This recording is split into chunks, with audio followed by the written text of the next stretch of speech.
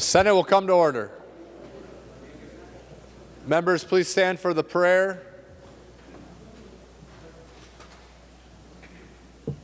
Today we will pause for a moment of silent prayer and reflection, and following that moment, please remain standing for the Pledge of Allegiance.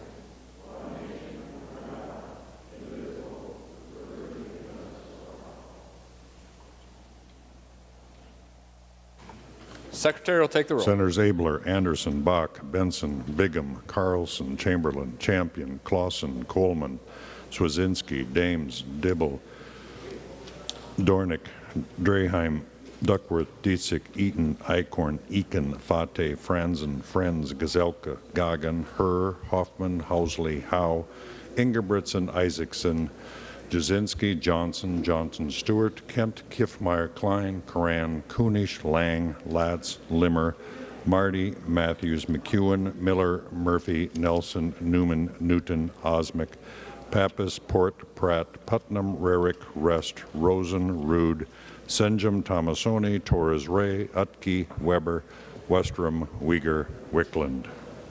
Pursuant to Rule 14.1, the following members intend to vote under Rule 40.7.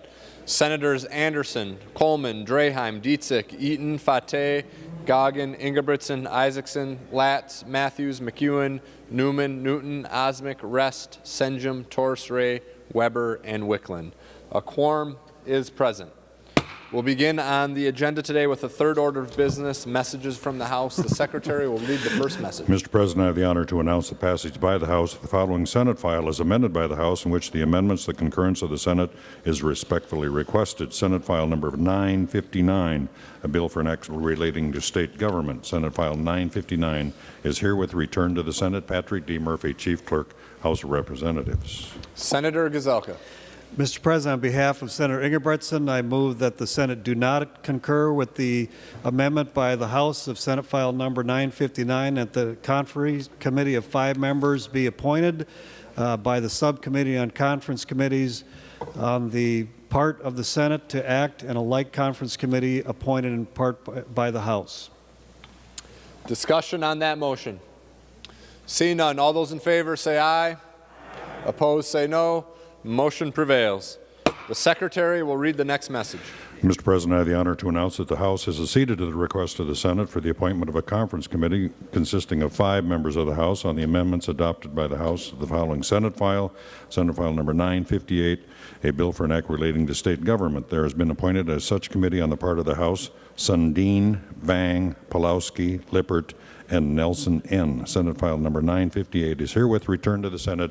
Patrick D. Murphy, Chief Clerk, House of Representatives. There's no action required on that message. The Secretary will read the next message. Mr. President, I have the honor to announce the House has acceded to the request of the Senate for the appointment of a conference committee consisting of 5 members of the House on the amendments adopted by the House to the following Senate file number 972, a bill for an act relating to commerce and energy. There has been appointed to such committee on the part of the House Stevenson, Long, Hollins, Acom, and O'Driscoll. Senate file number 972 is herewith returned to the Senate. Patrick D. Murphy, Chief Clerk, House of Representatives. There's no further action required on that message. The Secretary will read the next message. Mr. President, I have the honor to announce that the House has acceded to the request of the Senate to the appointment of a conference committee consisting of 5 members of the House on the amendments adopted by the House of the following Senate file number 1098, a bill for an act relating to economic development. There has been appointed as such committee on the part of the House Knorr, Eklund, Olson L., Berg, and Hamilton. Senate File Number 1098 is herewith returned to the Senate. Patrick D. Murphy, Chief Clerk, House of Representatives. There's no action required on that message. The Secretary will read the next message. Mr. President, I have the honor to announce that the House refuses to concur in the Senate amendments to House File Number 1065, a bill for an act relating to education finance. The House respectfully requests that the Conference Committee of 5 members be appointed thereon. Dabney, Richardson, Pryor, Hassan, and Kresha have been appointed as such committee on the part of the House. House File Number 1065 is herewith transmitted to the Senate with a request that the Senate appoint a like committee. Patrick D. Murphy, Chief Clerk, House of Representatives. Senator Chamberlain. Mr. President, I move that the Senate accede to the request of the House for a conference committee on House File Number 1065, and that a conference committee of 5 members be appointed by the Subcommittee on Conference Committees on the part of the Senate to act with like conference committee appointed on the part of the House. Discussion on that motion. Seeing none, all those in favor say aye. Aye. Opposed say no. Motion prevails. The Secretary will read the next message. It says, Mr. President. Mr. President, I have the honor to announce that the House refuses to concur in the Senate amendments to House File Number 1079, a bill for an act relating to state government. The House respectfully requests that the Conference Committee of 5 members be appointed thereon. Lilly, Jordan, Zhang Jie, Hewitt, and Green have been appointed as such committee on the part of the House. House File Number 1079 is herewith transmitted to the Senate with a request that the Senate appoint a like committee. Patrick D. Murphy, Chief Clerk, House of Representatives. Senator Rude. Mr. President, I move that the Senate accede to the request of the House for a conference committee on House File 1079, and that a conference committee of 5 members be appointed by the Subcommittee on Conference Committees on the part of the Senate to act with a like conference committee appointed on the part of the House. On that motion, all in favor say aye. Aye. Opposed say no. Motion prevails. The Secretary will read the next message. Mr. President, I have the honor to announce the passage by the House of the following House files herewith transmitted. House File Numbers 991 and 729. Patrick D. Murphy, Chief Clerk, House of Representatives. There's no action required on that message. Next, we'll move to the 4th order of business, first reading of House bills. The House files listed in the agenda will be given their first reading and referred as indicated. Senator Gazelka. Mr. President, I move that House File Number 729 be laid on the table. On that motion, all in favor say aye. Aye. Opposed say no. Motion prevails. Next, we'll move to the 5th order of business, reports of committees. We have one additional report to be read by the Secretary. Senator Nelson from the Committee on Taxes, to which was referred Senate File Number 961, a bill for an act relating to taxation, reports the same back with the recommendation that the bill be amended as follows: delete everything after the enacting clause and insert, and when so amended, the bill do pass. Senator Gazelka. Mr. President, I move that the committee reports printed in the agenda and read by the Secretary be adopted. On that motion, all in favor say aye. Aye. Opposed say no. Motion prevails. Next, we'll move to the 6th order of business, second reading of Senate bills. The Secretary will read the Senate file numbers. Senate File Numbers 1160, 383, and 961. Second reading. Next, we'll move to the 8th order of business, introduction and first reading of Senate bills listed in today's introduction calendar. Our Senate file numbers 2463 through 2470. These Senate files are given their first reading and referred as indicated. Next, we'll move to the 9th order of business, motions and resolutions. We have a few authors' motions listed in the agenda. We'll take these authors' motions as one motion. All those in favor, say aye. Opposed, say no. Motion prevails. Remaining under motions and resolutions, Senator Gazelka. Mr. President, I move for a brief recess for the purpose of appointing conference committee members. On that motion, all in favor say aye. Opposed, say no. Motion prevails. The Senate is in recess.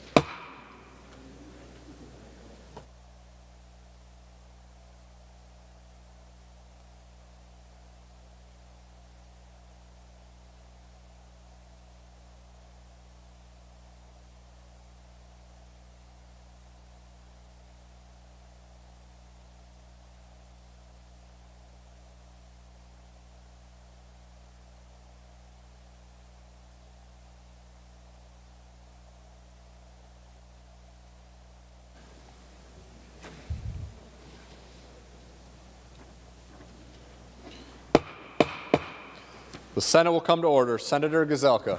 Mr. President, is there a privileged report at the desk? There is. The Secretary will read the report. Senator Gazelka from the Subcommittee on Conference Committees recommends that the following senators be, and they hereby are, appointed as a conference committee on Senate File Number 970, Limmer, Matthews, Johnson, Ingebrigtsen, and Latz.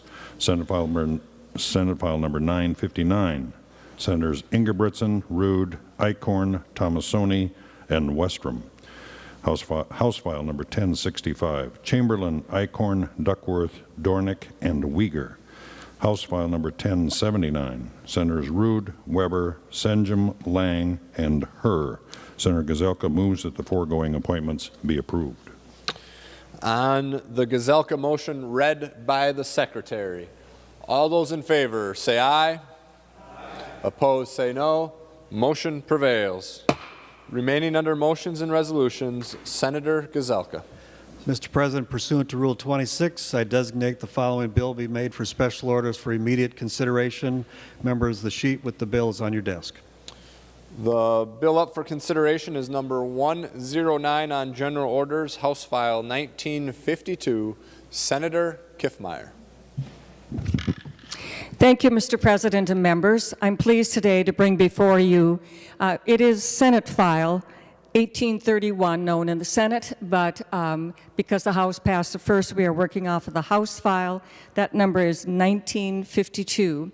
House File 1952 has 5 articles. 1 through 4 are for state government, and Article 5 is for Veterans and Military Affairs. So, Mr. President, members, before I start in presenting the bill, I want to give my thanks to staff, because you cannot bring a bill like this to the Senate floor without the able assistance of all of our staff. Alec Bjorn, the Committee Administrator for State Government Policy, Finance, and Elections. Joey Wiley, Researcher, Republican Researcher. Ryan Majerus, the DFL Researcher. Ms. Stephanie James, Senate Counsel, Nonpartisan. Ms. Alexa Stengel, Senate Counsel, Nonpartisan. And Senate Fiscal Analyst, Mr. Andrew Erickson. Also to the very helpful legislative assistants, Emily Novotny and Christina Wilson. For the Military and Veterans Affairs, Dave Reisenen, Committee Administrator, and Ms. Joan White, Senate Counsel, in addition to the other staff. So I want to give a big thank you to them and all committees that we took a tour of in preparing this bill to come to the floor today. So, Mr. President and members, for the Articles 1 through 4 that I will present today, the approach that I took on preparing this bill was that I would make sure at doing what I could to fund government operations for efficiency and to recognize savings.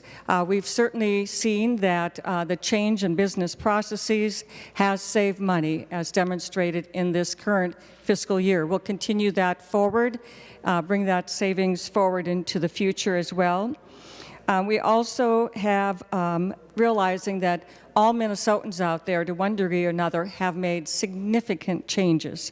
And so it should be that government would not be unaffected and do business as usual, and as we go through this point of them making changes as well. In addition, there was a great deal of federal dollars that has come into state government to augment their work and assist in their finances. In elections, my major focus was to increase public confidence in the process and in the outcome for all. Elections are about voters, and we want to make sure that they have confidence in the process and the outcome. Of note, I want to call attention to particularly larger fiscal appropriations in the bill. Nearly $10 million for the first 2 years in election equipment, and using a program already established in law, and $5 million the next 2 years in the tails after that for election equipment. In addition, there's $90 million in teacher pension subsidies for both St. Paul teachers and then the general teachers pension system. And of note is that the small entities that are in the budget jurisdiction of state government are kept at base. So in regards to Article 2 of this bill, the Legislative Audit Commission is revised to include, the Legislative Advisory Commission. This is the advisory commission that is called upon in regards to this expending of federal funds. So this language has been revised to include minority members. Currently today, there are no minority members on the Legislative Advisory Commission, and this change would give minority members a place and a role and a voice in that important work.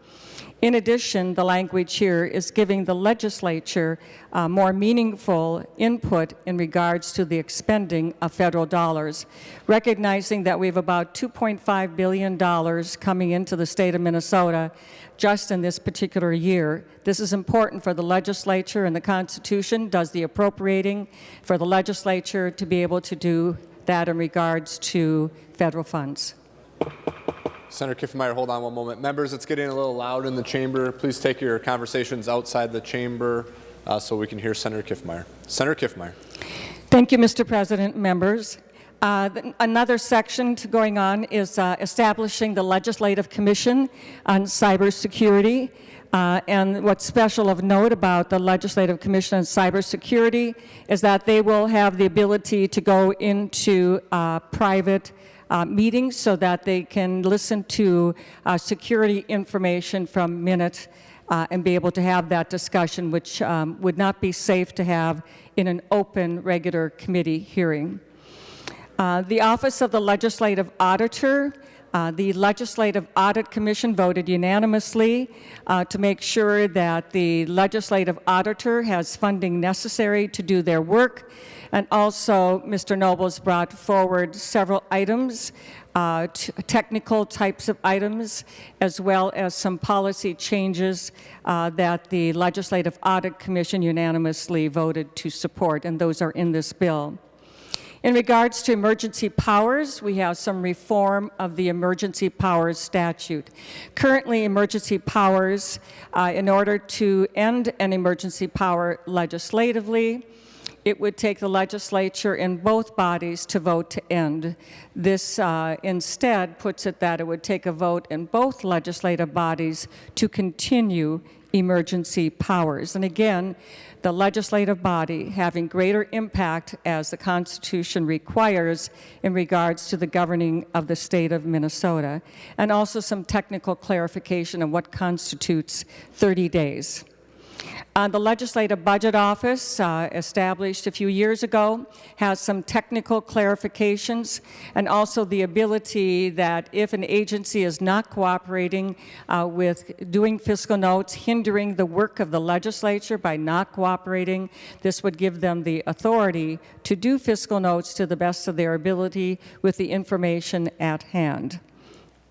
The Office of Administrative Hearings in this bill is given the authority to issue final opinions, not just recommendations, but that the rulings of the administrative law judge would be final. The geographic distribution of layoffs, an important bill by a member of the Senate here, making sure that they are distributed in a geographical way so that we are not seeing the attrition and the loss of those in rural Minnesota or in urban Minnesota, but that they are spread throughout the state in a geographical basis. Another important bill is the State Agency Value Initiative called SAVI. This would help to make sure that when an agency takes an initiative on their own to have savings in the work that they are doing, that half of that savings could be retained by the state agency, the other half would go back to the general fund. Its goal is to give an incentive for agencies to make changes that result in savings by being able to retain 50%. Another section of the bill talks about the growth in FTEs, full-time equivalent positions, that they would be limited to the rate of the population growth. Another section is to audit the state use of federal funds, a very important part of this, especially since these federal funds came flooding into the state in billions of dollars. It's going to be important for us to make sure that we handle those appropriately. Online payments, or as the department calls it, the Payment Plus initiative. These are technical language that they requested to be able to implement Payment Plus. There is savings also that accrues to the state. Another section of the bill deals with the stadium. As you know, the language that we have here today on the stadium is requiring them as early as possible, but no less than the statutorily required allowable date, which would be in, I think it is 2023-24, that year, and that they would refinance, which would save the state approximately $6 million a year, and also cut short by about 10 years the overall mortgage payments, recognizing that's a great benefit to the state of Minnesota, and refinancing would help accomplish that. Electric volt charging stations, requiring those who use them to pay for the electricity that they use. Another bill that we have seen before that I'm hoping can get passed, included this year, is canine retirement. That a canine that is used for state law enforcement or for purposes of the agencies, if there is a retirement, that agency would be able to give that canine to its handler without charge, and then the handler would take over complete responsibility of taking care of that. The Minnesota IT, the Blue Ribbon Council worked together, and the Minnesota IT and legislative members, and so we are disbanding the Blue Ribbon Council, and instead it's moving into the Minnesota IT Agency, created now as an agency. And also the recommendations of the Blue Ribbon Council are in this bill as well, and the Blue Ribbon Council is now in essence becoming the Technical Advisory Council within the Minnesota IT Agency. We have some really good news in regards to saving money in the state employee program for health insurance and other kinds of insurance benefits.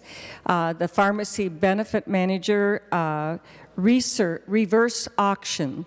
This has been used initially in the state of New Jersey with tremendous savings to the self-insurance program that we have, and this will implement this here in the state of Minnesota and be able to recognize savings that will accrue directly to employees and premiums or other kinds of reduced costs, such as pharmaceutical costs as well.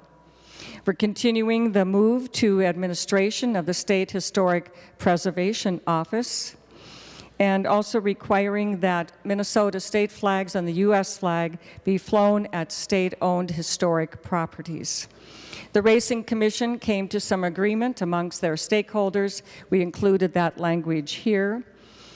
The executive orders are touched also, especially in regards to businesses, that if businesses have a public safety plan in place, then they are going to be able to continue to do their business. They have suffered greatly during the past year. Many of them have gone out of business, and as we have seen, the question is, are those necessary for public safety? But this puts that if they have a plan in accordance with the CDC and other recommendations, they can continue to do business. Another section of the bill covers unfilled positions for 6 months or 180 days. If they go unfilled, that money goes back to the general fund. There was a building, it was called the morgue, that was purchased with the idea from Governor Walz that this would be used for what was portrayed at that time as 20,000 or more deaths in Minnesota. That morgue was never used, and in fact it has a leaky roof and is actually destroying personal protective equipment that I was able to observe on a tour. So we're requiring it to be sold and get it out of the ownership here of the state of Minnesota, and the funds returned from the federal to the Federal Emergency Management from the proceeds of the sale. Also, The Cosmetology Board, in its licensing efforts, are all moved to the Department of Health in this bill. They'll continue their functions, but it will be done under the Department of Health, which has many licensing functions within the Department of Health. The public TV and public radio grants, the Amber Alerts, are also in this bill. I know there are members who've asked about that. Farm America, the Hockey Hall of Fame, yes, they are in this bill and they are funded. The Gambling Control Board, of note to members would like to know, the 5-star change in the rating system has been removed. There was too much controversy and not enough understanding, and at this time it was decided to remove that from the bill to make things smoother for them. And sometime in the future, this could come back, but I think it needs a lot more input from the locals and things that they need to do. So that is basically Article 2. Article 3 has to do with campaign finance. There are several campaign finance board technical changes that they requested, cleanup of their statutes and processing.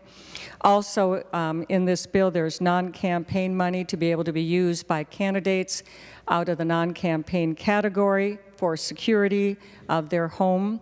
Also, identity theft and credit monitoring. And we also include in this new language for an alternate contact form to be only used by the Campaign Finance Board for their business purposes. There are times where they need a more immediate direct contact with the treasurer or with the candidate, and instead of going through the public email, which is still preserved here, but for this important business, there's an alternate contact form that is optional. The requirement to have a public contact information is not changed, and that is still as is in current law. Article 4 is the elections article. Initially, as Section 1, the first section in this particular article, has to do with prohibiting public funds to be used to promote or defeat ballot questions, and also that the Secretary of State office and the person cannot be used to promote or defeat issues as well. There are also several provisions in here that are from the Secretary of State office under technical requests, and those are in this bill as well. Military students who go to any of the branches of our military service, Navy, Army, Coast Guard, etc., those students would be able to use the UOCAVA method of casting their ballots while they are in that school. And the provisional ballots are in this bill, and just to mention, 47 states use provisional ballots, and Minnesota in this article also would move to be one of the last 3 states to use provisional ballots. Of note, please know that Election Day registration is still in force. So Election Day registration is not removed in the provisional ballot language. In addition, we have polling places. If they're going to designate an alternate polling place during the absentee voting system, it must be open in the same hours as either the county or the municipal level of government for the entire period of time. Naming of envelopes is one of the technical issues for absentee ballot clarity. Sometimes people get confused about what we commonly know, but changing it to a little bit more people-friendly understanding. In this particular year, because it's a redistricting year, and just to mention in regards to redistricting, about 2 o'clock today, we're going to find out where Minnesota keeps our 8 congressional districts or goes to 7. So big news coming out at around 2 o'clock, 2:15 or so. So because of redistricting, we're going to allow polling places to change because of redistricting just for that particular year only, because when you redraw the line, sometimes that necessitates having a different polling place location. We're also going to have the Office of the Legislative Auditor do an audit in regards to election equipment. And in this bill is presidential electors chosen by congressional district and 2 statewide, depending upon the outcome of today. But they would then be allocated by the majority vote of each congressional district and then the majority vote of 2 electors statewide. We have an election equipment audit also done by the Office of the Legislative Auditor. And there is also money for a public awareness campaign for provisional ballots and to encourage people to be pre-registering. I'm mentioning again provisional ballots. It's important to remember that when you pre-register, there is a process of verification before your name is included on the state voter registration and thereby its roster. Currently, right now, that verification happens after a person has registered when it's less than 20 days or less before Election Day or on Election Day. With provisional ballots, we would provide equal treatment to all voters. So all voters would go through that verification process prior to their ballot being cast, instead of half of them prior to the ballot being cast and a large number of others only going through verification afterwards. And then you find out that they are not eligible and you cannot pull that ballot out of the ballot box at that point. So we want to make sure that all eligible voters are able to vote, and if you're not eligible, then that ballot does not belong in the ballot box if you are not eligible. So with that, members, I will yield the floor at this time to go over the Article 5 of this bill, House File 1952. Senator Lang is chair of that committee, Mr. President. Senator Lang. Well, thank you, Mr. President. Thank you, Senator Kiffmeyer, for the nice introduction.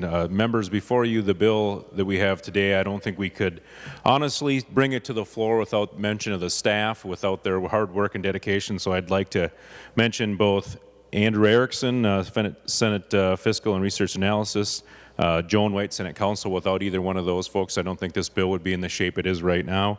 My committee administrator, Dave Risenen, I know without his guidance, a first-time chair probably would have had a tough time crafting this. My LA, Nick Majerus, the rest of the military and veteran staff, thank you very much. I'd also like to give a little bit of a thank you and a shout out to both Commissioner Herke and Director Kerr. Their guidance as we've gone through the process this spring has been very good and very, to be honest, I leaned on them quite a bit during parts of the session and appreciated their help. So members, as the bill has taken shape, we did pass it out of committee on March 25th. There was no amendments offered, which I think is a testament to exactly how well our committee has worked. I appreciate the members as we've gone on. We do have a target of $8 million for the 22-23 biennium, with an increase of $4 million in the tails. Well, it puts our base right about $210 million, a little bit more than that. The agency request, the finance request, as we've gone through the year, did request $1.65 million for a proposed suicide prevention program. That was at the top of our priority list. Thought it was important that we push forward with that. We fully funded it for the upcoming biennium and into the tails. We've put a strong focus on this issue in the past couple of years, realistically. And both in the committees, we're committed to help reduce those numbers of suicides. I've personally been affected by the veteran suicides as I've gone through the service, and I think this is at the top of our list, the top of our priorities as we progress on throughout this year and next. It did add 2 FTEs, one of which is a veteran suicide prevention coordinator, which I think is an important position. They're going to work with state, federal, and military and local agencies and nonprofits to ensure suicide prevention efforts are effective and efficient, which I think is important. Number 2 on the Minnesota Department of Veterans Affairs priority list was an operating adjustment. We did provide $4 million towards that adjustment for the 22-23 biennium. The adjustment is to maintain the current level of services and delivery of the 5 states' veterans' homes, the 3 state veterans' cemeteries, and various other services that assist veterans. It represents a 5.4% increase over the 22-23 biennial direct appropriation. So. Number 3 on the Minnesota Department of Veterans Affairs list was a homeless housing initiative, and I think this is also something that was important. As we've progressed, this was things we've talked about quite a bit, both in ag committees as we've chatted with the Commissioner of Housing. We provided $1.5 million towards this request.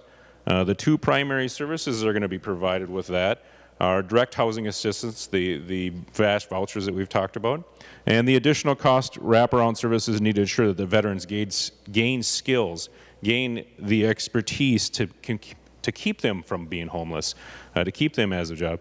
And just members, as a note, as of September of 2020, there were 283 veterans experiencing homelessness in Minnesota. So I think that's a number that we could probably take a good swipe at and probably get reduced. So that's why we put the 1.5 towards that. Also, Minnesota Department of Veterans Affairs, the 9/11 Task Force project. So this is a one-time appropriation. We provided $112,000 for this request. There's 3 portions of it. They want to, and this is something I've been involved with outside of the legislature, publish a definitive history of Minnesotans' service in the global war on terror. Develop a traveling exhibition to share all the stories statewide.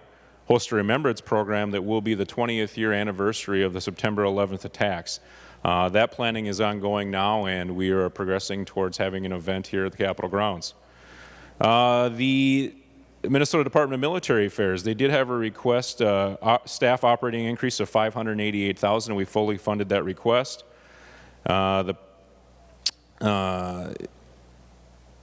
The operating cost of $588 is a projected cost increase in the upcoming biennium. Each year, as the cost of business rises, including growing costs for employer-paid health care contribution and other salary-related costs, the agencies face these challenging decisions to manage costs within a single existing budget. So that was why the increase was there.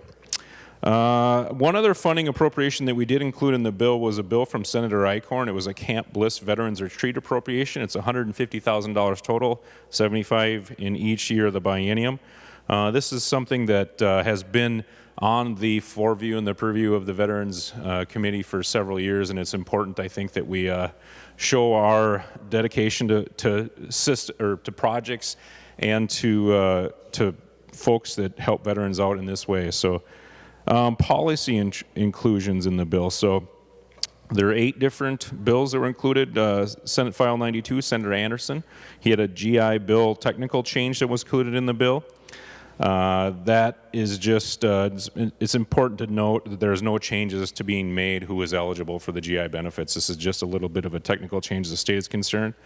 I did have 2 bills included that were veterans' homes residential dental services availabilities. Just some modifications to the policy. There's also veterans adult daycare programs authorization, so there's a little change to the adult daycare programs.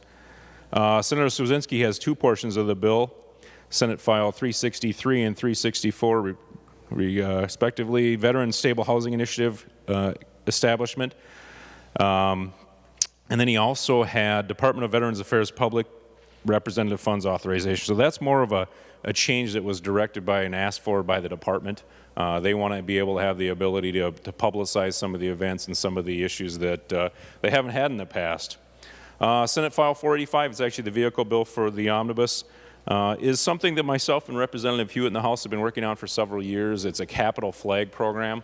What it allows the Capitol to do is fly a flag over the Capitol, and this would be for fallen service members, fallen members of both law enforcement and EMS services, as well as fire department officials. So what it is we fly a flag over the Capitol, both one American flag and one state flag, and that's presented with a commemorative certificate to the family members of the fallen officer or fallen service member. Members, and then the one big vacancy of the one big bill that the agency did ask was a vacancy for the Adjutant General in the state of Minnesota. There was a lot of technical changes that came along with that the agency asked for. I'll just run through a couple of highlights on that. As Senate File 722, it now allows the governor up to 120 days to appoint that Adjutant General. An officer of the National Guard who was earned a minimum a rank of colonel, which is an 06, which in the past was an 04. I'm an 04. I don't think I'm capable of being the Adjutant General of the state of Minnesota. I think it was a good change. The new Adjutant General promoted if necessary to rank a 2-star general. This is something that state by state, that is a standard practice across states. We want to have a commensurate across state lines. And then the specified term to be 7 years is something in the past that has been arbitrary. Now it is codified in law as a 7-year term. And then there's one other portion of it that allows the governor to appoint one temporary adjutant general of the state of Minnesota. This is something that we did in the past, and now it's codified in law, makes it easier for the governor to proceed. So Senate File 1511, this is a Senator Eichhorn bill. And I would be remiss if I didn't mention Senator Newton in the Veteran Suicide Prevention and Awareness Day. Senator Newton had this bill in the past as Veteran Suicide Awareness Day, and we have taken it one step further, and I think it's important to note that now it is Suicide Prevention and Awareness Day. And then one big section of the bill that did get added a couple of weeks ago is the Veterans Restorative Justice Act. So it is included in the bill and provides a veteran who has committed certain offenses, and the offense can be tied to whether it's trauma, PTSD, or other related health issues associated with their service. The judge may use discretionary sentencing. Many veterans come home with substance abuse or other health challenges that could result in criminal offenses. I think I've seen that quite often in my personal experience, and I think it's an important step. The bill has gone through several revisions. And I think what's included in this omnibus bill is a good step towards getting to that final result. So, members, you know, Minnesotan veterans have been out there for us, and the values that service provides the support for veterans from the moment they return to the state to their golden years, and I think it's important to note that. It provides resources for suicide prevention, reduce veterans' homelessness, increases care and support to those who are aging in the veterans' homes across the state. Members, I appreciate any support as we move forward on this portion of the bill, and I would yield back to Senator Kiffmeyer. Further discussion on House File 1952, Senator Kiffmeyer. Thank you, Mr. President, and thank you, Senator Lang. Very proud of the work that was done in the Vets and Military Affairs Committee, and very glad to have it being part of the state government bill before us today. Mr. President, I do have the A11 amendment. Senator Kiffmeyer offers the A11 amendment. The Secretary will report the amendment. Senator Kiffmeyer moves to amend House File number 1952 as amended pursuant to Rule 45 as follows, page 56, line 28. This is the A11 amendment. To the amendment, Senator Kiffmeyer. Thank you, Mr. President. So the A11 amendment, one of them is a technical citation that staff are requesting to be made. And then the other one is increasing the allowance for security funding out of the non-campaign official duties part of the bill and the campaign finance bill, upping it from $2,000 to $3,000 in a 2-year budget cycle.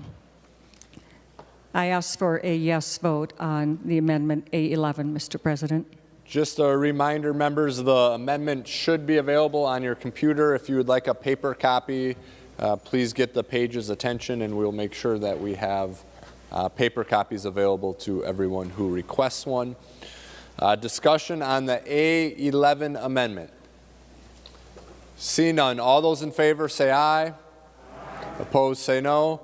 Motion prevails and the amendment is adopted. Senator Benson.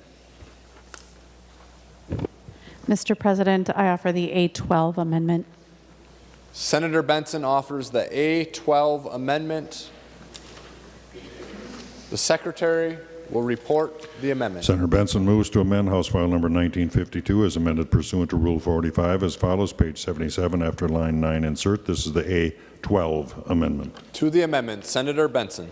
Thank you, Mr. President. Members, as you know, the legislative auditors help the legislature with clear, fact-based reporting that enables us to better understand issues and concerns of the executive branch and make good decisions for ongoing policy. It has been an unprecedented year. We say that a lot. But there is a tremendous amount of federal money coming in, general fund spending, and the lack of transparency in contracting, in decision making, has been concerning. And that is to not accuse anyone of wrongdoing, but frankly, it's hard to wrap your arms around billions and billions of dollars of spending when everything has to be done via Zoom, remotely, and frankly, when some people just don't want to share information. The legislative auditor is uniquely positioned, respected by both parties, by the House and the Senate, and has the authority to engage with the executive branch to find the information we need. And so in that vein, the legislative auditor is requested to conduct a special review to the state's response to the infectious disease known as COVID. It covers testing, vaccination, public outreach, contracting, purchasing, facilitating the response, and providing services. For each program, service, or activity, the review must consider whether it was efficiently and successfully implemented to achieve the intended outcome. This fits within the legislative auditor's purview.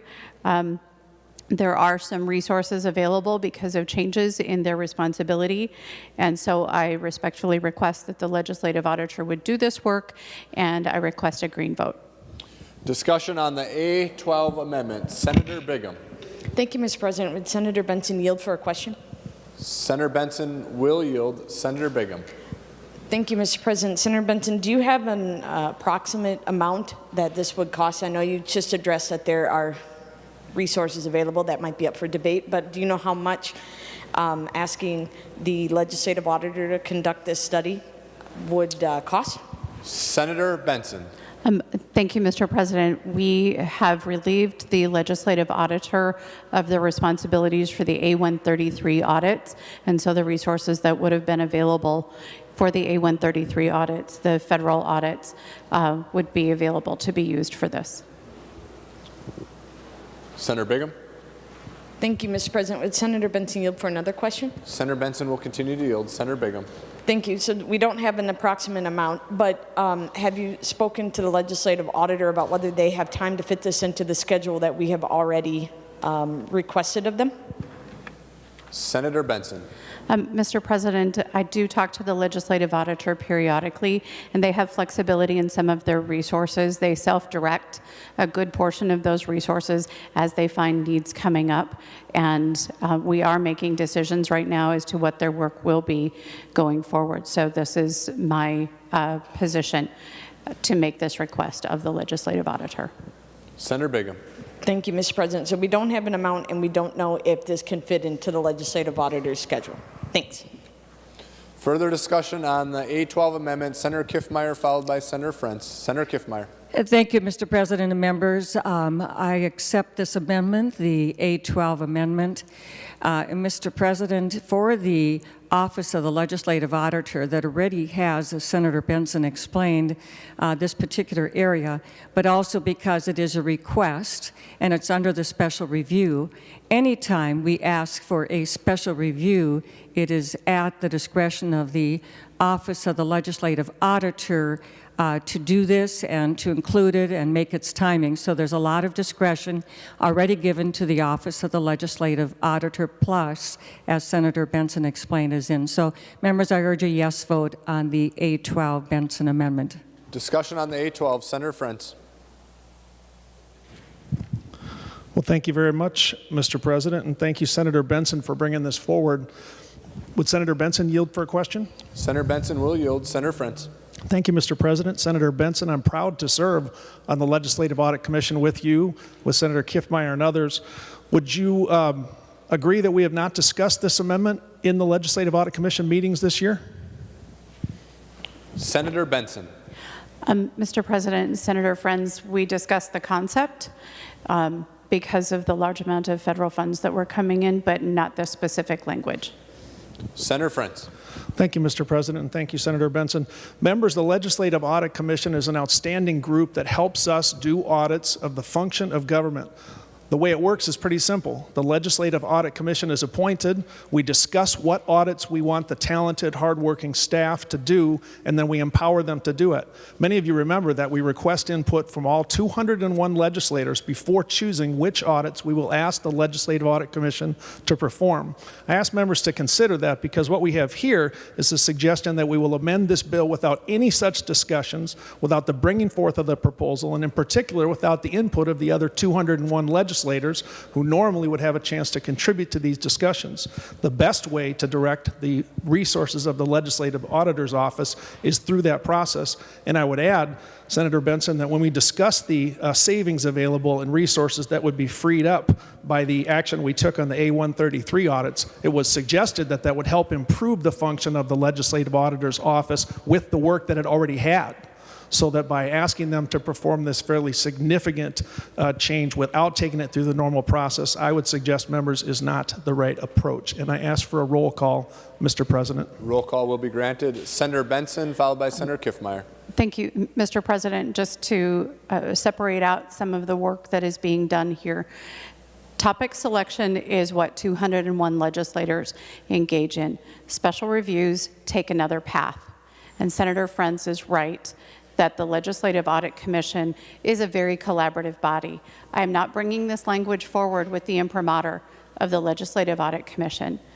This is an idea that I have had after countless Legislative Advisory Commission reviews, which happens to have the same initials as the Legislative Audit Commission, and numerous challenges in getting contracts and testing outcomes. For example, the Rose International testing contact tracing contract, I haven't seen any outcomes from that, and it's very hard to wrap your arms around it. And so we need help in understanding what has been spent.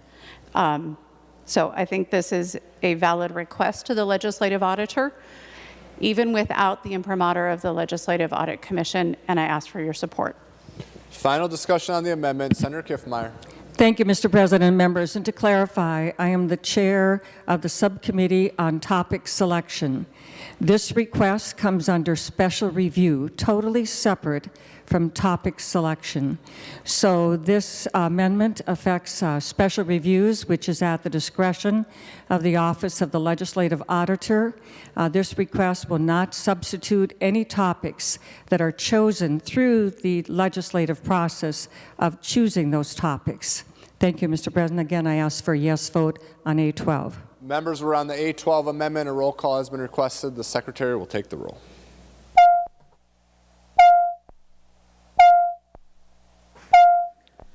Members in the retiring room and President's office, please come to the chamber to vote.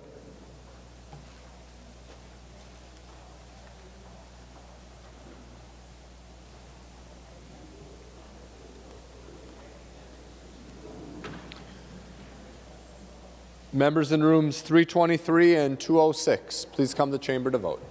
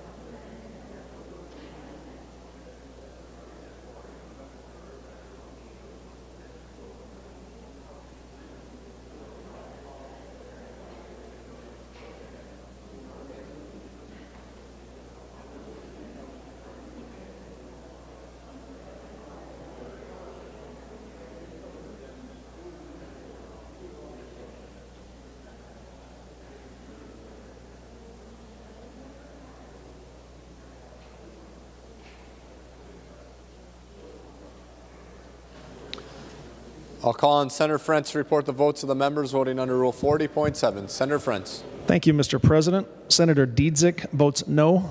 Dietzick votes no. Senator Frentz. Senator Eaton votes no. Eaton votes no. Senator Frentz. Senator Fateh votes no.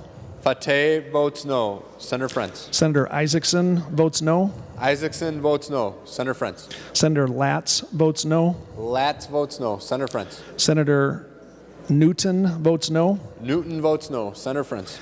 Senator Rest votes no. Rest votes no. Senator Frentz. Senator Torres Ray votes no. Torres Ray votes no. Senator Frentz. Senator Wickland votes no. Wickland votes no. Senator Jasinski. Thank you, Mr. President. Senator Anderson votes aye. Anderson votes aye. Senator Jasinski. Senator Coleman votes aye. Coleman votes aye. Senator Jasinski. Senator Matthews votes aye. Matthews votes aye. Senator Jasinski. Senator Weber votes aye. Weber votes aye. Senator Jasinski. Senator Goggin votes aye. Goggin votes aye. Senator Jasinski. Senator Ingebrigtsen votes aye. Ingebrigtsen votes aye. Senator Jasinski. Senator Newman votes aye. Newman votes aye. Senator Jasinski. Senator Senjum votes aye. Senjum votes aye. Senator Jasinski. Senator Draheim votes aye. Draheim votes aye. Senator Jasinski. Senator Chamberlain votes aye. Chamberlain votes aye. Senator Jasinski. And thank you, Mr. President. Senator Housley votes aye. Housley votes aye. Senator Frentz. Thank you, Mr. President. Senator McEwen votes no. McEwen votes no.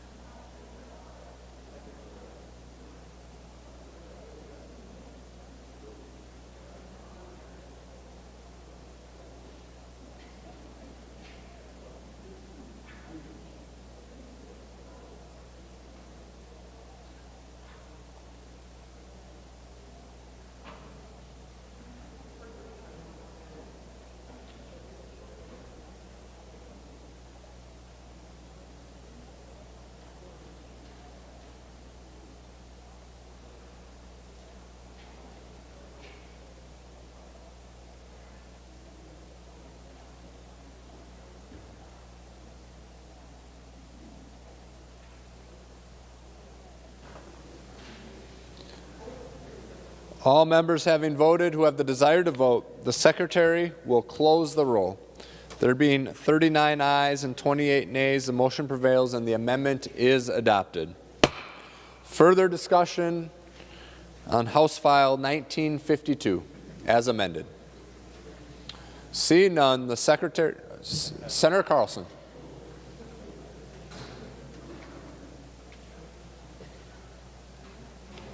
Thank you, Mr. Chair. And Mr. President, I have some comments to make, and then the DFL caucus has some amendments to make as well.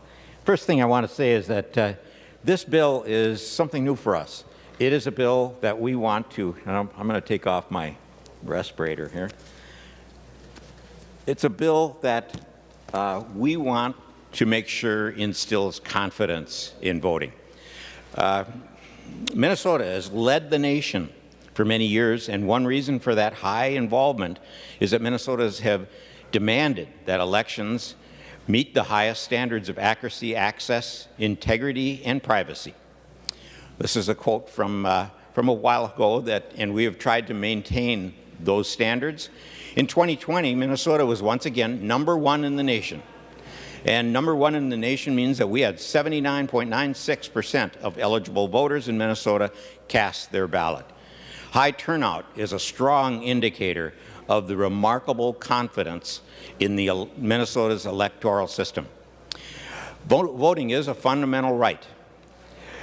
We stand for expanding access and allowing people to be part of the decision-making that is Minnesota's right and Minnesotans' right and responsibility. We want to ensure that voting is accessible, smooth, fair, and honest. We want to reject any additional burdens without serious justification for those burdens. We want to eliminate the disadvantage of, and really what we do eliminate we put a handicap on the same-day registration by creating a new tier of ballots. This new tier of provisional ballots puts the voter's ballot into something we would call the maybe pile. That maybe pile is not counted on Election Day. This bill makes public any challenges to voters' eligibility and makes that list public. You can have a red C that you would be wearing after this, where you were once challenged, and the public can be able to examine that record. It bans the choosing of ranked choice voting by municipalities. Some municipalities have already passed and are using ranked choice voting. And what this bill does is it repeals that vote of the public, and it also repeals the ability of any future municipalities of ever having ranked choice voting. It bans the cities from that in the future would like to have ranked choice voting or would like to even repeal their own ranked choice voting. This is a local control issue, and we think that the locals should be able to decide what kind of system they will participate in. Overall, this bill makes law. It makes it harder for voters to participate in our democracy, particularly the elderly, the community of the disabled, people in rural areas, those living in poverty, and historically marginalized communities like New Americans and young people. What we ought to be doing is expanding mail-in balloting. The 2020 election demonstrated that broader mail-in voting is possible and favored by Minnesotans. Extending early voting periods for voters as well as county elections, as well as having county election officials be able to start counting early. This is an easy fix we made in 2020 with bipartisan support, and is something county election officials statewide have asked us to make permanent. We should be expanding voter pre-registration, and in particular, I've had a bill that was expanding pre-registration to 16-year-olds. 16-year-olds get their license, and that's one of the big achievements of their life is to get their driver's license, and we want to make being registered to vote another big achievement that can happen easily at the same time. We want to make sure that early voting periods for voters, as well as for people who cannot get to the polls, is expanded. We want to restore the vote. Minnesota is one of the few states that still denies people their right to vote even after being released from incarceration. They have served their time, or they have had behaviors that allow them to be either out on probation or parole. And they are still people who can vote. They are still people who may have some reason to recidivate.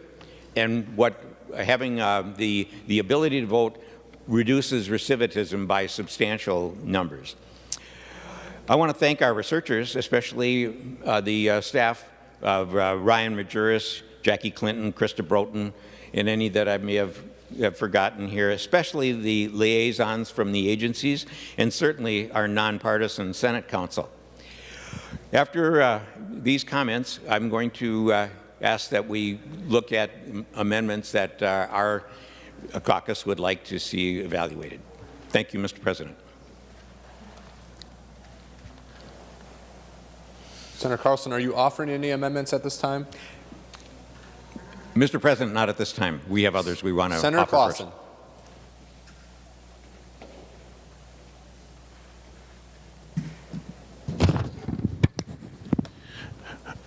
Thank you, Mr. President. I would like to offer the A17 amendment, please. Senator Clausen offers the A17 amendment. The Secretary will report the amendment. Senator Clausen moves to amend House File 1952 as amended pursuant to Rule 45 adopted by the Senate April 20 as follows. Page 36, delete Section 29. This is Amendment A17. To the amendment, Senator Clausen. Thank you, Mr. President. Well, the A17 amendment strikes 4 sections in the bill which propose changes to state agencies' employee relations provisions, really limiting our state agencies' ability to manage their workforce needs. The agency provisions in these sections will have negative effects on providing the state services Minnesotans rely on, resulting in fewer staff, longer waiting times, and unmet needs. I think a good phrase to characterize these 4 sections is that one size fits all. They don't take into account specific unique needs of different areas of the state or agencies. It's just one size fits all. The first section to be deleted is Section 29.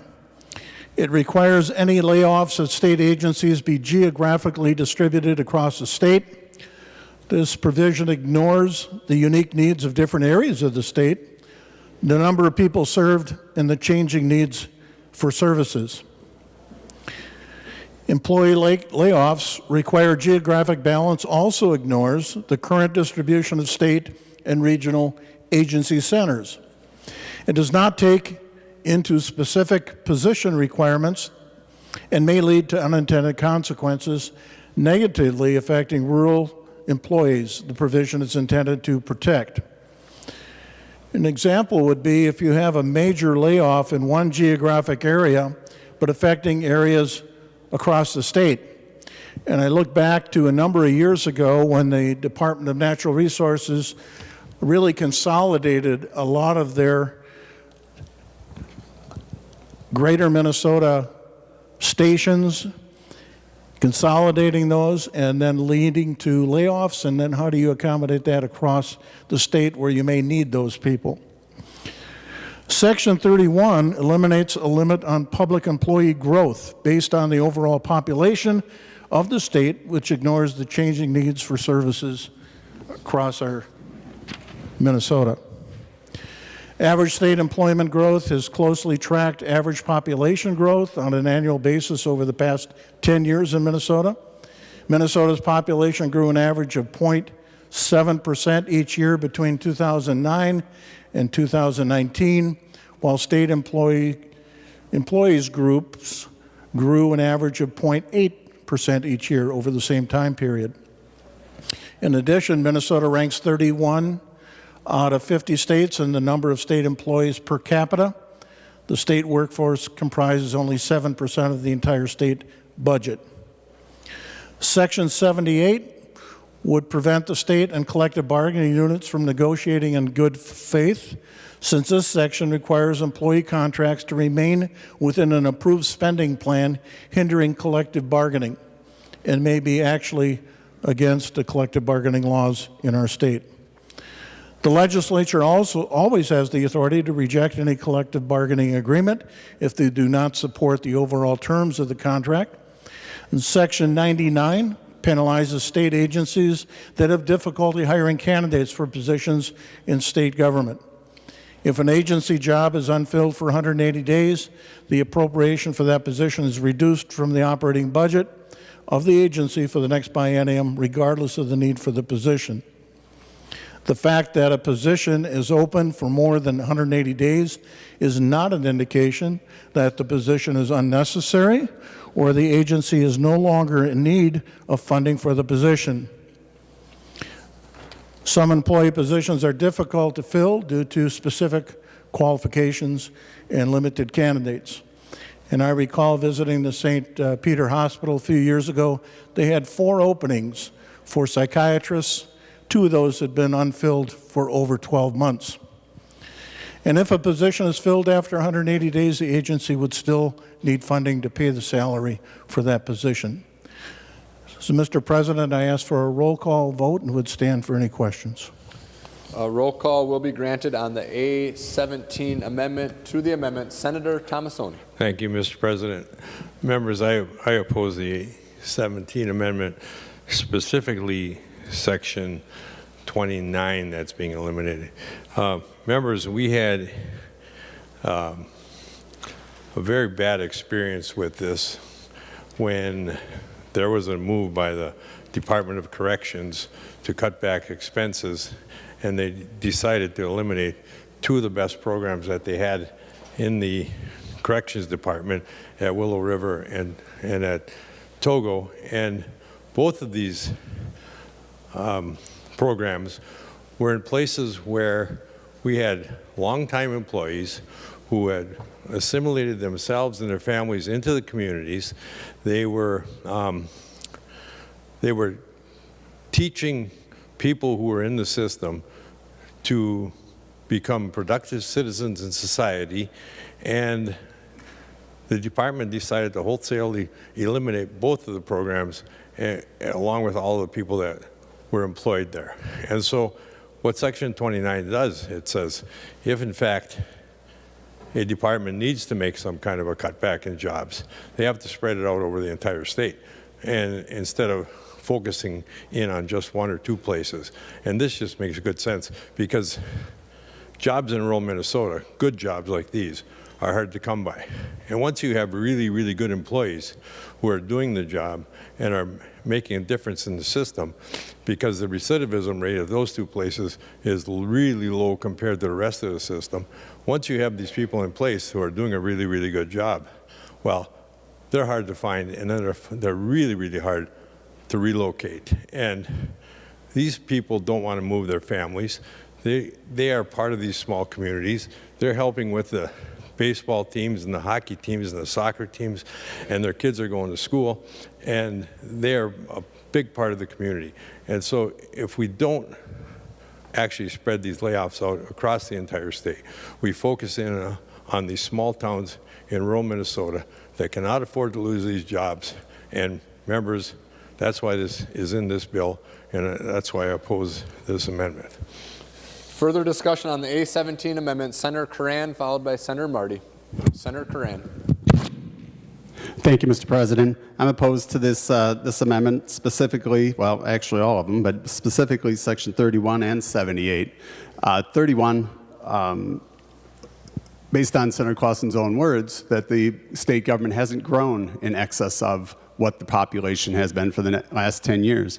I recall in a committee conversation with the MMB and the director of HR in 2018 or 2019, I think it was 2018, in which he said that it was a bad year for state government because population, the employment growth had grown by 7%. At the time that our population growth was just about 0.4%. That's an extreme growth in state government, and based on the author's own words, we're in line with growth, and I see no reason why we shouldn't keep it in a statutory perspective. Let's make sure we're not growing government faster than the population and its needs. And then as far as Section 78, we've had a variety of issues over the last two contract periods in which the MMB has negotiated contracts in excess of their known existing revenues. The state government has always done and filled their backfilled their contracts in excess of known revenues by leaving the unfilled positions. Thus, we have Section 79, I believe.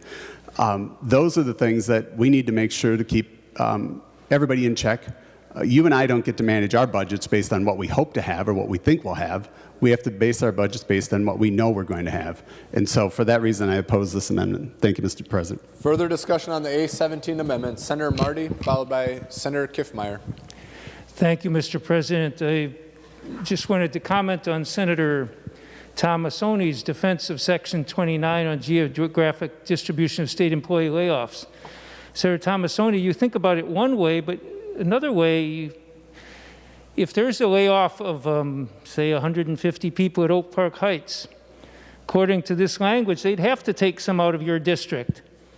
They would have to be cutting back across the board. I don't think you are looking at that. You're saying, well, if they cut in greater Minnesota, then they should have to cut in the metro area. And basically, you're setting it up in such a way that two things. One, that they have to do it geographically balanced, which could snap back and bite some employees in your community.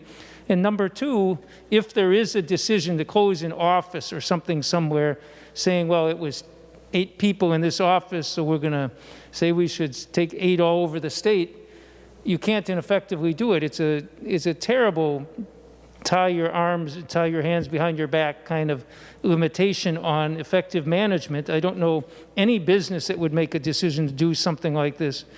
But the bottom line is, in defense of Section 29, you're saying, hey, you didn't like what happened up at the boot camp up there, and therefore you think this would be a good way to fix it. Well, I think you're going to have a lot more often. Anytime there's a layoff in the metro area, it's going to come back and hit a lot of small communities in Minnesota as well.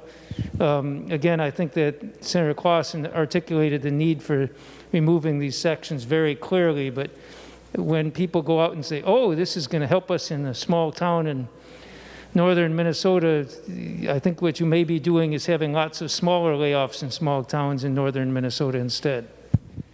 Senator Kiffmeyer, followed by Senator Clausen. Senator Kiffmeyer. Thank you, Mr. President and members. I ask for a no vote on the A17 amendment. Senator Tomassoni, Senator Cran have made good points. And again, I ask for a no vote on the A17. Thank you. Final discussion on the amendment. Senator Clausen. Thank you, Mr. President. I appreciate the comments that have been made. I was going to ask Senator Tomassoni for standing for a question, but Senator Marty really made the points that I was going to make. I think two things, though, that I'd like to say in kind of summary. I think what these 4 provisions really do is they limit our state agencies' ability to manage their workforce needs. We're interceding and making provisions that really kind of micromanage processes that our agencies are responsible for. Second point is that I made earlier that these 4 provisions really are one size fits all. They don't take into consideration the differences within our state, the differences of the needs of Minnesotans, and I would really encourage a no vote. And I think I said, Mr. President, roll call, please. The Secretary will take the roll on the A17 amendment.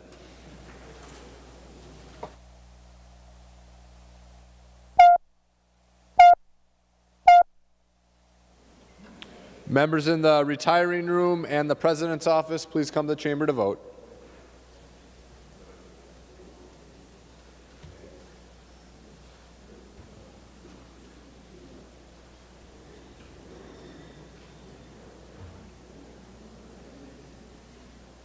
Members in rooms 323 and 206, please come to the chamber to vote.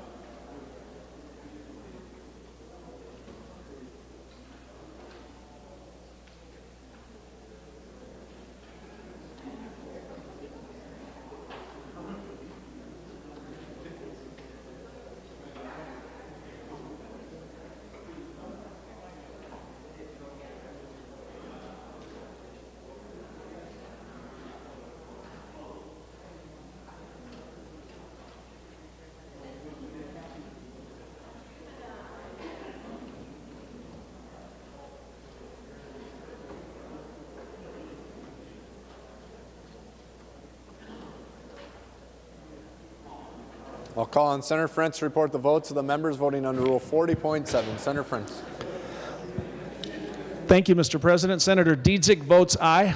Dietzick votes aye. Senator Frantz. Senator Eaton votes aye. Eaton votes aye. Senator Frantz. Senator Fateh votes aye. Fateh votes aye. Senator Frantz. Senator Isaacson votes aye. Isaacson votes aye. Senator Frantz. Senator Latz votes aye. Latz votes aye. Senator Frantz. Senator McEwen votes aye. McEwen votes aye. Senator Frantz. Senator Newton votes aye. Newton votes aye. Senator Frantz. Senator Rest votes aye. Rest votes aye. Senator Frantz. Senator Torres Ray votes aye. Torres Ray votes aye. Senator Frantz. And Senator Wickland votes aye. Wickland votes aye. Senator Jasinski. Thank you, Mr. President. Senator Anderson votes no. Anderson votes no. Senator Jasinski. Senator Coleman votes no. Coleman votes no. Senator Jasinski. Senator Matthews votes no. Matthews votes no. Senator Jasinski. Senator Weber votes no. Weber votes no. Senator Jasinski. Senator Goggin votes no. Goggin votes no. Senator Jasinski. Senator Ingebrigtsen votes no. Ingebrigtsen votes no. Senator Jasinski. Senator Newman votes no. Newman votes no. Senator Jasinski. Senator Senjum votes no. Senjum votes no. Senator Jasinski. Senator Draheim votes no. Draheim votes no. Senator Jasinski. Thank you, Mr. President. Senator Housley votes no. Senator Housley votes no. All members having voted who have the desire to vote, the Secretary will close the roll. There being 30 ayes and 37 nays, the motion does not prevail. The amendment is not adopted. Further discussion on the bill. Senator Frantz. Well, thank you, Mr. President. Thank you, Senator Kiffmeyer, for bringing the bill forward. Included in the bill is an article which deals with emergency powers. And with that, Mr. President, I would like to offer the A35 amendment. Senator Frantz offers the A35 amendment. The Secretary will report the amendment. Senator Frantz moves to amend House File 1952 as amended pursuant to Rule 45 as follows. Page 32, delete Section 22. This is Amendment A35. To the amendment, Senator Frantz. Well, thank you, Mr. President. Members, you're familiar with our debate about the state's law and the governor's ability to declare an emergency, and maybe more specifically, the governor's ability to extend a peacetime emergency. The bill in front of you removes the requirement that both houses approve an end to the emergency powers and instead substitutes language on page 32, section 22, that says that both houses must agree to continue the emergency, which raises the immediate question for us: do we want to make it easier or harder for the governor to continue a peacetime emergency?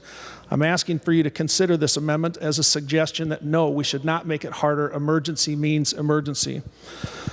I don't hear the people of Minnesota saying in an emergency they want one chamber to be able to block the governor's emergency powers. We could talk all day about those emergency powers, but they include things like getting vaccine out, testing, the ability to spontaneously make deals for facilities, the ability to get the people of Minnesota what they need in personal protective equipment.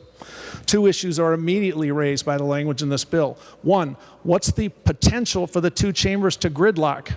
Well, I don't need to go through the examples, members, that we have here, but we've seen some examples where we have gridlocked over things that are a lot less important than a pandemic that only happens once every 100 years.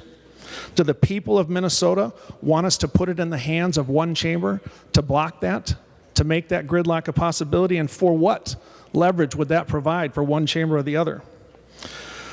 What if there's no agreement? What if the peacetime emergency ends? Right now, the governor of Minnesota has significant resources at his disposal to help Minnesota respond to the pandemic. He has a Department of Health with dozens of talented health professionals helping decide where the emergency response goes, to whom, how fast, and where our resources are. He has a direct connection to the federal government. The legislator is not best suited to manage these issues. The governor's office is, as are 47 governors around the country right now, still experiencing. How do we know our current law works? Because it's working right now. Minnesota has had a leading response to the pandemic. Vaccine administration, top 5 in the country. Our economy is coming back strong. Fatality rates are something I asked this body to consider. Currently, as of this morning, South Dakota, 221 fatalities per 100,000. North Dakota, 199 fatalities per 100,000. What's Minnesota's? 127. That math is serious and simple. Minnesota's response to the pandemic has saved thousands of lives. Our response to the pandemic has also disrupted our economy, in particular our businesses, our schools, and our way of life. And we have all paid a price Our businesses have had to close their doors or limit their hours. Our schools have had to restructure the way that they teach kids. Kids have had to stay home. Kids in my district who don't have internet have been told, you're going to have to study online. All of us have paid sacrifices. But because of that, Mr. President, all of us have also contributed to the lives that have been saved.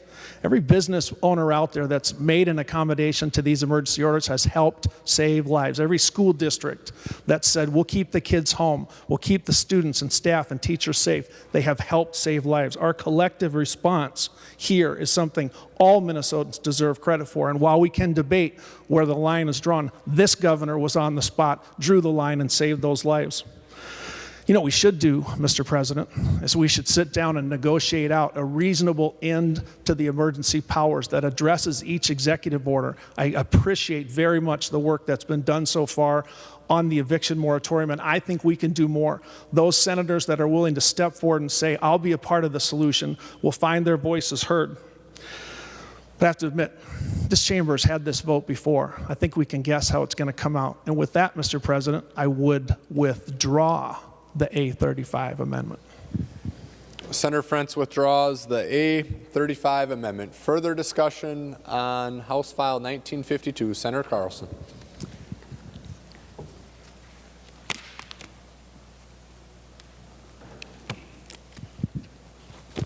Thank you, Mr. President. I'm offering the gosh, can't read it without glasses.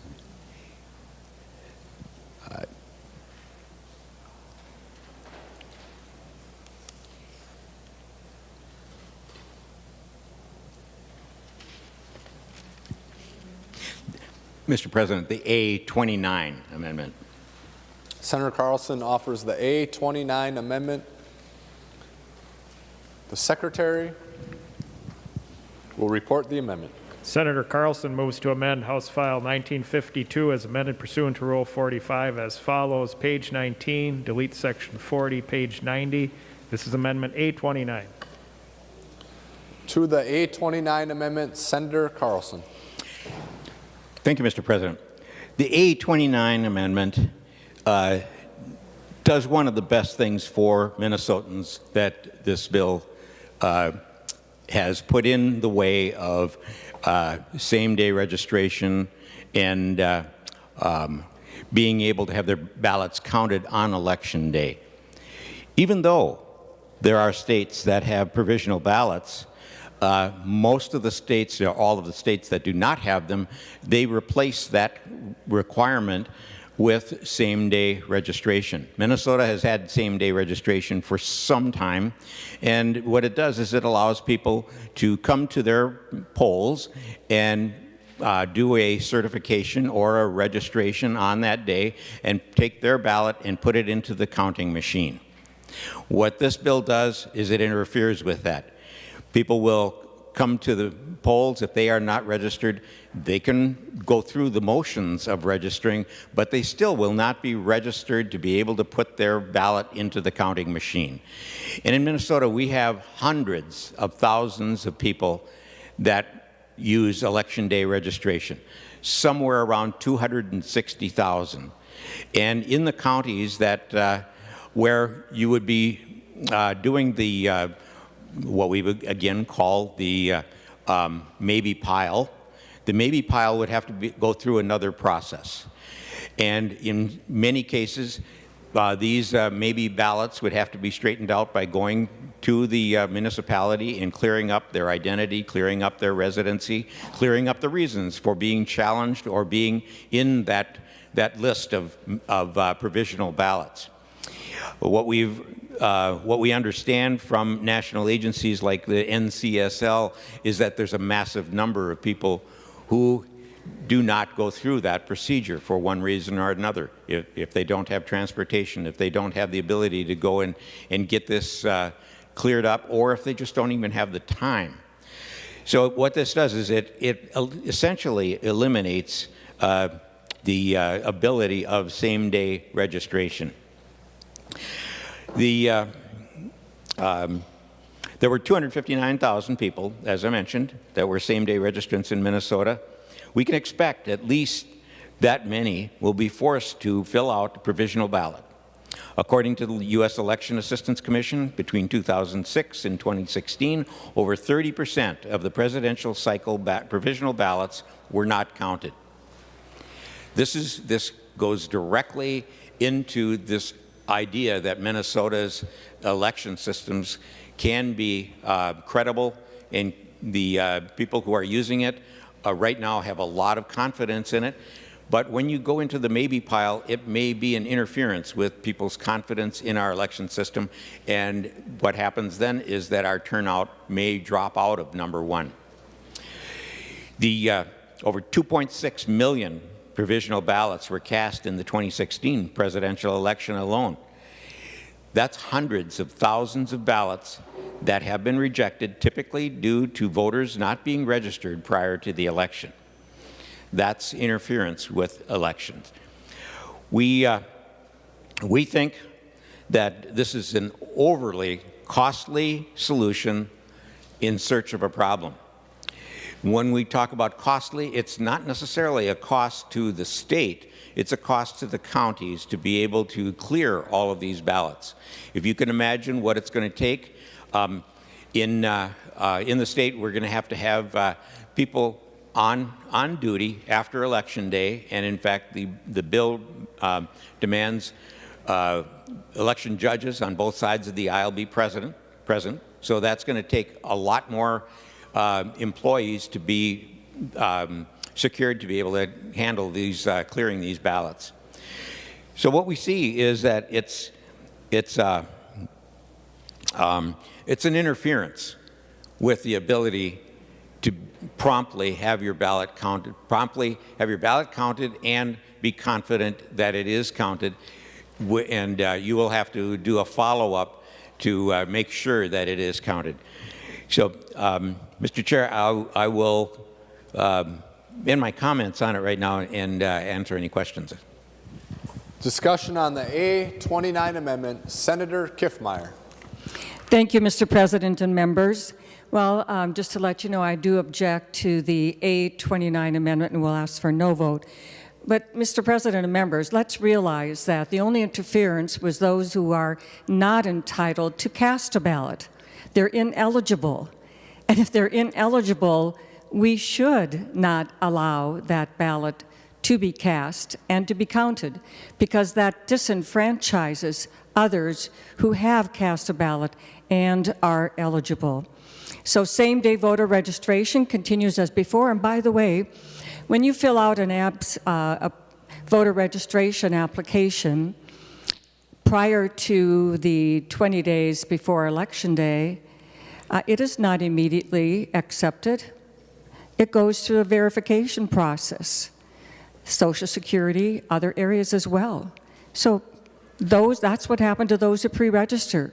Don't you think maybe that on Election Day, somebody comes in, never have known their name before, not on the roster anywhere, that we would have them go through that same verification process, equal treatment of all voters before their ballot is cast? So, members, I object to the deletion of this important provision that 47 other states do use, and according to NCSL, the statistics are such that about 1% of the ballots cast, about 1% are provisional ballots, and many of these are able to have an administrative process without the voter returning the large majority of them.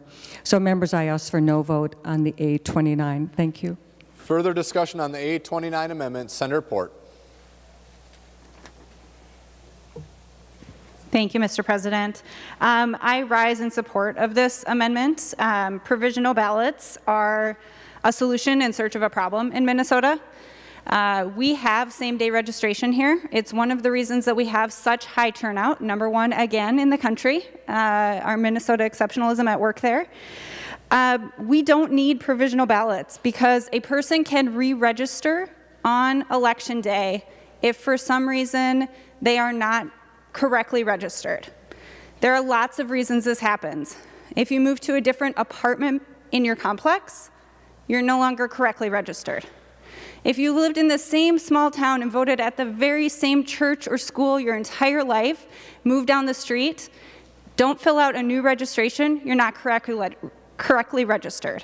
when you get to the polling place, you can be turned away to cast one of these provisional ballots.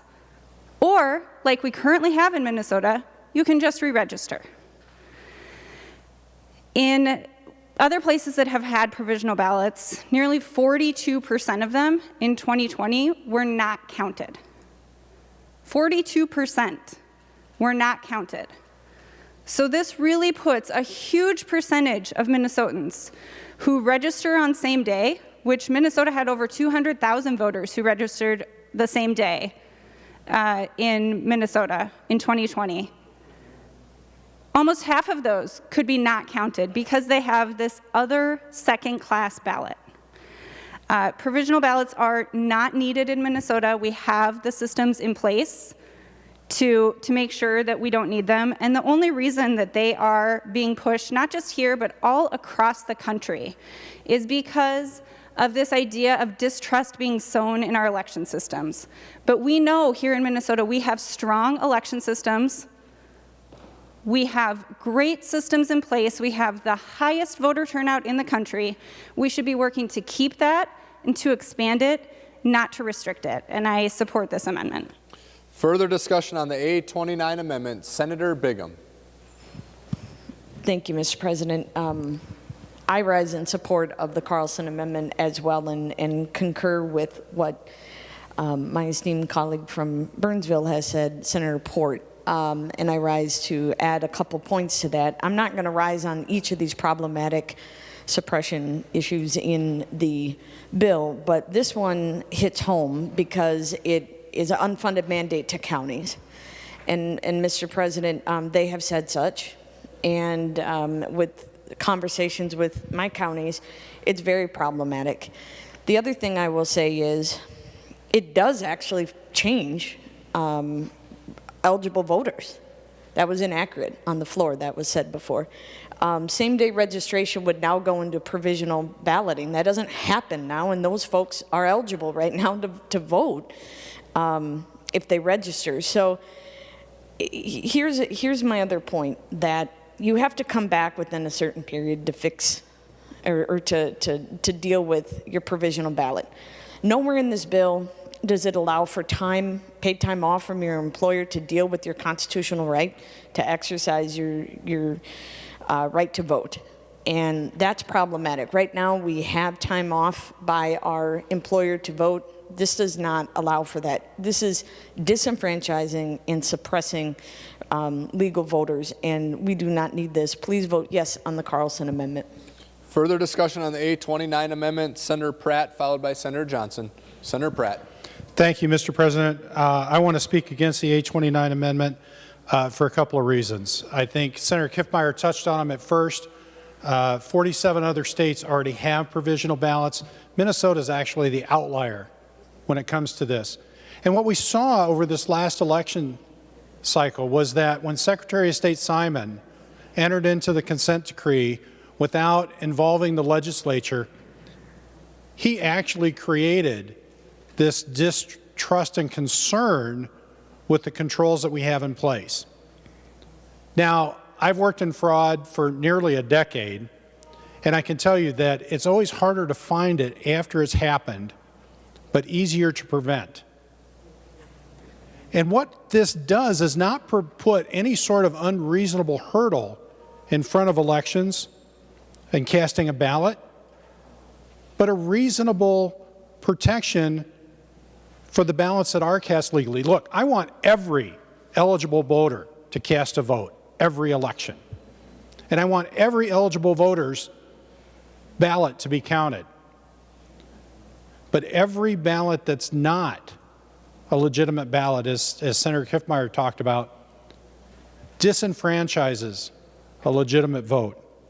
Mr. President, I also want to rise against deleting sections 3 and 4 on pages 90 and 91, or on page 90. Mr. President, what these would do is allow the Secretary of State and other elected officials to use public funds to campaign and lobby for the passage or defeat of a ballot question. We should not be using public funds to electioneer. I sat on a school board, and I can tell you we always had to have a vote yes committee. We should not be allowing those agencies to electioneer, and I encourage a no vote on the amendment. Further discussion on the amendment. Senator Johnson, followed by Senator Bingham. Senator Johnson. Thank you, Mr. President. I stand in opposition to the Carlson Amendment. In this point with the provisional balloting, the thought comes to mind the Democratic Party doth protest too much, methinks. If we were to take a poll here today and we asked, well, who protects our home? Who locks our house? I think most people would raise their hand. Who is it that locks their vehicles? I think most people would also raise their hand. But what if we said, how many people here have had their home or their vehicle broken into? I think very few people would raise their hand on that. You know, why do we do that? Well, we're doing it because we want to protect things. We got precious things at homes. We got our, the family heirlooms and our treasures there, our children, our spouse. I know even Senator Westrom has a top-notch trophy from his shooting competition recently where he beat me, which is kind of embarrassing. Our home, our vehicle are only open to those who we intend or are entitled to be there. And our forefathers here have written in the state constitution exactly who is welcome to be part of our voting system. It's a very open voting criteria. Every person 18 years of age who's been a citizen of the United States for 3 months or more and who has resided in the precinct for 30 days preceding the election. Pretty straightforward. Pretty straightforward. Why would we wait for proof that somebody unwelcome into our election system is participating before we put those protections around our current election system? Voter fraud is often such an old song that we can probably sing along in harmony, and it seems like those cries are getting even louder and louder. The idea that election fraud can't happen here in America, that's very naive. For a famous example, just look back to Lyndon B. Johnson when he was running for Senate and look up the famous Precinct 13 ballot box. Or if you want other cases of election fraud around the world, just Google it quick. You'll find list upon list of this. The danger is out there. These simple protections that 47 other states have put into place are pretty reasonable and something that we should be looking at. So thank you, Mr. President. Next on the A29 amendment, Senator Bingham, followed by Senator Nelson. Senator Bingham. Thank you, Mr. President. Would Senator Kiffmeyer yield for a question? Senator Kiffmeyer will yield. Senator Bingham. Thank you. Senator Kiffmeyer, in civil law, there was quite a big discussion about the concept of challenging a voter's eligibility to vote, knowing that the challenge is not meritorious or acting in reckless disregard of whether the challenge is sorry, I'm having an issue with that word, valid or have good meaning behind it, good intent. And there was a discussion because I believe that it came in as a felony. And there was discussion about not wanting to go to Judiciary Committee, but I'm wondering if that provision got put into this bill, reinserted back into this bill. So it was taken out to avoid going to Judiciary Committee, and I'm wondering if you put it back in. Senator Kiffmeyer. Thank you, Mr. President and Senator Bingham. The felony provisions, as we reviewed them and took a look at them, were not necessary to the implementation of the bill.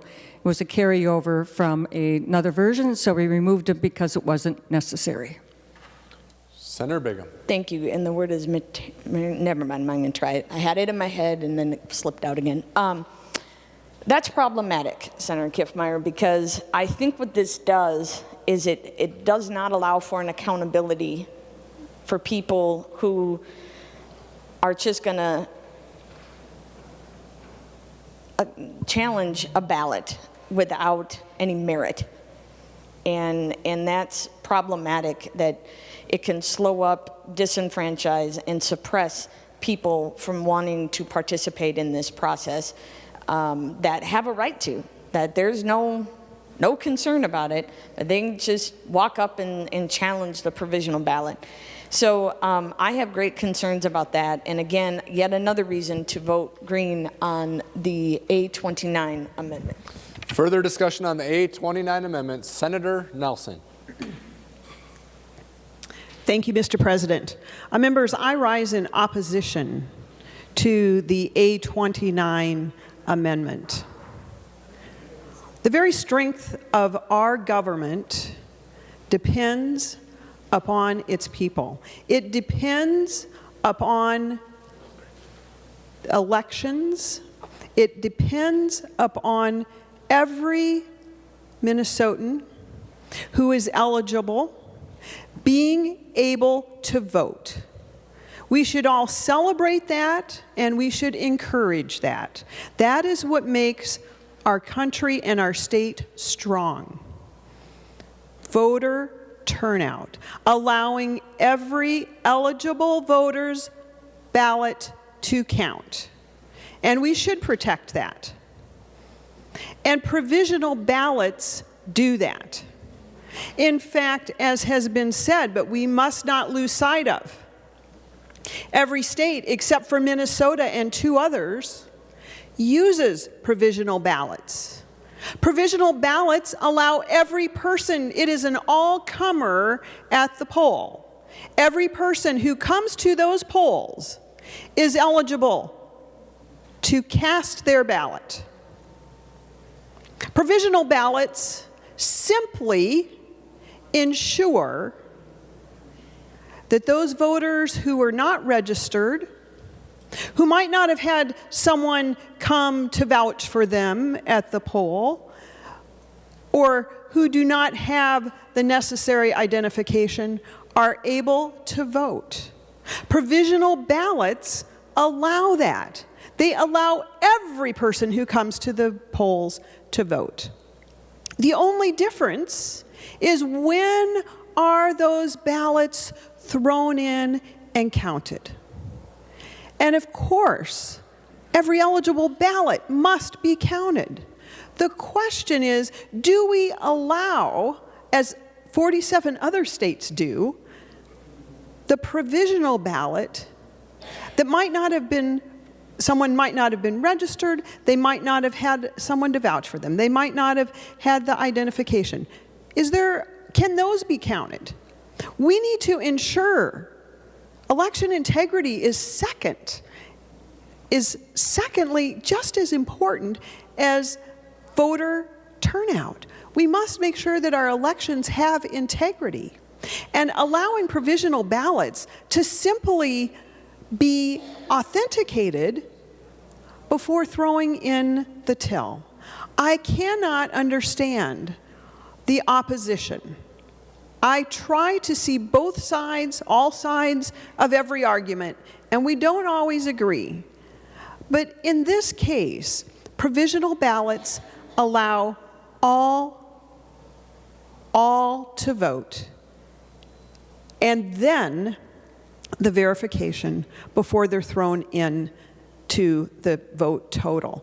Members, I encourage a no vote on this amendment, which would prohibit all voters from being able to vote. It would prohibit some who come to the poll from being able to vote. We should allow everyone the opportunity to vote and count every eligible ballot. That will keep our state strong. That is what we must do. The A29 would not allow for that. Further discussion on the A29 amendment. Senator Howe, followed by Senator Kiffmeyer. Senator Howe. Thank you, Mr. President. You know, the thing is provisional ballots, what provisional ballots do is ensure that the same verification process is conducted on those that register 20 days before the election and those that register on the same day. It provides for the same verification. Now, why is that important? We've had elections determined in this state for the legislature, and it's been determined by one single vote. So verification is of the utmost importance.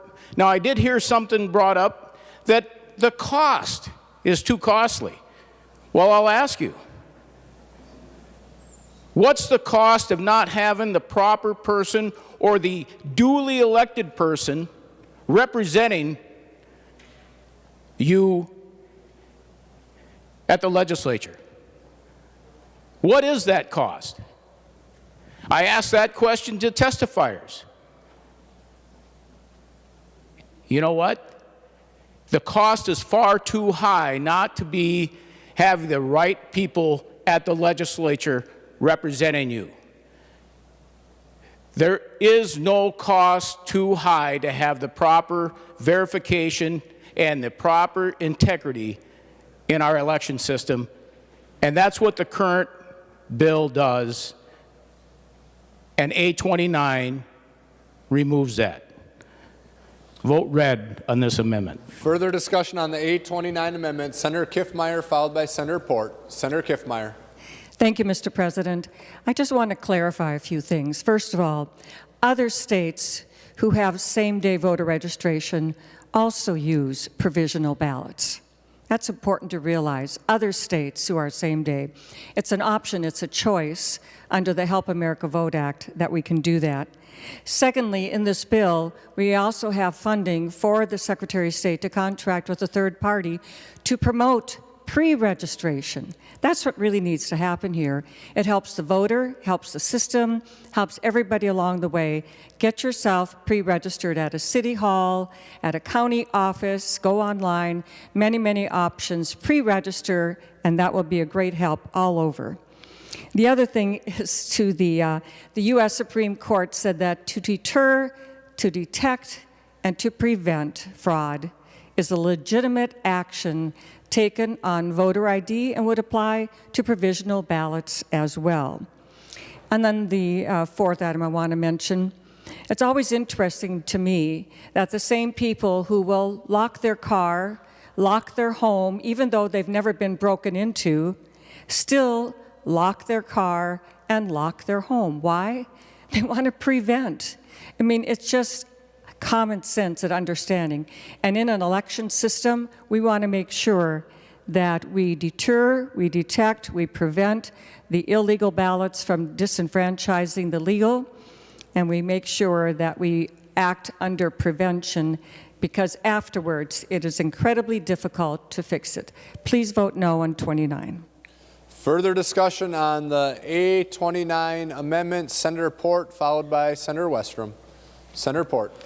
Thank you, Mr. President. I want to just comment on a few things. I agree with Senator Nelson on one thing, that we should ensure that every voter has the freedom to cast their vote and to have that vote counted.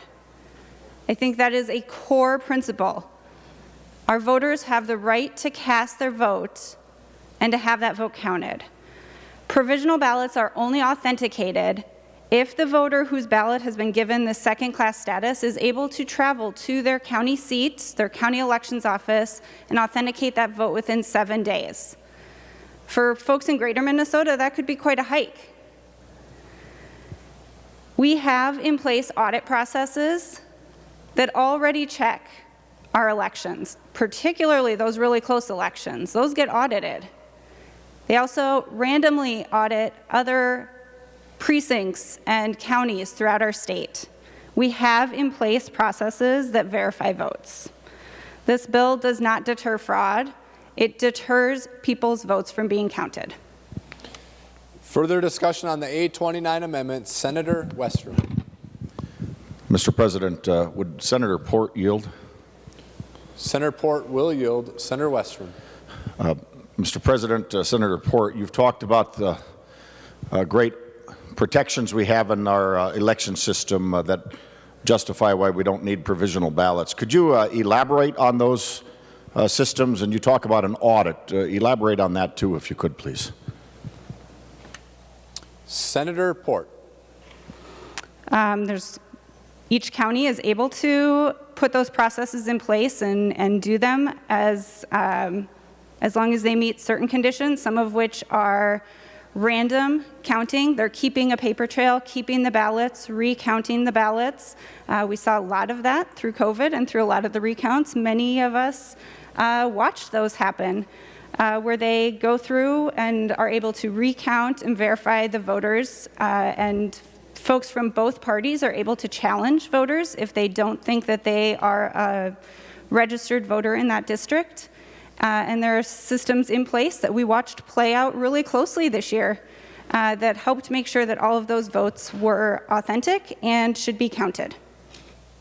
Senator Westrom. Mr. President, Senator Port continued to yield. Senator Port will yield. Senator Westrom. Senator Port, sounds to me like the system you're talking about is after the fact. Is that correct? Senator Port. Yes. Senator Westrom. Mr. President, if she would continue to yield. Senator Port will continue to yield. Senator Westrom. Mr. President, Senator Port, if a ballot that is not qualified to have a voter vote, or if it's an illegitimate ballot is put in the ballot box, how do those processes take that ballot out of the box in our current system once it's already been put in there? Senator Port. Through that audit process, the post-election review of election results after every single general election in Minnesota, those would be removed then from the count. Senator Westrom. Mr. President, Senator Port would yield for one more question. Senator Port will yield. Senator Westrom.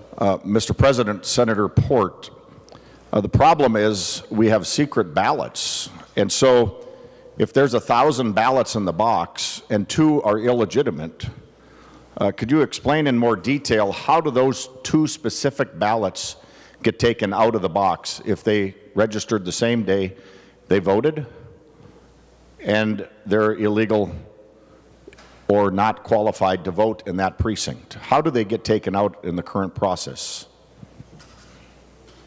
Senator Port. I don't know. Senator Westrom. Well, Mr. President, members, that is the exact reason why I stand to oppose this amendment trying to take out provisional ballots. Senator Port and the rest of us, there is not a process to take out illegal ballots once they've been thrown in the ballot box. And so, Senator Port, that is the reason why we need provisional ballots.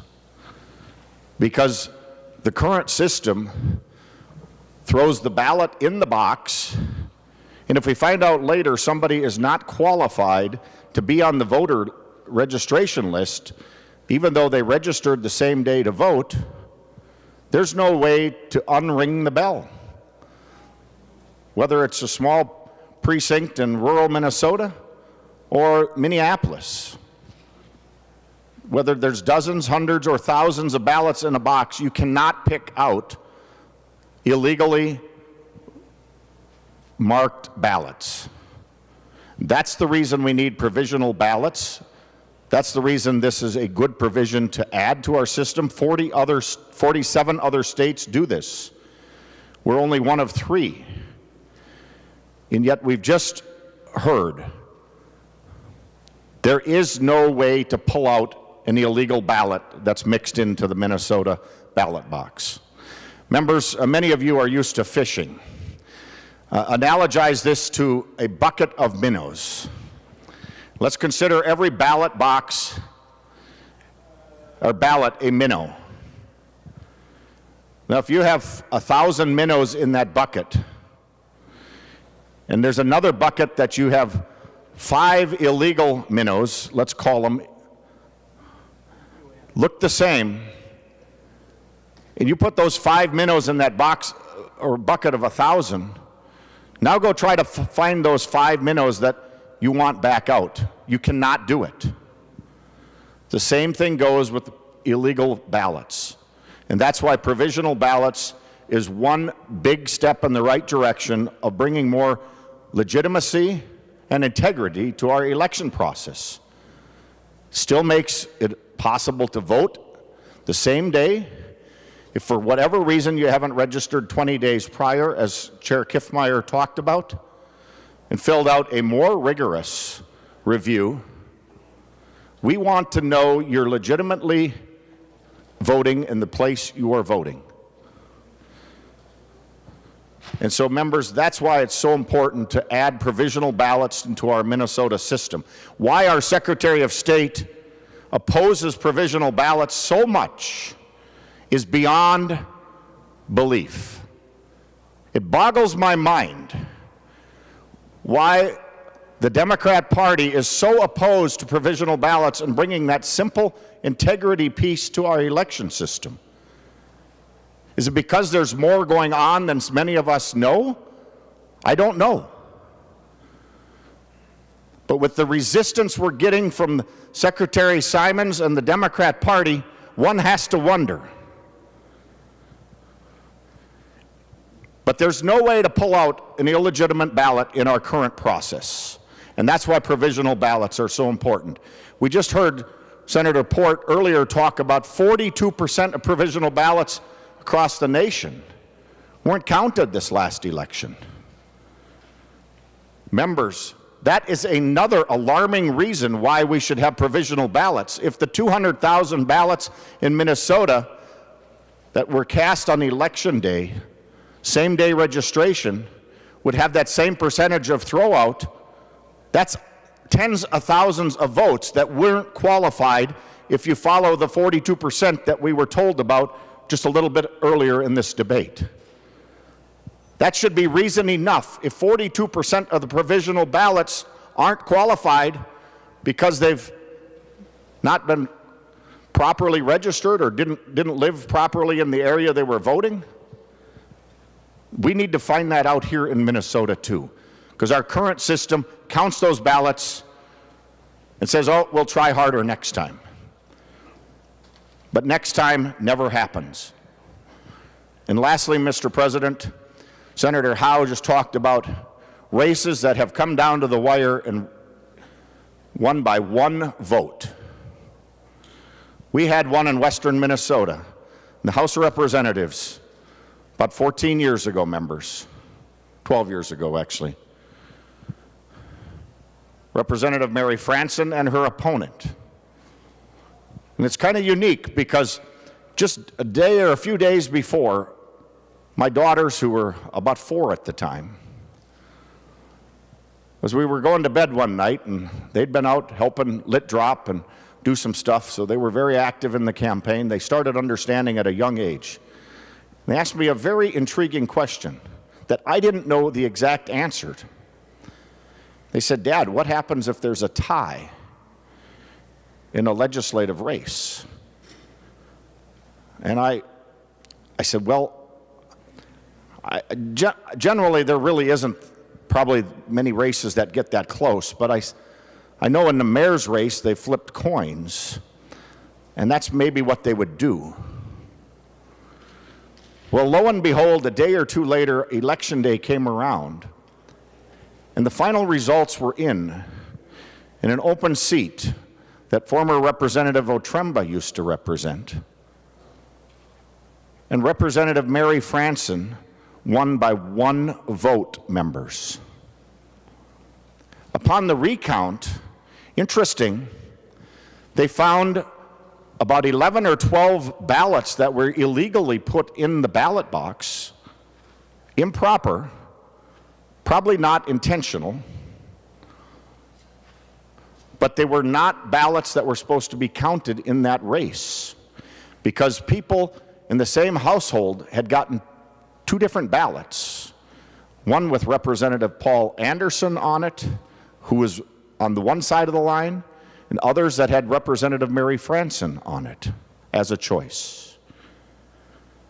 And so I remember that this came out in the news, and at some point the judge had to have random 11 or 12 ballots pulled out of the box as part of the recount.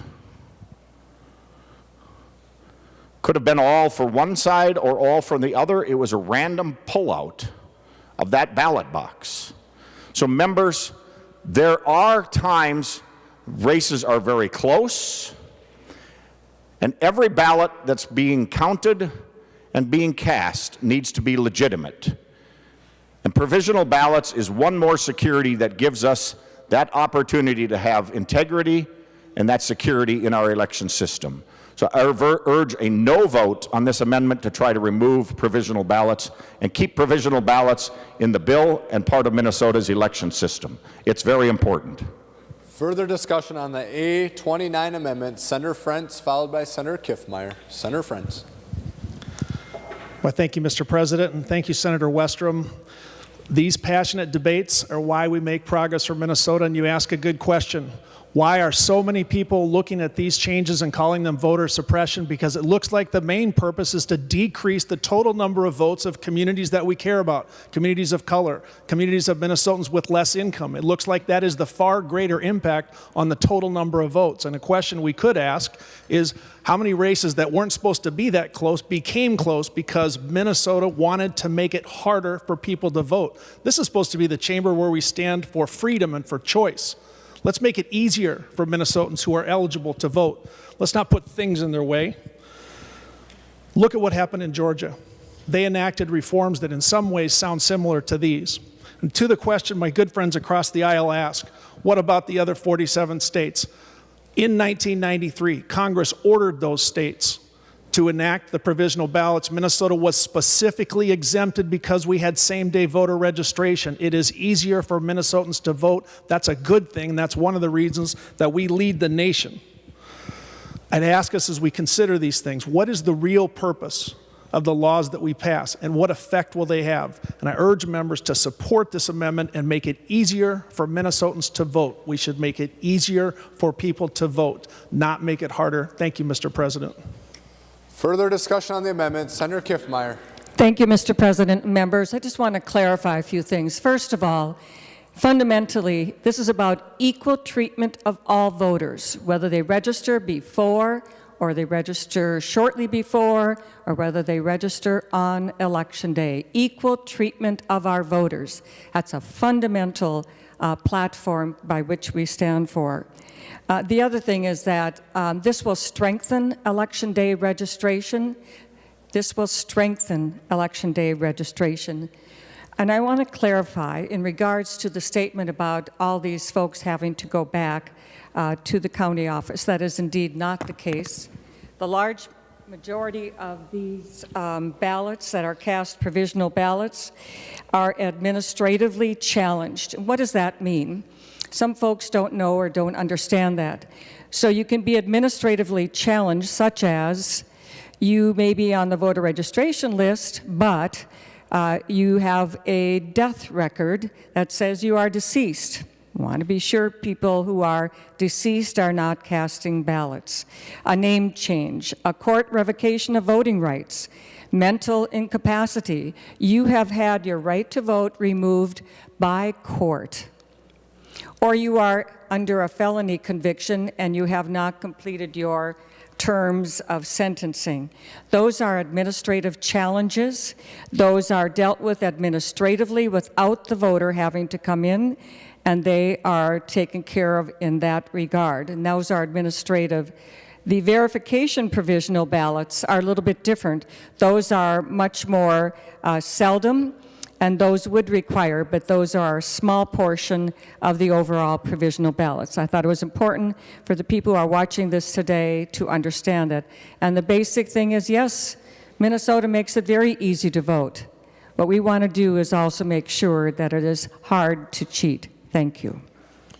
Further discussion on the A29 amendment, Senator Carlson, followed by Senator Franzen. Senator Carlson. Thank you, Mr. President. And I think I need to go back just a little bit to clarify a couple of issues that we've been talking about here. Mr. President, I'm still confused as to what this is really accomplishing. We have a voting system that has some of the, I guess you could say, the highest confidence in the nation. We do have the highest turnout, and that has to correlate with the confidence that our voters have in Minnesota with the system. So I think we're doing well. I think we're doing very well.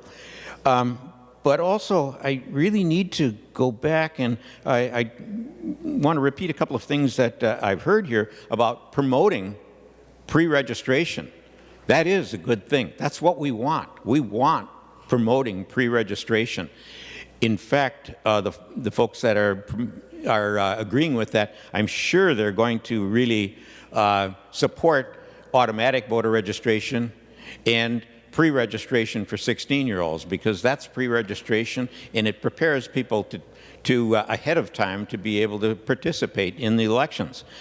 I don't really, I can't really sympathize with going back 72 years to Senator Lyndon Johnson's election, which, I think that was all probably done with wooden pencils and things that we don't have today. We have computer systems. We have lots of good records. So I would say that I'd probably more refer to the latest systems of where we talk about how the elections are rigged across the nation.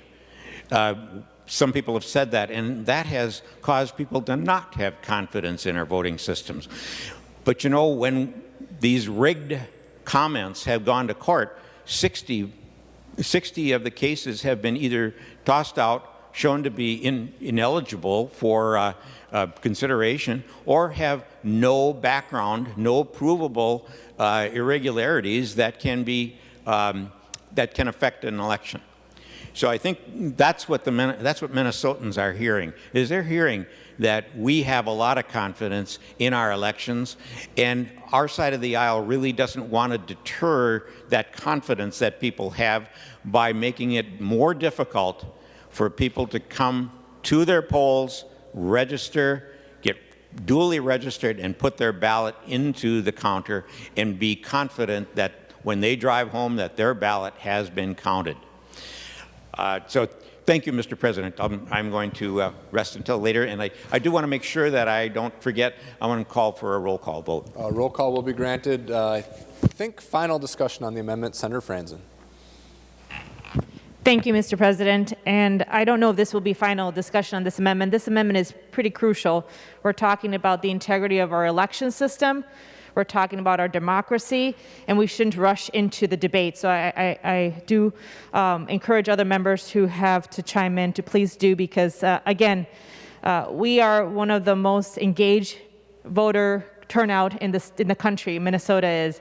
I grew up in Puerto Rico, and literally it is just as much engagement as it is here, because people care. People care about their leaders. People care about how important government is and how important government involvement is and engagement. So when we are sitting here or standing here in the Minnesota Senate and talking about illegality, distrust, fear, improper, illegal, that doesn't make me feel comfortable about anything we do, because we're coming from a premise of, again, negativity, that our election system fundamentally is rigged or illegal, or that we've stolen an election. And members, we've heard this too much this last election cycle, and we have to turn it around, because if any of us is standing here as an elected official, we all have to be really, really careful to shine any doubt that we are here illegally, that we are here illegitimately, because the election affects all of us, not just some of us. So I really caution members and Senator Kiffmeyer, this rhetoric, and Senator Osmek and Senator Westrom and everyone else who talks about election fraud. We need to be very careful how we talk about our election. Because if you don't remember, January 6th, the insurrection of the United States Capitol stemmed from a lot of this rhetoric.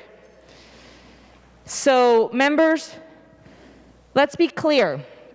Here in the state of Minnesota, our state law says that if you are not eligible to vote and you cast your ballot, you will be guilty of a felony.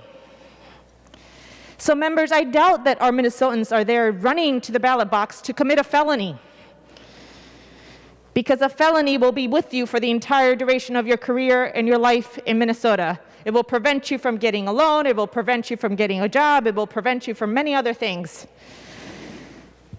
And I actually tend to think people are good. You have my trust until you lose it. And our institutions need that trust. And everyone standing here, I would assume, believes that their outcome of their election was legitimate.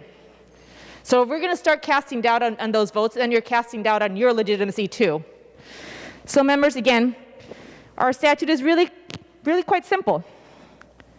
To vote in Minnesota, you have to be 18 years of age or older, be a citizen of the United States.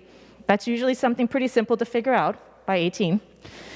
Maintain residence in Minnesota for 20 days, immediately preceding the election, and you're not eligible if you've been convicted of treason or any felony whose civil rights have not been restored, or you're under a guardianship in which the court order revokes the ward's right to vote, or you're found by a court of law to be legally incompetent.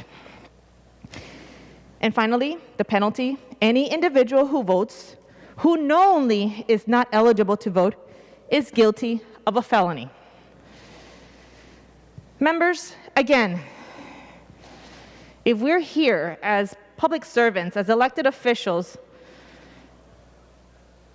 and now we're casting vote on our own elections, an election system, you're casting vote on the legitimacy of you being an elected official today. And I really highly doubt that Minnesotans are rushing to commit felonies in our election system. We are one of 21 states, plus the District of Columbia, that have same-day voter registration. And it's a great thing because you actually are there physically and showing the proof and signing your name that you are actually attesting that you are eligible to vote. What else do we need? In other countries, they expect more. In the United States, we trust you. And if there's doubt and it's a close election that has been discussed, there's recount ability, there's legal recourse, there's runoffs in certain cases in a country. But let's stop talking about and tone it down about our elections being rigged and our elections being taken away from us and our elections results being erroneous. Because it only hurts you and the work we're trying to do here. Let's change our narrative to trust, to engaging, to representative democracy. Let's turn it a little bit more positive, and let's figure out if there's things we can improve. On election bills, on election and voter reform, since I've been in this chamber, we've always dealt with them on a bipartisan basis. And members and the public, when they're not, please be suspicious, as you should, of this current proposal, and I urge members to vote green on the 829. Final discussion on the 829 amendment. Senator Marty, followed by Senator Duckworth. Senator Marty. Thank you, Mr. President. Members, states that have provisional ballots, many of them were ordered to do that because of the fact they didn't have same-day election day registration. It was a way to increase the options for people because they didn't have that choice. Minnesota has that choice. Senator Westrom talked about how some races are really close, one vote. Yes, those happen. That's why it's so important to get elections right. But he talks about, well, in 42%, I think was the number of provisional ballots that don't eventually get counted. It's if 42% of them are fraudulent. It's because sometimes somebody didn't, if you didn't provide the right documentation that state provided, you had to get that documentation in the next week. Turn it in, and people, well, election's done, they didn't count my ballot. That's not fraudulent ones. Earlier, when trying to dig out a case of fraud, I think Senator Carlson already referred to this. Senator Johnson said he referred back to 1948 to find a scandal. In Texas, not Minnesota. And frankly, I think we could find some more recent than that, but we don't have these fraud things in Minnesota. We don't have hundreds of people voting illegally. I'm glad there's no photo ID in the bill, but every time that's talked about, you folks talk about as if it's something that everybody has a photo ID. You need one to cash a check. You need one to buy liquor. But not everybody has one. I know a lot of seniors who don't drive anymore. Oh, they could go out of their assisted living facility or their nursing home and they could get a non-driver ID. Oh yeah, but it's just a hoop. Well, we'll do that just so we're sure nobody's trying to cheat. I think Senator Franson already pointed out, you vote when you're not allowed to. It's a felony. It's a felony, and people aren't racing out. If you want to sway an election, there are a lot easier ways to make a difference than to vote illegally, get one vote that way, especially when you could go to prison for doing that. But we're not finding these cases in Minnesota. It is so extremely rare. So efforts to make it harder for people to vote, to make it so more ballots aren't counted, to make it so something else, with the thought that maybe we might stop some fraudulent ballot somewhere here or there, is a terrible waste. It's a terrible way to take away people's right to vote. Yes, I know that maybe sometime you're going to find somebody with a photo ID, or maybe you're going to find somebody with a provisional ballot who maybe shouldn't have voted. So we're going to deny thousands of people their votes because you think you might find somebody who accidentally did something wrong? People aren't racing out to commit felony violations to get one vote counted. And yes, there are close races, but that's why we want to make sure not only that the ballots are fair ones, which is why we have such severe penalties, but we also want to make sure that all votes are counted and we don't turn people away. Thank you. Further discussion on the A29 amendment, Senator Duckworth, followed by Senator Curran. Senator Duckworth. Thank you, Mr. President. I'll be brief. I just want to say it's been a very thought-provoking, very enlightening debate or discussion we've had on the floor today. I appreciate it. And I do take all members who have spoken to heart when they say that they generally want people to get out and vote, that it's pretty easy to vote in the state of Minnesota. You can do it early. You can do it by mail. You can register early, or you can register at the time to vote. And for all the words of wisdom that have been shared throughout this discussion, I keep coming back to just a scenario that I see many voters maybe be living through when they go to cast their vote, whether it's on election day or before election day. And that is, they show up to their polling place, they go to cast their vote, and for whatever reason, their ability to vote is called into question. And for me, that really, two things can happen. That person can either be turned away from the polling place, and maybe they don't come back, and maybe they don't vote at all. Or, via provisional ballots, we can say, hey, we don't quite know 100% if this is verified or if you're 110% eligible. We'll allow you to do a provisional ballot. We'll allow you to cast that vote because it's that important. And then we'll take the time necessary and utilize a process in the law to verify whether or not it was eligible. That seems to be pretty common sense to me. And I would rather have that person vote and work through the verification process than have them not vote at all. So when we talk about people exercising their right to vote, folks, this helps them do just that. I take it very seriously.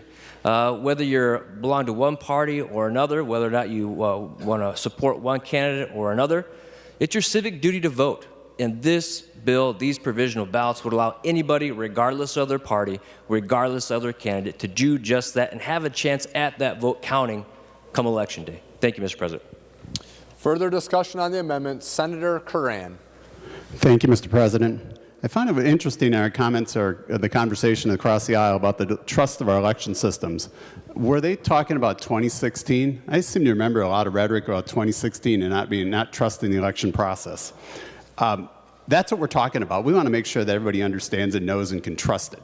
Those that voted, and make sure that all those eligible voters are properly validated. One of the other comments was that all bills have been bipartisan. They absolutely have been, up until last year, when our Secretary of State should have been working to defend our state laws and the statute. They subverted that process. What did it do? Some of them removed signature validation on a ballot. I think we heard a comment about nobody would willingly go and commit a felony. I believe that's true. But it's easier for you to decide to commit a felony for yourself, much more difficult to convince somebody else to commit a felony with you by removing the signature validation.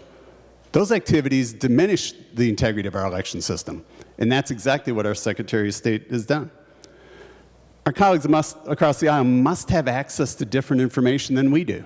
I think there's been court cases for the last 10 years seeking the very information which would allow us to validate that only eligible people cast ballots. To this date, our Secretary of State, not only working against the statutes or not protecting our election statutes, he refuses to provide that information, and that's why we're here. So when you look at it, at the end of the day, I think I heard a lot of rhetoric in 2016 about not trusting the election process. It's a really simple process, and so I guess our colleagues across the aisle must have the information that can prove that only eligible people voted. We would love that information. The Secretary of State won't share it with us.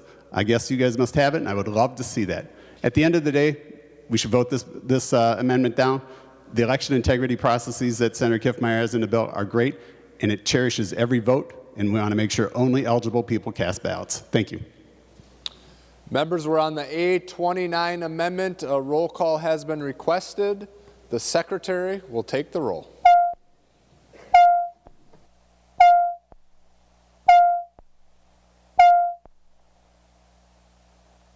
Members in the retiring room and the President's office, please come to the chamber to vote.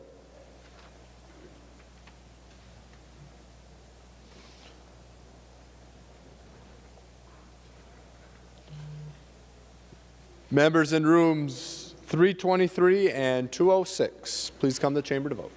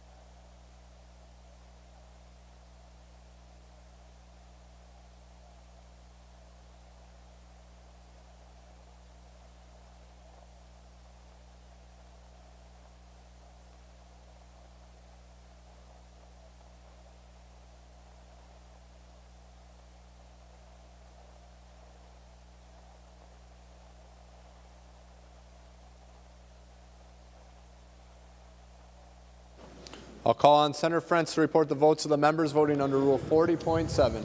Senator Frentz. Thank you, Mr. President. Senator Dietzick votes aye. Dietzick votes aye. Senator Frentz. Senator Eaton votes aye. Eaton votes aye. Senator Frentz. Senator Fateh votes aye. Fateh votes aye. Senator Frentz. Senator Isaacson votes aye. Isaacson votes aye. Senator Frentz. Senator Latz votes aye. Latz votes aye. Senator Frentz. Senator McEwen votes aye. McEwen votes aye. Senator Frentz. Senator Newton votes aye. Newton votes aye. Senator Frentz. Senator Rest votes aye. Rest votes aye. Senator Frentz. Senator Torres Ray votes aye. Torres Ray votes aye. Senator Frentz. And Senator Wickland votes aye. Wickland votes aye.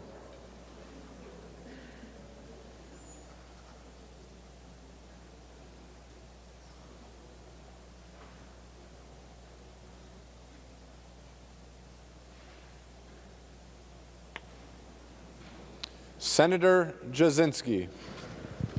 Thank you, Mr. President. Senator Anderson votes no.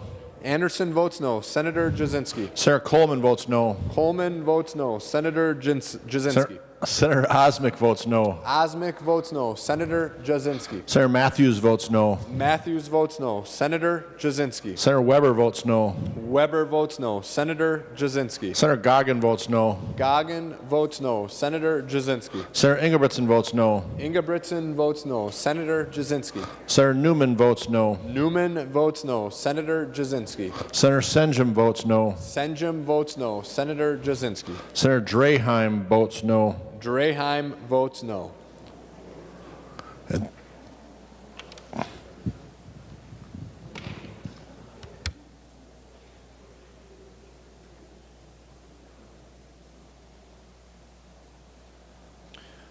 All members having voted who have the desire to vote, the secretary will close the roll.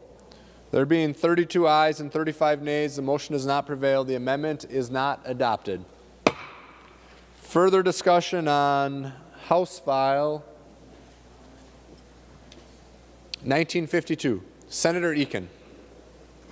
Thank you, Mr. President. Members, today I'm bringing forward an amendment, the A1 amendment. Senator Eakin offers the A1 amendment. Thank The you, Mr. Secretary will report the amendment. Senator Eakin moves to amend House File number 1952 as amended pursuant to Rule 45 as follows, page 111, delete Section 29. This is the A1 amendment. To the amendment, Senator Eakin. Thank you, Mr. President. Members, this amendment would remove language that prohibits cities, townships, counties, school boards from using ranked choice voting in local elections.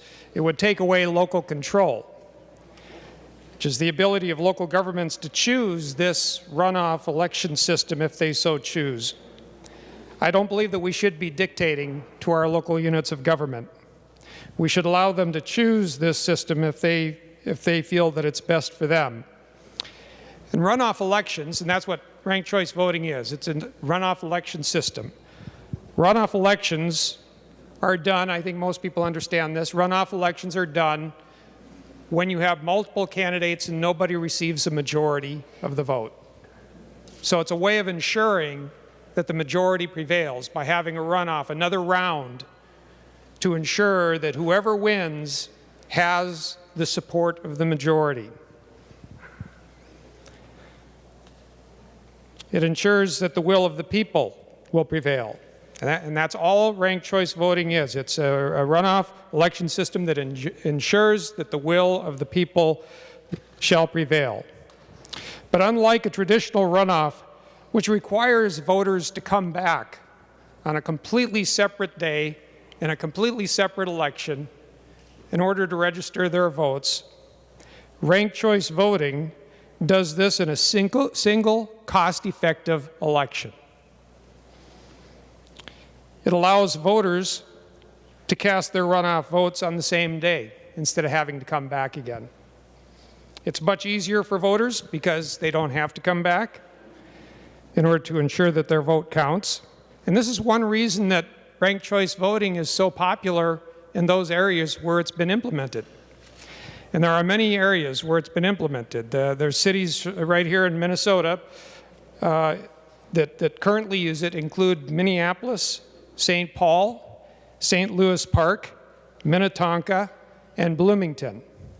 I think it's important to note that it would be even more, except for the fact that our current law only allows charter cities with odd-year elections to use this system. There are many others who would like to and are actually looking at adopting such a system.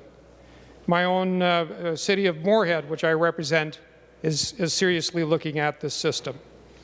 And there are numerous resolutions of support of from local units of government for the local option for local governments. And some of those include Olmsted County has passed a resolution of support for expanding on ranked choice voting and allowing them to choose this system as well.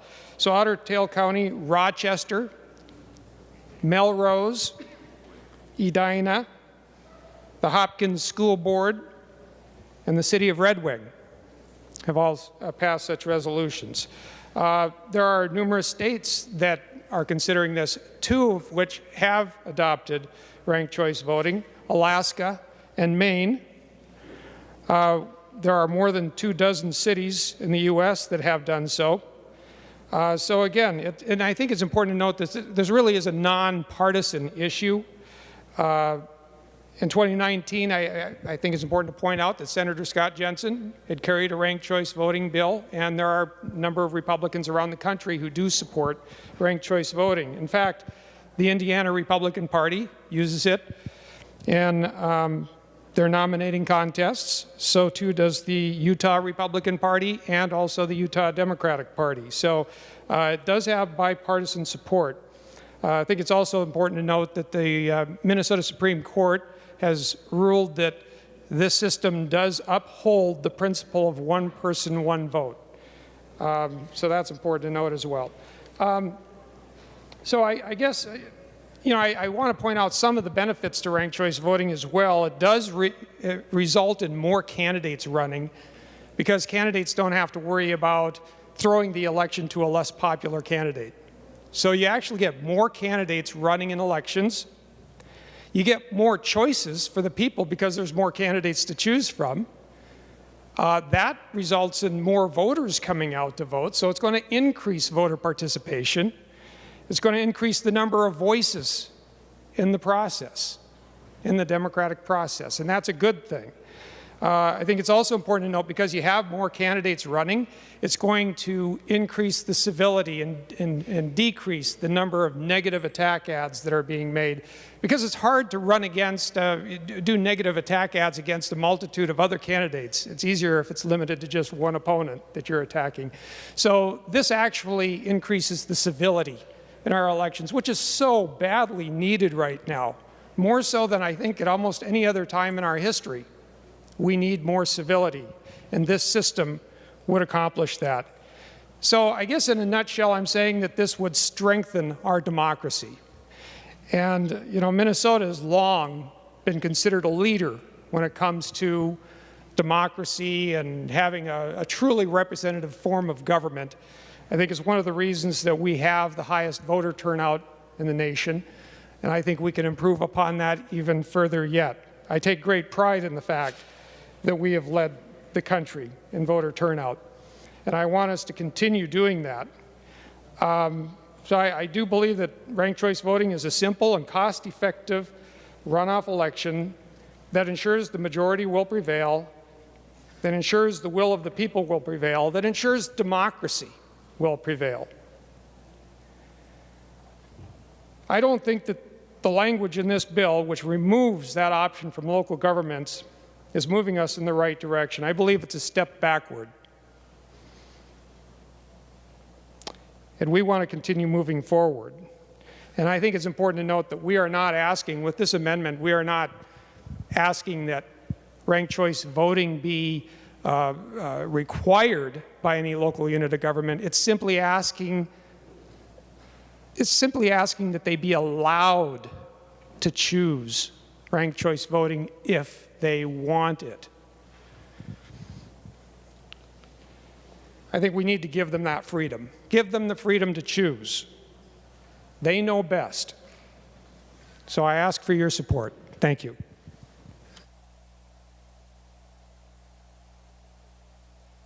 Thank you, Senator Eakin. Senator Cran. Thank you, Mr. President. I rise in opposition to the A1 amendment. We've heard a lot of things about what the experiment of ranked choice voting has brought to Minnesota. We hear a lot about its local control issue, really removes the rhetoric. If it was so local, it doesn't appear to be locally or organically driven. It appears that it's driven by a fair vote organization which has a nationwide presence. And you see the money they put into it, you have to wonder, is it really about a nonpartisan election and what are the benefits of it? The benefits of having more people participate in this process. I think that's probably the only thing that it may have done. It doesn't increase the ability that you know the integrity of your vote matters. In fact, 20% of the votes are wasted or washed out, that your vote ultimately didn't matter. In a plurality system, you actually know that your vote did matter, either for the winner or the loser. I think having more people in the election process today takes away from the ability for us to actually vet, to have a process of vetting through the various processes of how do we look and get and qualify good candidates. Today, there's up to 20, 30 people in some of the races that we've had so far, and you look at the results of those races, not that you have to be highly qualified, but I would look at the end result of what has happened in the cities in which it's been implemented. It talks about it being a nonpartisan election process. I think that might be the case, but interesting, and even in nonpartisan offices, there just aren't any nonpartisan candidates, and that appears to be the true in the results of the election process. Rarely does it result in an election process where you have a majority. We give credit to Mayor Carter in St. Paul. He's one of the few that on the first ballot and first round won in a majority. But he actually ran to win, not run just to participate in the process. We want people that are going to run and win and that are thoroughly vetted, are out in their community working to make sure that they are the best and most qualified. The example of St. Paul and Minneapolis.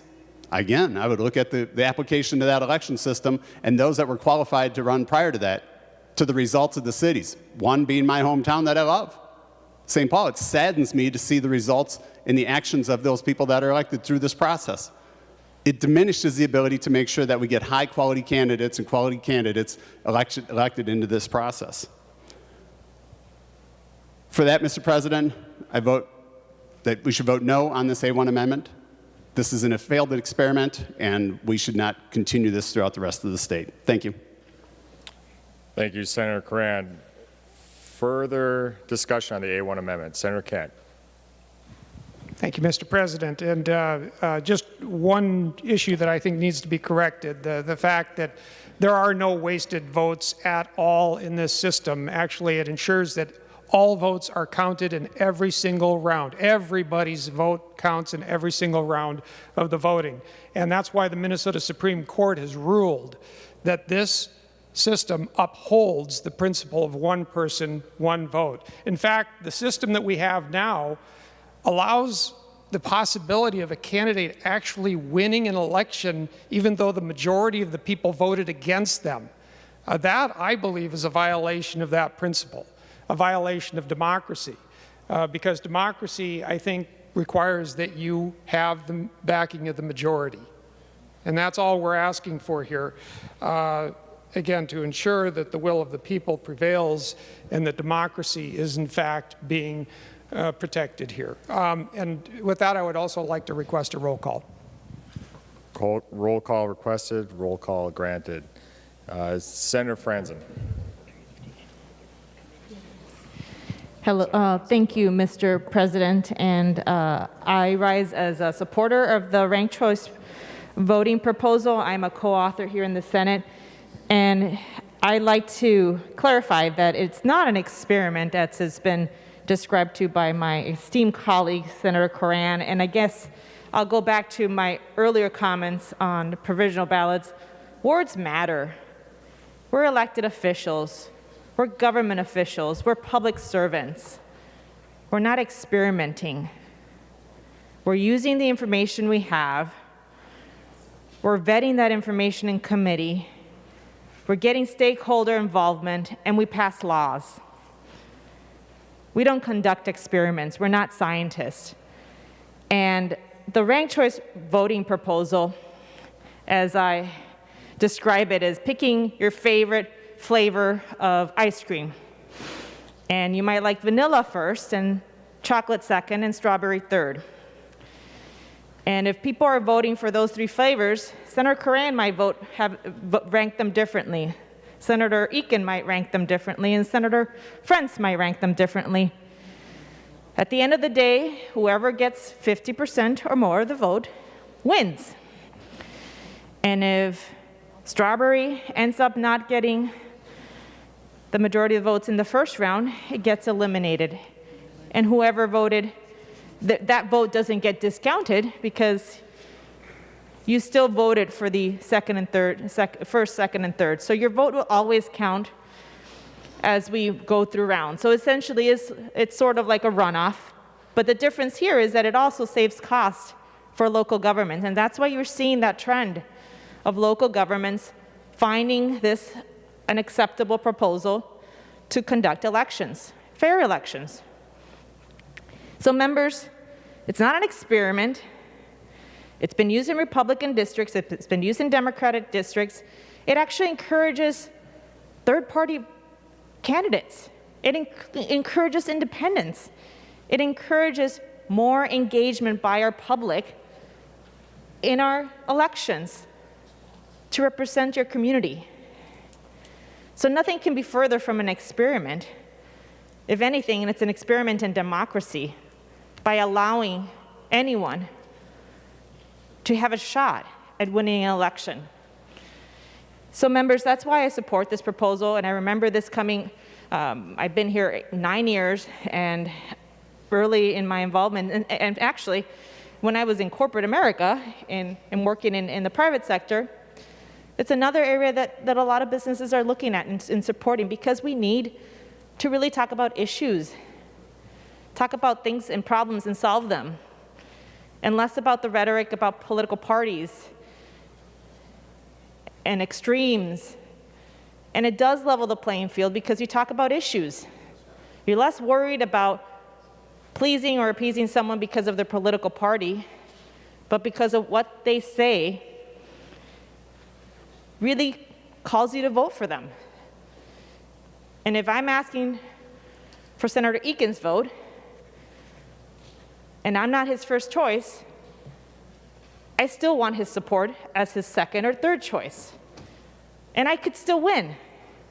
Even if I don't have all the backing of all this money and party behind me, I can still win because my message wins. And at the end of the day, the majority wants the message that I'm promoting myself with. And that tends to be a neutral message. That tends to be a less extreme message. It tends to be a message that really appeals to the broader community. And I would say ranked choice voting would actually help a lot of what's happening right now in politics. That we can focus on candidates and what they're about and the issues they want to tackle and how they want to tackle them, and not just labels. So members, I encourage a green vote in this amendment. Let's not decide for our local jurisdictions and our local governments how they want to work with this framework. Because we talk a lot about preemption when we don't agree with something, but let the public decide. Just in this last election, Minnetonka and Bloomington, both in my district, decided to go along with it. The public decided. I didn't decide for them. We didn't decide for them. And that's the way it should be. So members, let's let the public decide. Let's bring a sensible solution to talk about issues, and let's tone the rhetoric down. Thank you, members. Further discussion on the A1 amendment, Senator Clausen, followed by Senator Kunish. Thank you, Mr. President. Well, one of the fundamental concepts of voting in a democracy is that every vote counts. We hear that in November, get out and vote, your vote counts. It's important that you do so. But due to our two-party system, voting for a third-party candidate is often referred to as throwing away your vote. How often have we heard that? Why are you going to vote for that person? They don't have a chance to win the election. You're just throwing away your vote. But in a democracy, every voter should be able to vote for the person that upholds their values and ideals. In our democracy, too often, voters feel as if they're voting for the lesser of two evils. Well, ranked choice voting allows you to vote for your favorite candidate and then rank the other candidates. Your vote is meaning in the overall election, because even though your preferred candidate is eliminated, your vote could go to your second choice, who may have an opportunity, he or she may have an opportunity to win the election. So in ranked choice voting, every vote does count, which is, again, a fundamental concept of democracy. And I think we should not be limiting the authority of local communities. I've heard the word government being said. I'm talking about communities. What do people want in their community? How should they be voting? We should not be limiting the authority of local communities to determine their voting procedures. So I urge you to support Senator Eakin's A1 amendment. Thank you. Further discussion on the A1 amendment, Senator Kunish, followed by Senator Kiffmeyer.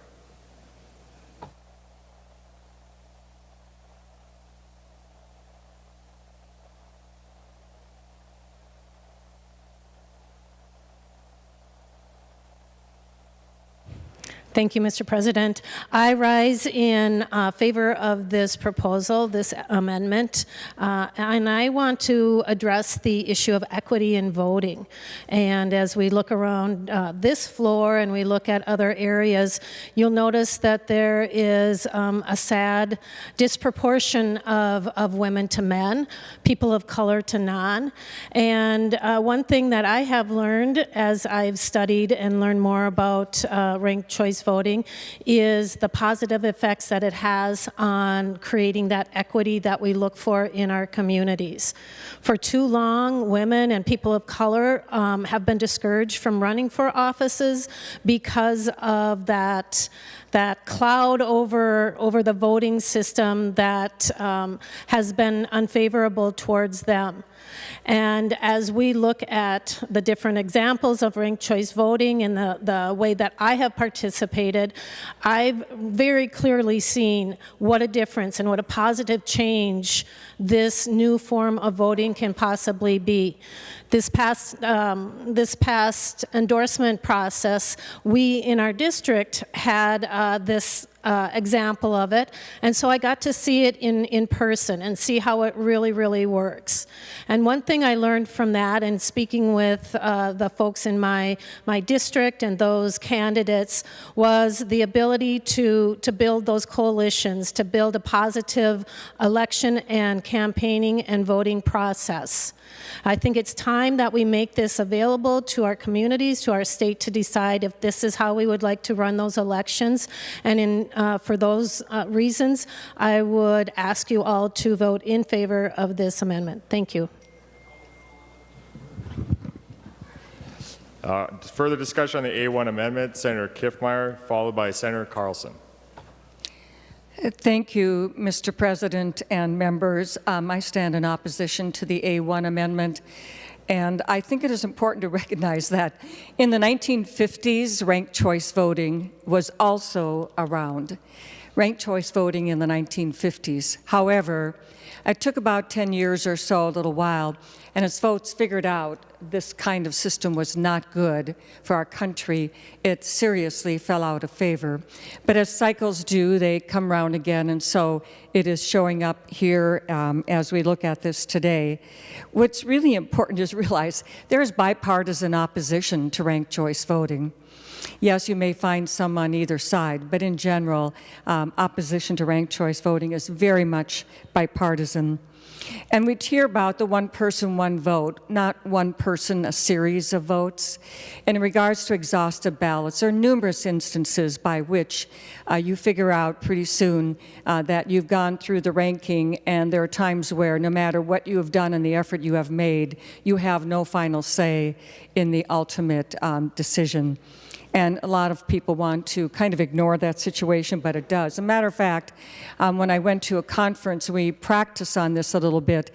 And the interesting thing is, if you want to kind of mess with the ranked choice voting system, instead of really voting for your first choice off the bat, vote for your third, and then maybe your second, and then your first. And you can kind of game the system by a group trying to mess around with some of these choices. But of course, this only goes to those who are knowledgeable enough to realize the holes in the system and to make use of that. And so I don't like systems where you have to do that. One person, one vote, choose the best person. Any effort that is made to cast a ballot is a worthwhile effort in regards to that one person, one vote. And I do realize that ranked choice voting costs more, costs a lot more in counting of the ballots, costs a lot more in all of the expenditures that it takes for printing ballots and other things as well. And so the one person, one vote is a long, long history. And besides which, we have statewide election laws. This is really important so that for Minnesota people, They have one set of election laws, no matter where they live in the state of Minnesota. That is good policy, and so I think that is good for the state of Minnesota. And again, I would ask for a no vote on the A1 amendment. Thank you. Next on the amendment, we have Senator Carlson, followed by Senator Putnam. Senator Carlson. Thank you, Mr. President. I have to give you my impressions of ranked choice voting as far as the much more pleasure to vote, because right now we have such negative campaigning that this kind of addresses that, so that a candidate who wants to win has to win over the people's second votes, so they don't alienate all the other candidates. And I know that even on this floor, we've had some candidates that have liked that idea that we do not go negative on each other. I don't like to do that, and there's a lot of other candidates that prefer not to go negative. Negative campaigning works. That's why it's done. But it also takes away the confidence in our election as well. And then also, the ranked choice voting gives the opportunity for an up-and-coming person in a third party to get some votes, to get some recognition.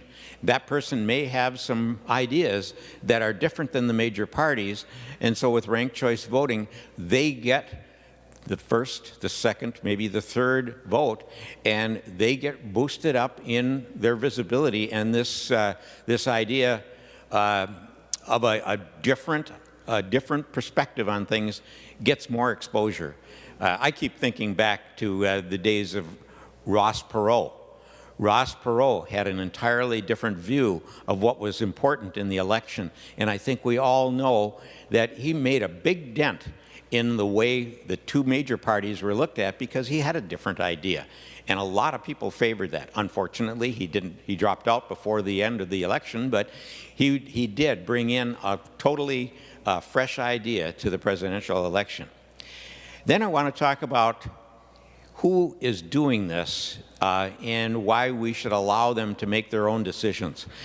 These cities that have passed it, or other places that, there's been places around the country that have gone to ranked choice voting, for us to prohibit it is really prohibiting the local choice, and the locals should have that ability to make their own choices.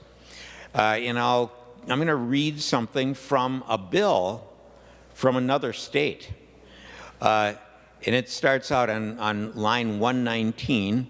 The lengthy 9-week runoffs in 2020 were exhausting for candidates, donors, and electors, and this state calls voters electors. By adding ranked choice voting for military and overseas voters, the runoff period can be shortened to a more manageable period for all involved, easing the burden on election officials and on electors or voters. Do you know where that comes from? That comes from this newest election bill in Georgia. They are instituting ranked choice in their overseas and military votes. And so they go through it in another part of the bill, just exactly how they do it. But they recognize that this is faster, that this is less problem for the candidates and the voters, and also shortens the time to a more manageable period. This means that it is bipartisan. It is a bipartisan, efficient, and effective way to cast our ballots, and also to get a majority of people voting for the eventual winner. So thank you, Mr. President, and I yield to the next speaker. Further discussion on the A1 amendment, Senator Putnam, followed by Senator Marty. Senator Putnam.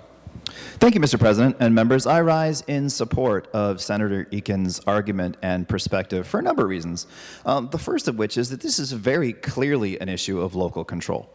We wouldn't be trying to take away local control if this wasn't an issue of local control. I realize a lot of our arguments today are about the benefits of ranked choice voting, and that's important, but for me it starts at the question of local control, because that's really important out in greater Minnesota, where I'm from.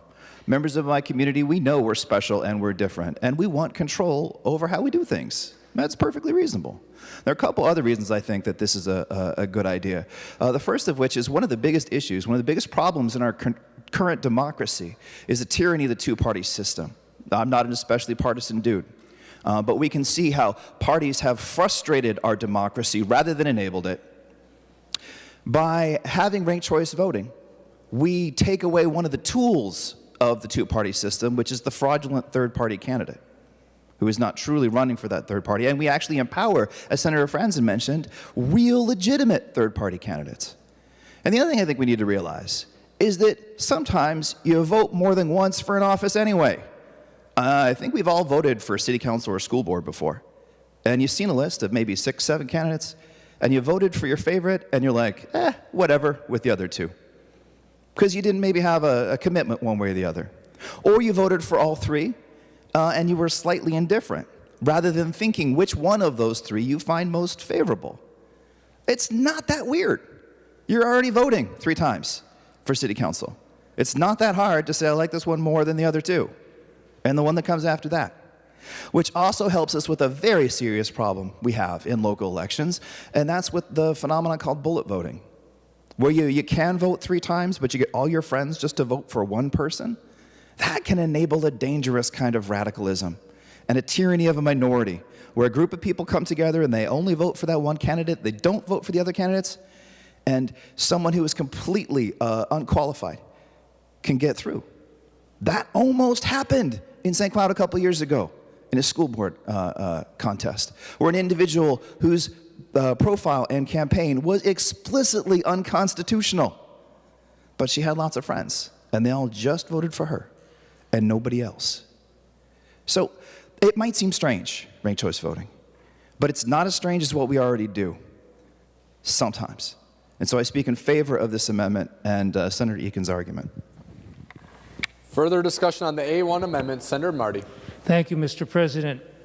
I'll be brief. I wanted to say that Senator Clausen gave about the most clear, articulate argument for the reasons for ranked choice voting.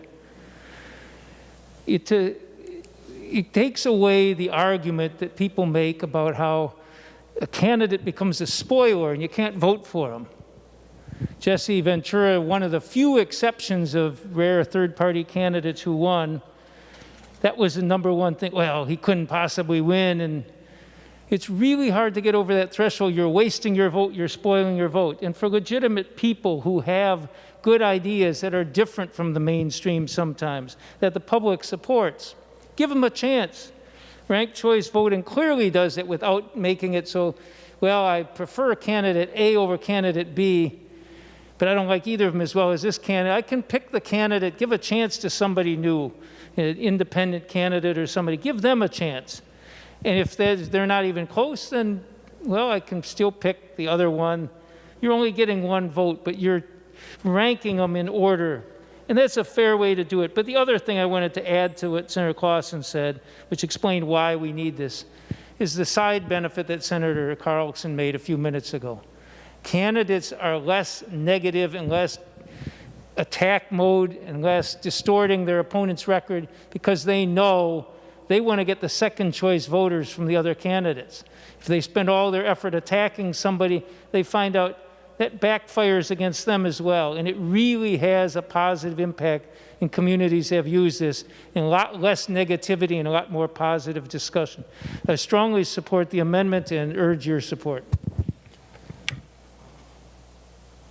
Members, we're on the A1 amendment. Roll call has been requested. The secretary will take the roll.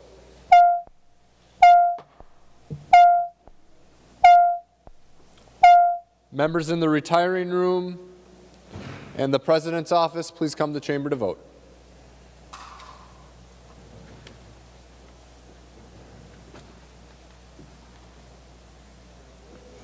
Members in rooms 206 and 323, please come to chamber to vote. Room 206 and 323.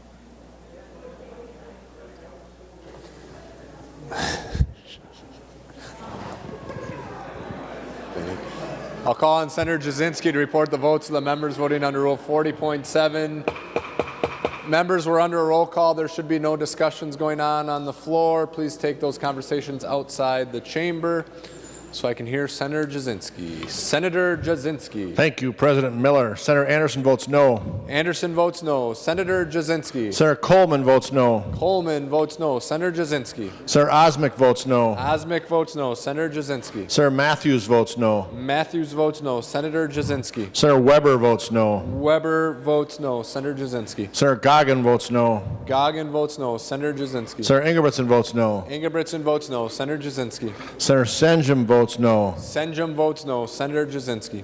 Senator Draheim votes no. Draheim votes no. Senator Jasinski. Senator Newman votes no. Newman votes no. Senator Frentz. Thank you, Mr. President. Senator Dietzick votes aye. Dietzick votes aye. Senator Frentz. Senator Eaton votes aye. Eaton votes aye. Senator Frentz. Senator Fateh votes aye. Fateh votes aye. Senator Frentz. Senator Isaacson votes aye. Isaacson votes aye. Senator Frentz. Senator Latz votes aye. Latz votes aye. Senator Frentz. Senator McEwen votes aye. McEwen votes aye. Senator Frentz. Senator Newton votes aye. Newton votes aye. Senator Frentz. Senator Rest votes aye. Rest votes aye. Senator Frentz. Senator Torres Ray votes aye. Torres Ray votes aye. Senator Frentz. And Senator Wickland votes aye. Wickland votes aye.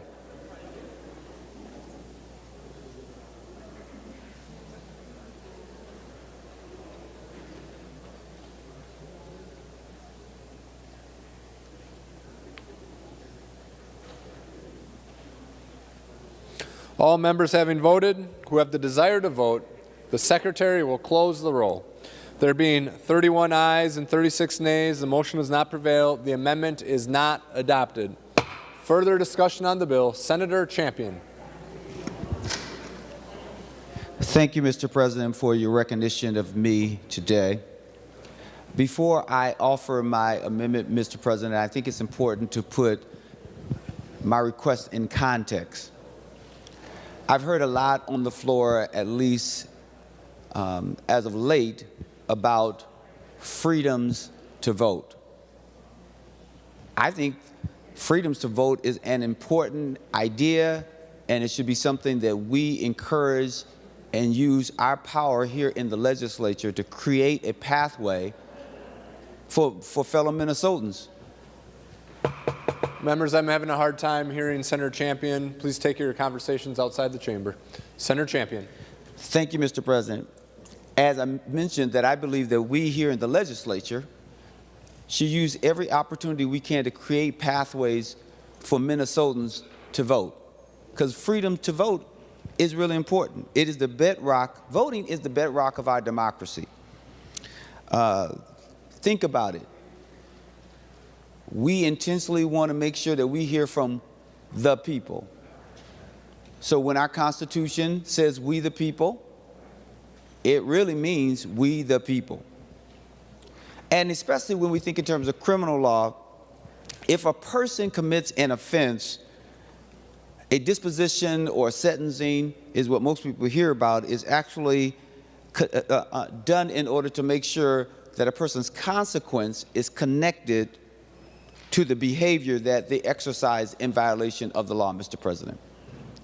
And unfortunately, we have a statute that is Minnesota Statute 609.165 that seems to challenge the need for any sentencing to be directly connected to an offense.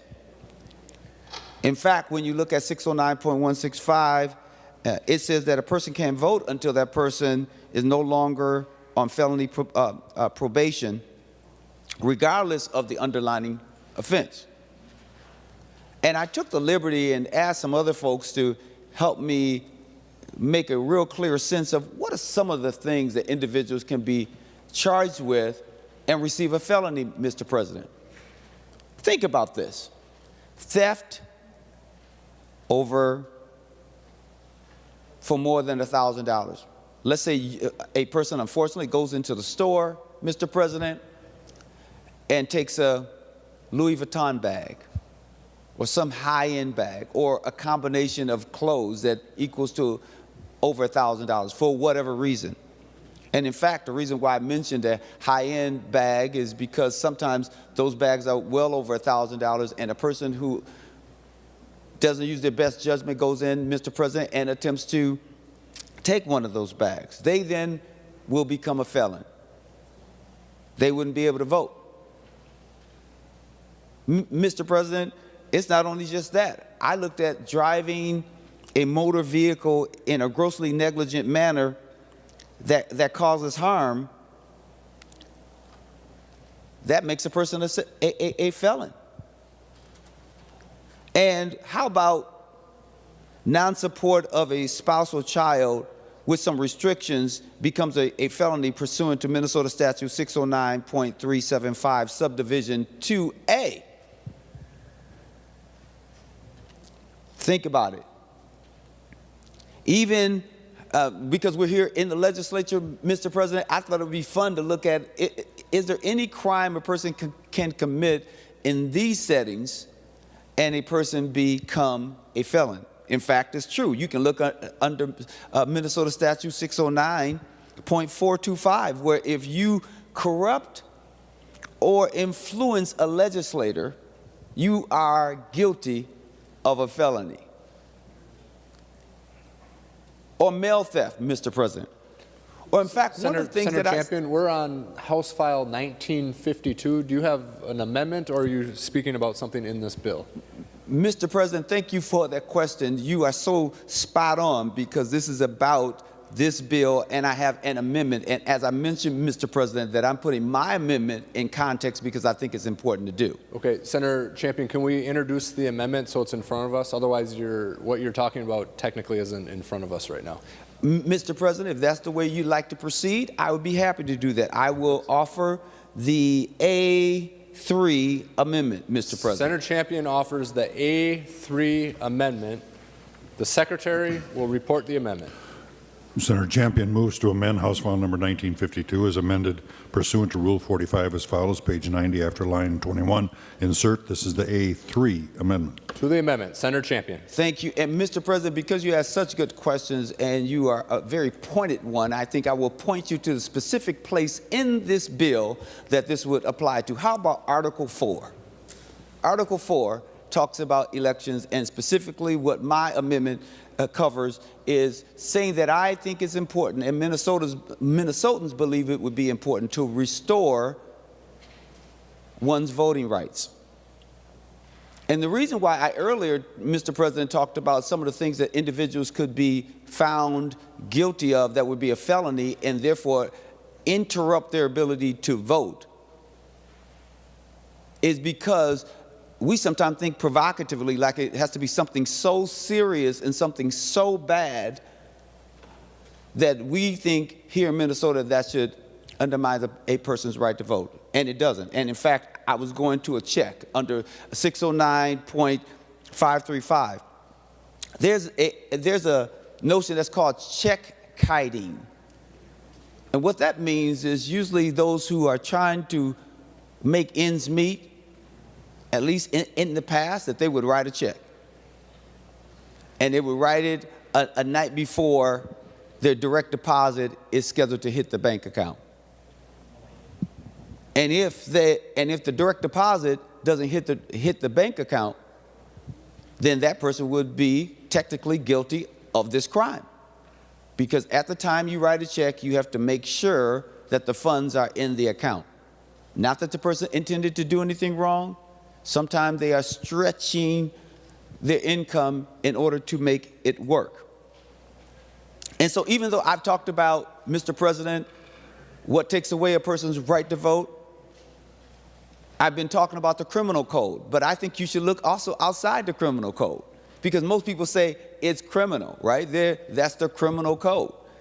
But if you look at Minnesota Statute 886B.865, it makes, there's a felony, a person is guilty of a felony if they make misleading or put misleading information related to registering for a watercraft.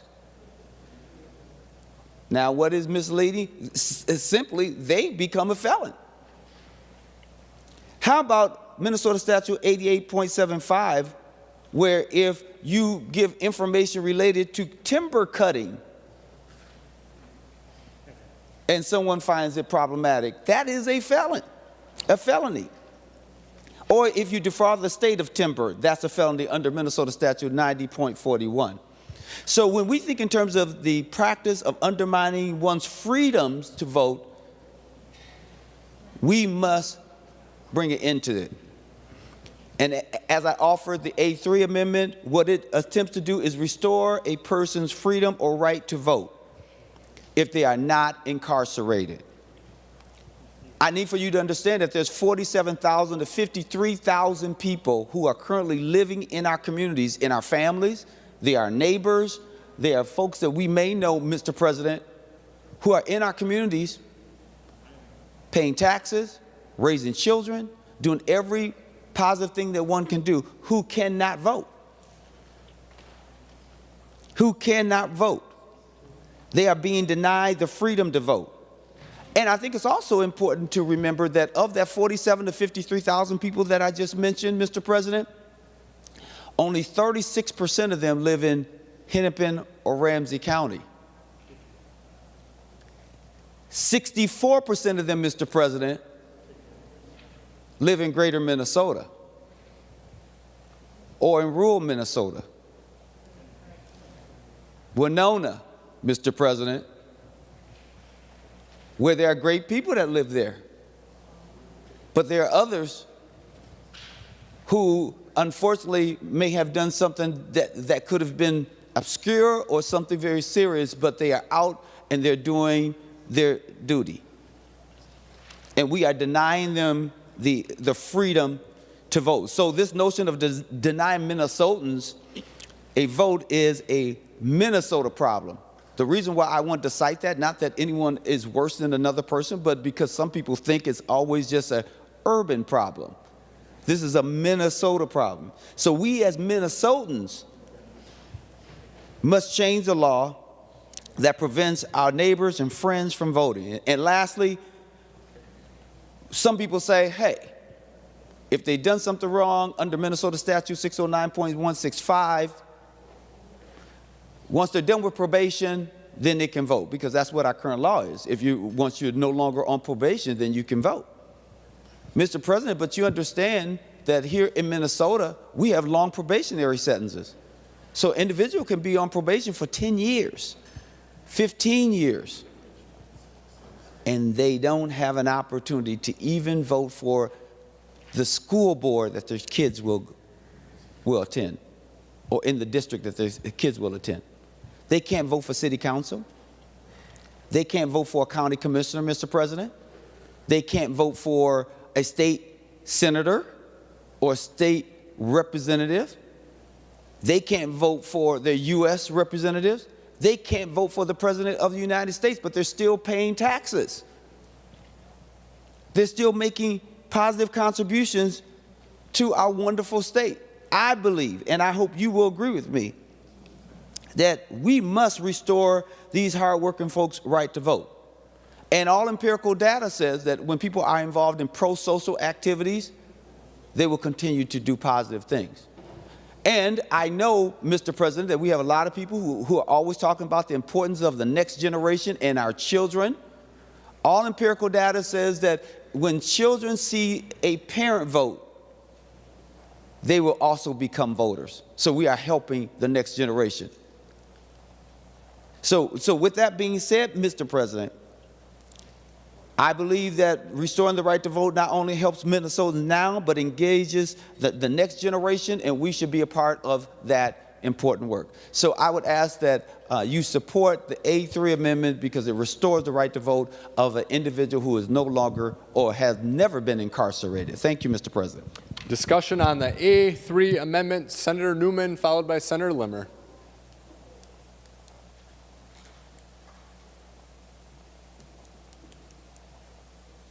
Senator Newman.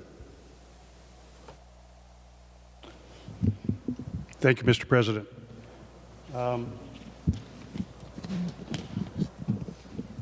There we go.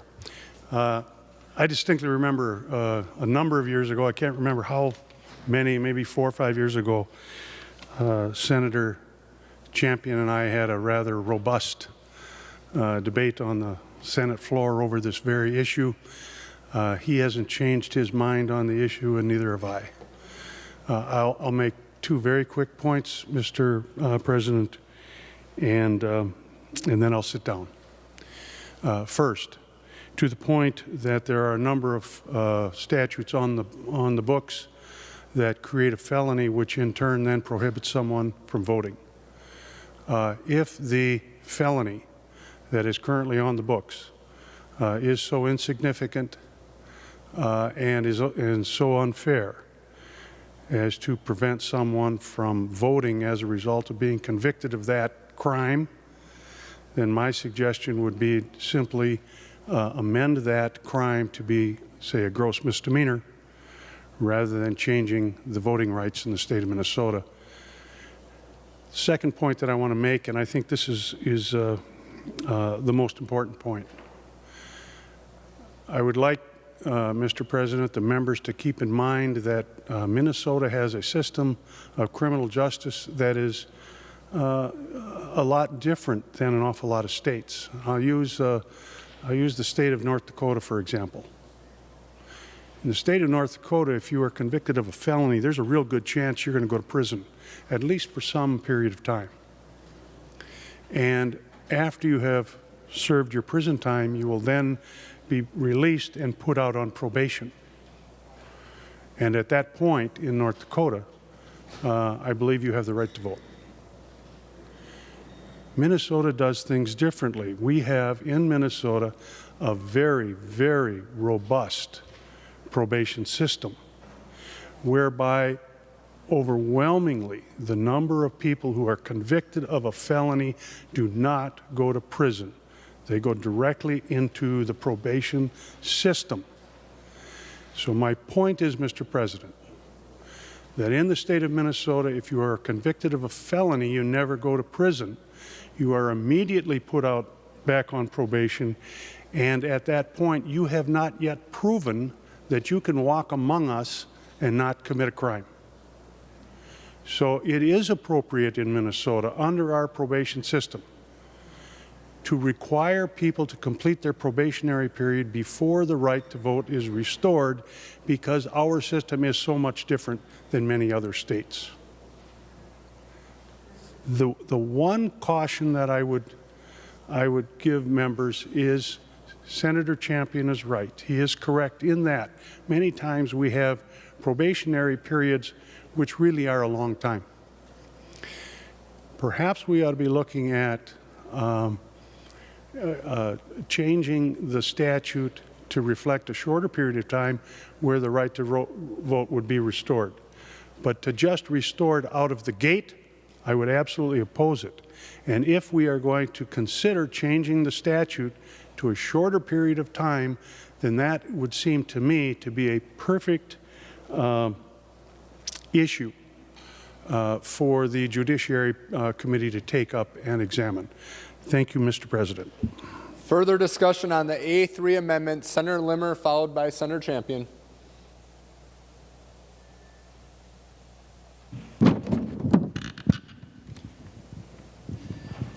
Thank you, Mr. President.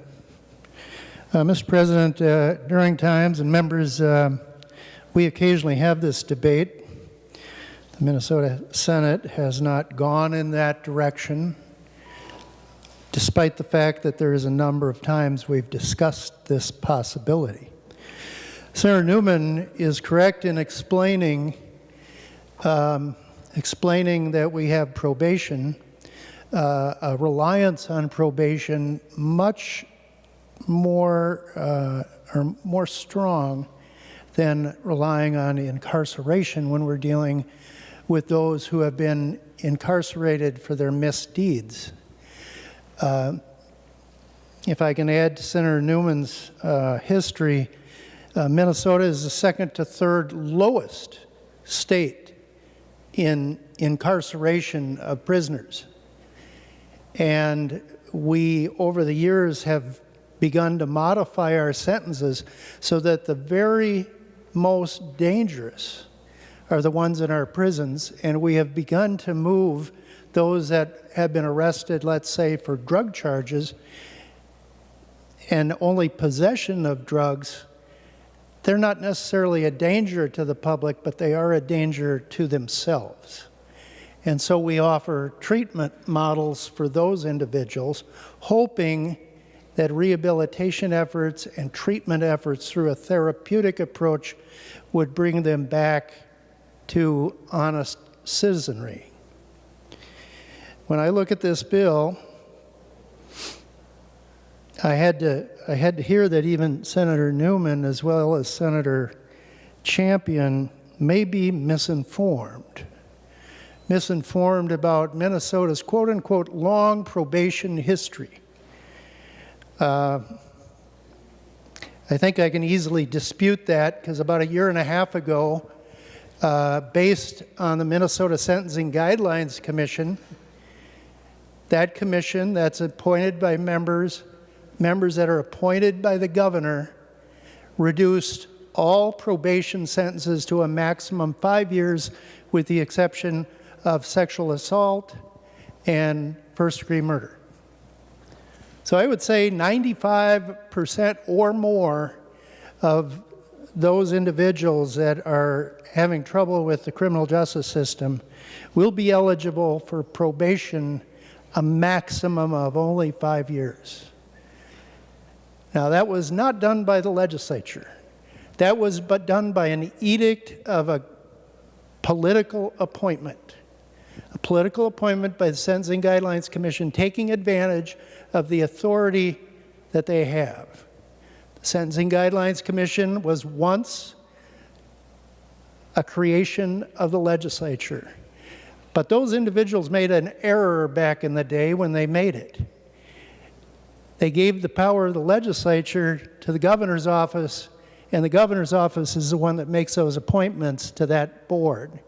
And that board has the authority to make recommendations, and under the power of law, as long as we in the House and the Senate can't disagree with them, their word becomes law.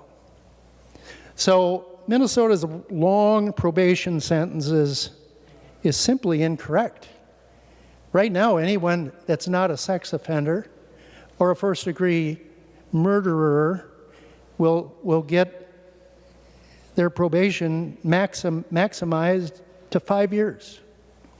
So I don't think that's unreasonable. I think in some cases it may be foolish to put a mere 5 years on individuals. I'm not quite sure in some cases of violent attack on someone that might be aggravated assault can prove to me that they're ready to walk amongst my children on a playground in a mere 5 years.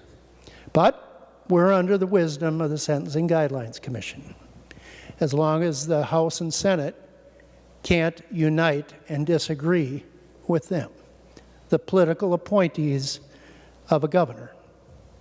So as I look at this particular reference, that provision is incorrect, that statement. The other question is I think we have to understand that reliance on Minnesota's probation system is one that's different than most every other state. Matter of fact, there's a lot of states that are beginning to see it Minnesota way. The very conservative state of Texas is now modeling their probation sentences based on what we have done for the past 40 years in the state of Minnesota, relying more on probation than on incarceration. It saves taxpayers a ton of money, and at the same time, for those that are not a threat, a personal, violent threat to someone, those individuals rarely spend time in prison unless they're repeat offenders. And that proves that maybe that treatment model, that therapeutic model, maybe being a little softer, just doesn't stick with those individuals. But even though they can get out and go on probation, right now the existing provision of law, based on the Sentencing Guidelines Commission, is a max 5 years. I don't agree with that. I agree with Minnesota's approach to how they've created sentences, how they've reduced sentences for individuals, and have relied on our prisons to put the most violent people behind bars, keep my children and your children and our friends and neighbors a little more safe at as reduced a cost as possible. Quite honestly, I think an individual who has gone to the trouble of victimizing my innocent constituents deserves to be in prison. I'll say it boldly. And quite honestly, 5-year probation on some of those individuals is not enough. But to give them the right to vote while on probation, they have to prove a little bit more to me, and I think they have to prove a little bit more to our constituents back home before we go down this path. If I could open Chapter 609 and read to you all the heinous crimes in it, I don't think you would support this bill, because you'd have a lot of explaining to do back home. Mr. President, my comments are done. Next on the list, we have Senator Champion, followed by Senator Bigham. Senator Champion. Thank you, Mr. President. Mr. President, if Senator Limmer will yield for a question. Senator Limmer will yield. Senator Champion. Senator Limmer, is it true, Senator Limmer, have you had any hearings on sentencing or anything of that nature? Senator Limmer. Mr. Chairman, yes. Senator Champion. Thank you, Mr. President. Will Senator Limmer continue to yield for a question? He will yield, yep. Senator Limmer, can you tell us when the last hearing you had around sentencing? Senator Limmer. Well, Mr. Chairman, I believe we put a number of new crimes on the books regarding sexual assault just a few weeks ago. But, Mr. Chairman, we're not talking about sentences. I think Senator Champion might be trying to deflect the issue. We're talking about whether or not felons who are on probation can vote. That's what his amendment is. That's what it's all about. And when you start looking at Chapter 609 that he's making reference to, that is all of the criminal charges that are in our Minnesota state statutes in that bookcase behind us. So quite honestly, Mr. Chairman, as I look at this amendment, and if all of us would page through page after page of all the heinous activities that an individual can exact on an innocent citizen in our state, in our districts, I think we would have to pause. We'd have to think about whether or not we're going to entrust the formation and representation of government with someone who has not paid their full debt to society. That's what this amendment is all about. Further discussion on the A3, Senator Champion. Mr. President, will Senator Limmer continue to yield? Senator Limmer will yield. Senator Champion. Senator Limmer, you seem to be well versed in 609, and so I'm going to ask you specifically about 609. Are you familiar with 609.535, where if a person writes a check for $500 or more because they were doing the check kiting of their own funds because they thought their direct deposit was going to come. Do you believe a person in such a situation like that is dangerous? Senator Limmer. Thank you, Mr. President. Senator Champion, I am not versed by the exact 609 reference that you quoted me. I don't know it by verse or by letter, but I do know that the crime of kiting a check is also abused by other people wishing to gain funds for their own personal gain. And quite honestly, they're not in the position or the financial condition that you describe. Kiting a check often is a purely intentional criminal act by those that want to take advantage of a banking system. You're bringing up a hardship case that quite honestly may be difficult to define in this chamber, but in a court's chamber, I would trust the discretion of a judge to make that judgment rather than try this illusional situation that you bring up on the Senate floor. Senator Champion. Thank you, Mr. President. Will Senator Limmer continue to yield? Senator Limmer will yield. Senator Champion. Senator Limmer, you indicated that a judge would have discretion under 609.165, which I'm is sorry, Senator Champion, I jumped the gun. He will not yield. Further discussion on the A3. Senator Champion. Well, thank you, Mr. President. Usually it's been the custom of this body that when a member asks a member to yield, that they would do so. And you can frown, Mr. President. Senator Champion, a member of your party declined to yield just last week.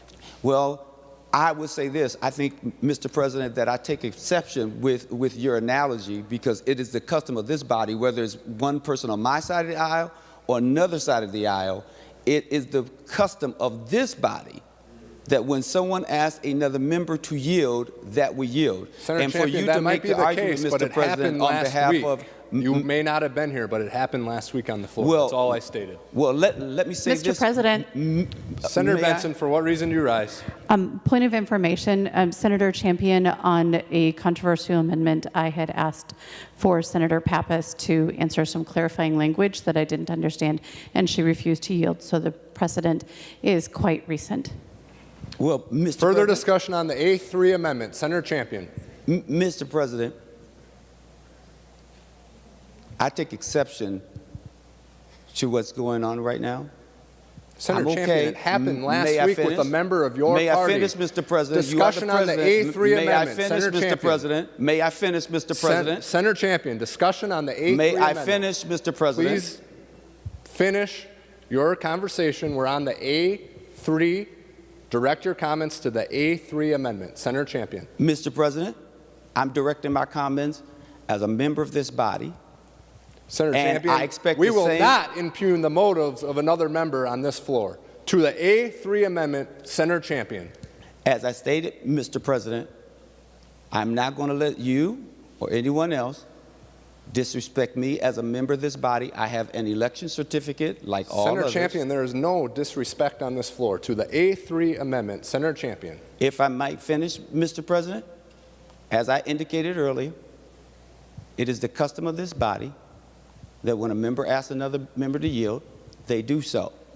Whether it is because a member from my party decided not to yield last week, that has nothing to do with me, that has everything, even if a member of my party did something that is contrary to that custom, I would be saying the same exact thing. Thank you, Senator Champion. To the A3 amendment, Senator Bigham. So, Senator Champion, to the A3 amendment, Senator Champion. Are you on the A3 amendment? I have always been on the A3 amendment, Okay. Discussion on the A3 amendment, Senator Champion. So that I may finish on the A3 amendment, Senator Limmer decided that he did not want to yield. We are talking about 609.165. Mr. President, Senator Limmer made a comment about hardship. What my question was going to be that Senator Limmer did not want to answer, and I understand why he doesn't want to answer it. The judge doesn't have the discretion to make a distinction around if something that's done in the criminal code for a felony is a hardship or not.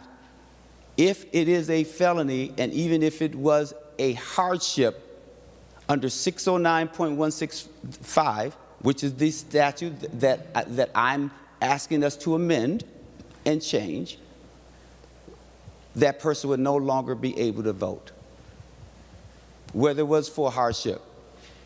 And there are people who are living in poverty and may have been one of those individuals under 609.535. Absolutely, they may have been one of those individuals. But for us to take away their right to vote and then for us to lump them in a situation where we are being provocative and suggesting that they're criminals and that they do not have or deserve the freedom to vote is unfortunate. To his other comments, and I'm still on the A3, Mr. President, because I know how it's important for us to stay on the A3 and stay focused on the amendments, but others have great privilege and power, and they're able to do a number of other things. Senator Champion, that is not the case. To the A3 amendment, Senator Champion. Mr. President, have you ever raised your voice at anyone else but me? Senator Champion, to the A3 amendment, no other member on this floor has challenged my motives on the Senate floor or has challenged me for saying that a member has not yielded to a question. No other member of this chamber has challenged me, Senator That's Champion. untrue, Mr. President. I've heard others say the exact same thing, but you've never challenged anyone or spoke to anyone. I have quite challenged the way. members of both parties on the Senate floor. Notice how you won't let me speak? I'm letting you speak to the A3 amendment, Senator Champion. But, Mr. President, you seem to keep interrupting me as if that's okay. Senator Champion, to the A3 amendment. As I indicated, Mr. President, a person's right to vote is really important, and I believe that we should do everything that we can. I think it's unfortunate when others are provocative and say it's all criminals that are highlighted in one amendment. So I will request a roll call. Thank you, Mr. President, Roll call has been for your requested. time. Roll call granted. To the A3 amendment, Senator Bigham, followed by Senator Kiffmeyer. Senator Bigham. Thank you, Mr. President. I just want to bring up two things. So I followed with interest the sentencing guidelines recommendation to the A3 amendment about the 5-year cap on probation.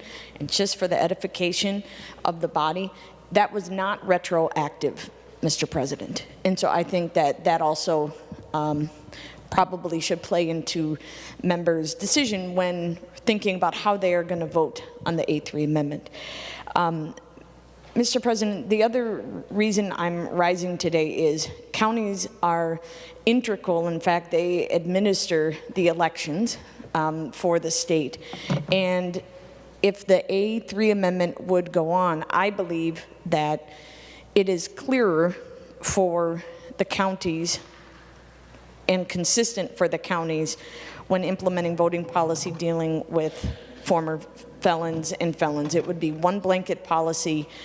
They don't have to worry about notice from the Department of Corrections to the Secretary of State to make sure all the books are up to date. So I think this would be a better policy for us to allow for people to exercise their constitutional right to vote. I also believe it's an integral part of restoration and reintegration into society. So I urge a green vote on the A3 amendment. Further discussion on the A3 amendment, Senator Kiffmeyer, followed by Senator Curran. Senator Kiffmeyer.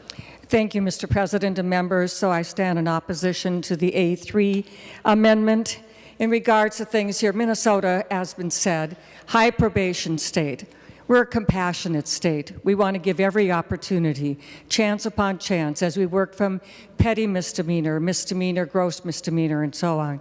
Minnesota is a compassionate state. As a matter of fact, in Senator Limmer's bill, with Senator Osmek's language put into the bill, it was a transition from prison into the life outside of prison. That's what probation is about. It's like training wheels, the ability to leave a very controlled environment to transition out to control but less into, hopefully in the future, more freedom.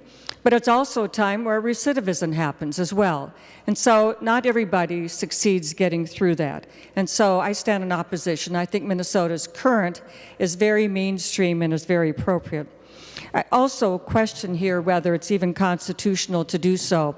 Minnesota's Constitution says felons are restored to rights. In this case, it's picked one right. It clearly says plural. So, Mr. President, members, there's a lot of questions about this language, and I think it's unnecessary, and I ask for a no vote on the A3. Thank you, Mr. President. Further discussion on the A3 amendment, Senator Curran, followed by Senator Swedzinski. Senator Curran. Thank you, Mr. President. I may not be an expert in the actual statutory definitions of the criminal law, which Senator Champion is rising. But I can tell you my personal story is that I do have a ton of experience in the criminal justice system. I have 3 boys. One of them happens to be a felon. And going through the entire process is quite daunting. As it relates, and by the way, I'm opposed to the A3 amendment. I didn't open with that. But one of the things you go through is that, and my son received one of those. It was a pretty bad felony. But what it did is he ultimately got a 3-year sentence. He ultimately also got 10-year probation. He committed a crime. He committed a crime against someone. So we may have crimes that are against persons, right? Those are violent. They may have crimes against property. Still a theft of your labor, and they're still a victim.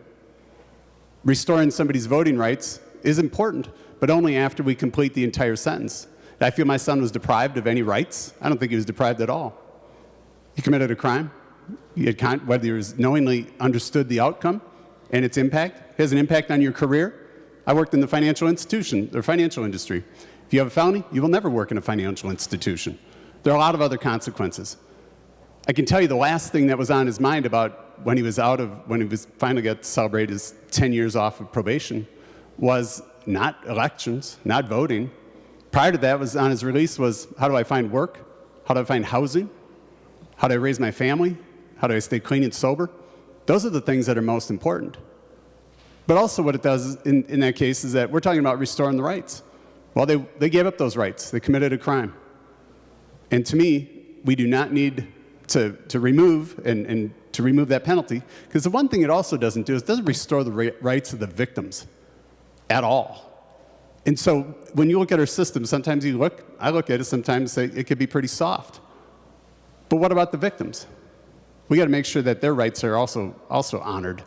And so with that, Mr. President, I vote no on the A3 amendment and would appreciate everybody else's support as well. Thank you. Further discussion on the A3 amendment, Senator Swedzinski. Thank you, Mr. President. The right to vote's a pretty important right. The 13th Amendment deals with voting rights. The 19th Amendment deals with voting rights. The 26th Amendment deals with voting rights. I've given this issue a great deal of thought. And, you know, when Senator Champion says there's 50,000 felons in Minnesota who are currently no longer incarcerated, and I think about those 50,000 individuals, and there's 27 grievances in the Declaration of Independence, 27 grievances, grievances against the king. And the 17th grievance in the Declaration of Independence specifically states for imposing taxes on us without our consent. We're going into war against you, Great Britain, because you imposed taxes on us without us having a say in what those taxes are. And when I think about those 50,000 individuals 240 years later, and whenever they fill their car up with gas and they get taxed, and whenever they fill out their income tax returns and they pay an income tax, and whenever they pay their property taxes and they pay a property tax, and whenever they go to the store and buy goods and services, they pay a sales tax. And when they pay their gas taxes and income taxes and sales taxes and property taxes, and when one of their children just happens to say, you know, Mom, Dad, you pay a lot of money in taxes, don't you? And that person's response is, yeah, we do. But you know what's interesting? I don't get a say in how that money's spent because I happen to make a mistake. And that's what I've been thinking about during this entire debate. And so I urge everybody to vote green on the A3 amendment. Thank you. Any final discussion on the A3 amendment? The Secretary will take the Senator Champion. Thank you, Mr. President. I just want to remind folks that I think the A3 amendment is really what Minnesota needs, and I think it's appropriate in order for us to look out for that 47,000 to 50,000 people who really need to have the right to vote. It is very clear that these are not always the most provocative folks when we think in terms of those who are assaulting people, who are, killing people. Those folks are in prison and they can't vote. And that in the event that we wanted to make that clear distinction, that's why hearings should be done. And in fact, there's a number of provisions that would be good provisions for us as Minnesotans to hear and debate. And the opportunity by which to do that is just not available. But this is a time for us to do that, and it's the right time to do. And I asked for a green vote because I think I asked for a roll call. If I didn't, Mr. President, I will now ask for a roll call on the A3 amendment. A roll call has already been requested. Any final discussion on the A3 amendment? Seeing none, the Secretary will take the roll.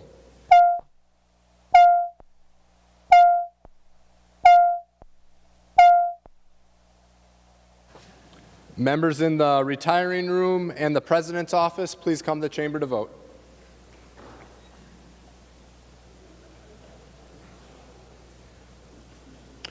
Members in rooms 323 and 206, please come to the chamber to vote.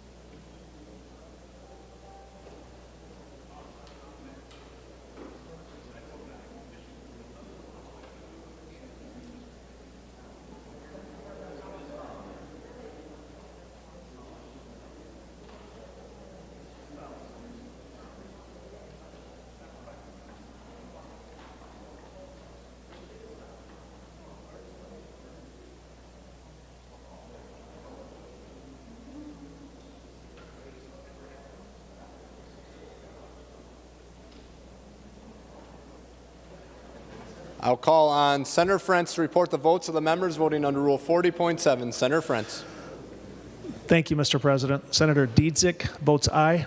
Dietzick votes aye. Senator Frentz. Senator Eaton votes aye. Eaton votes aye. Senator Frentz. Senator Fateh votes aye. Fateh votes aye. Senator Frentz. Senator Isaacson votes aye. Isaacson votes aye. Senator Frentz. Senator Kent votes aye. Kent votes aye. Senator Frentz. Senator Latz votes aye. Latz votes aye. Senator Frentz. Senator McEwen votes aye. McEwen votes aye. Senator Frentz. Senator Newton votes aye. Newton votes aye. Senator Frentz. Senator Rest votes aye. Rest votes aye. Senator Frentz. Senator Torres Ray votes aye. Torres Ray votes aye. Senator Frentz. And Senator Wickland votes aye. Wickland votes aye.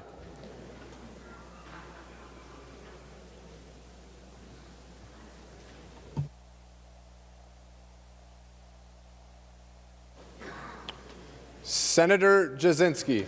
Thank you, Mr. President. Senator Anderson votes no.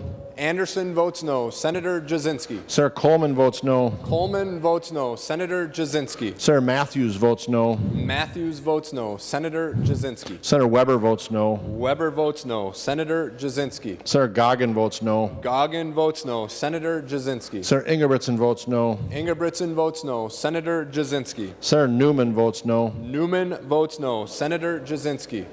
Senator Senjum votes no. Senjum votes no. Senator Jasinski. Senator Draheim votes no. Draheim votes no. Senator Jasinski.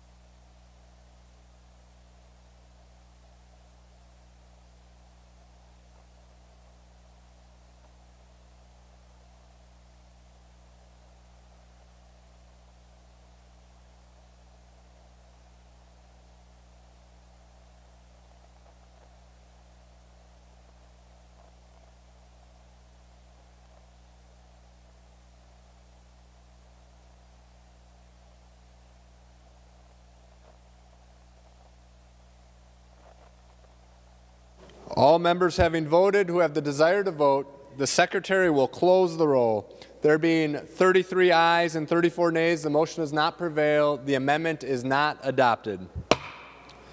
Further discussion on House File, I keep losing the number here,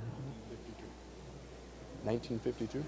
House File 1952, Senator Carlson.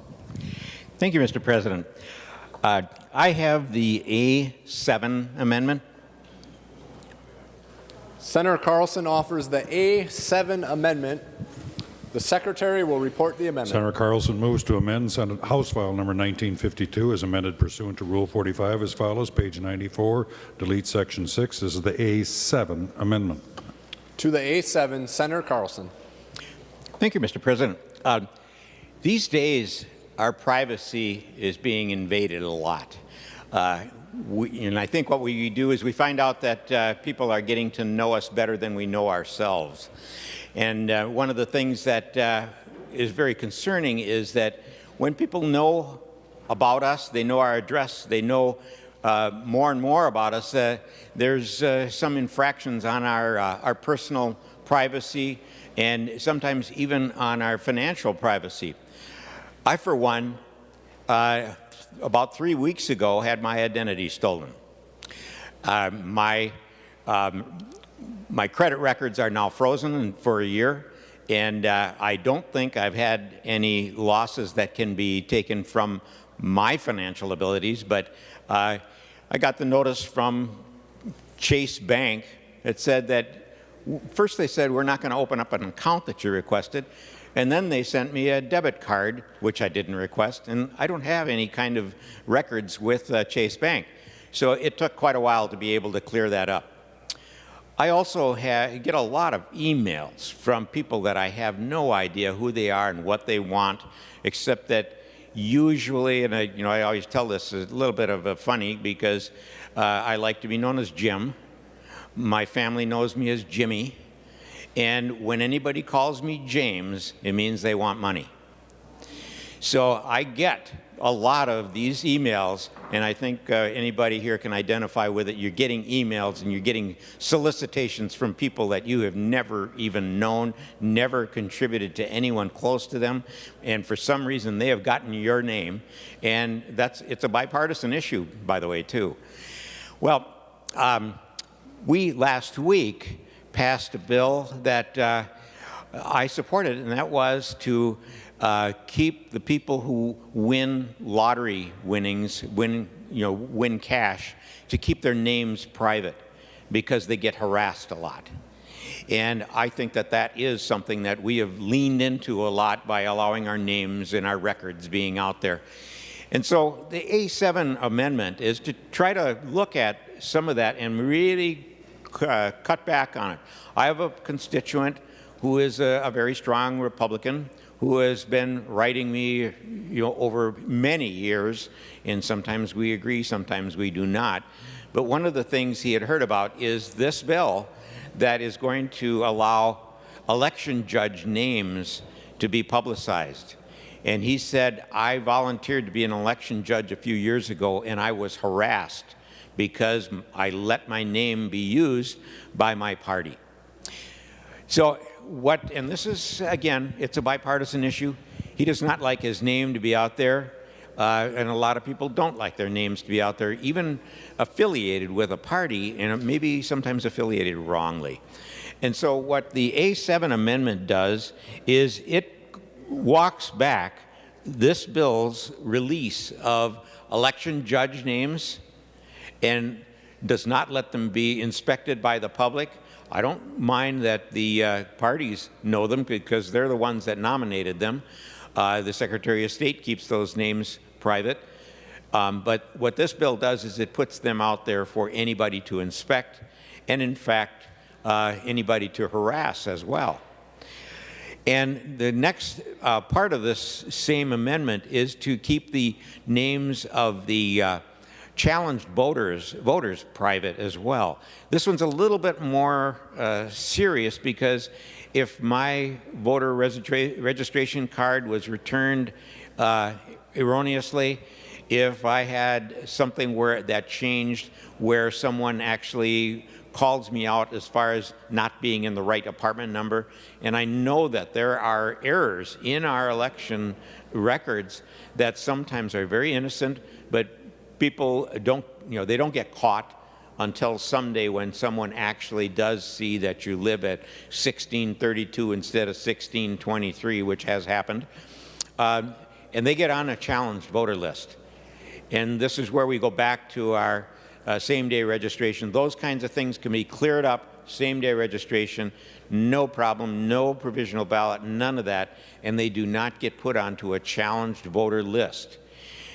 And in this bill, that challenged voter list is impossible to get off of, and it is reported back so that people can take a look at those people who are on that challenged voter list, how they were cleared, why they were on there, lots of personal information. And Mr. President, this amendment eliminates that and changes it to be private, keeps it private and the way it is today. So thank you, Mr. President.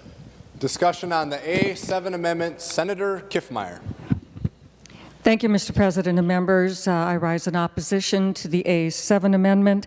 One of the key marks I think that is important is transparency in elections, and especially in this area, these three sections are about transparency. The reason why you were able to resolve your issue, Senator Carlson, is because of transparency.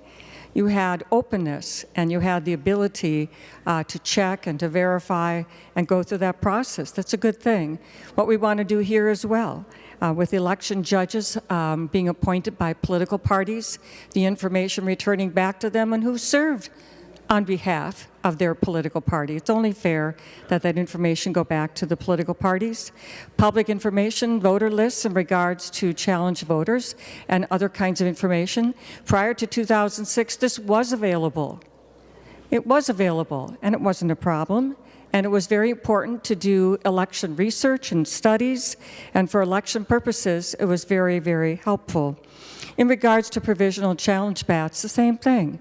I want transparency, equal treatment of our voters, and transparency. So members, this would decrease transparency, it would remove accountability, and I would ask for a no vote on the A7 amendment. Thank you. Any further discussion on the A7 amendment? Seeing none, all those in favor of the A7 say aye.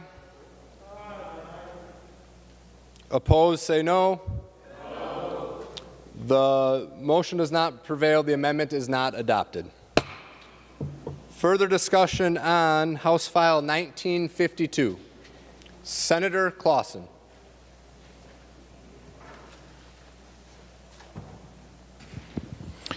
Well, thank you, Mr. President. Columbine, Sandy Hook, Red Lake, Marjorie Stoneman Douglas, and Parkland, Florida. I think we're all familiar with those locations because those were sites of school shootings. If you go back 5 years, 2017, 70 school shootings, 19 deaths. 2018, 105 school shootings, 61 deaths. 2019, 130 school shootings, 32 deaths. 2020, 67 school shootings, 15 deaths. And then this year, so far, we've had 18 school shootings and 5 deaths. The Minnesota legislature and local school voter approval bond initiatives have spent millions of dollars on school safety. And as recently as 2019, this body provided $25 million for school safety grants.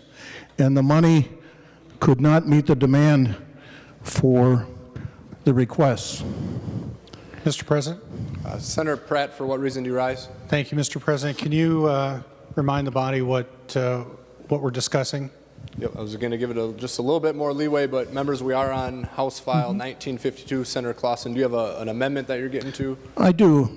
Just a few other comments leading up to the amendment. And members, just a point of information. It's very helpful for all of us, including the front desk, to get the amendments out. A lot of our members are requesting paper copies, so it gives them an opportunity to review the amendment while you're discussing it. So I'm not going to call the amendment quite yet, Senator Clausen, but just so all members know, as quickly as you can get to the amendment, it's very helpful for the rest of the members in the chamber. Senator Clausen.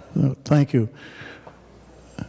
Mr. President, school districts are investing in entrance upgrades, including creating layers of security, secured double entrances, driver's license scanners, traffic barriers, communication upgrades, bullet-resistant film over windows, centralized school locking systems, and security personnel.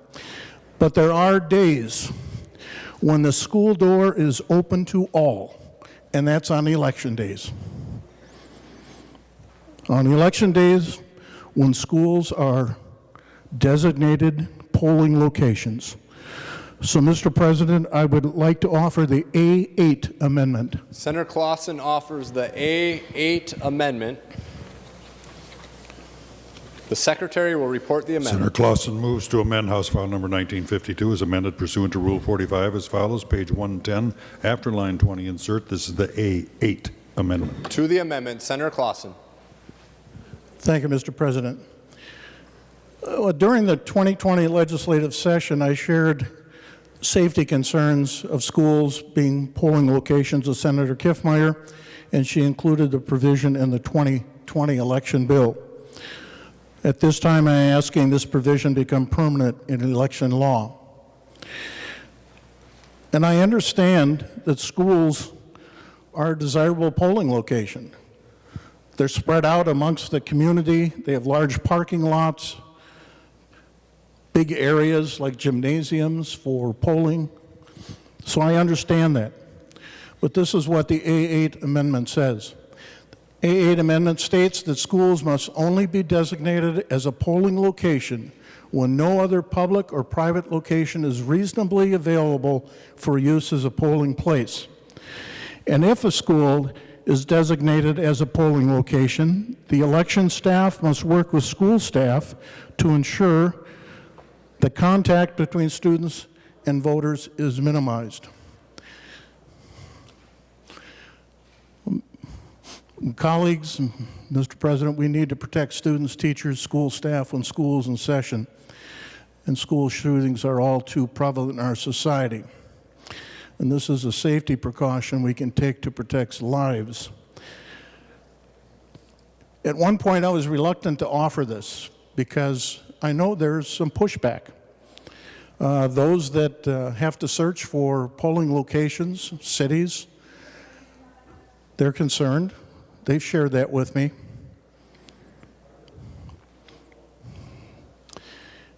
But you also have to ask yourself, why has this come forward from some of my school colleagues? Because they're concerned for the safety of their students and staff. And again, schools, I understand. I wouldn't want to reduce polling locations, making it more difficult for people to vote. But I really think that this is an issue that we need to take up, and I would ask for a roll call vote. Thank you. Roll call will be granted. Discussion on the A8 amendment. Senator Kiffmeyer. Thank you, Mr. President and members.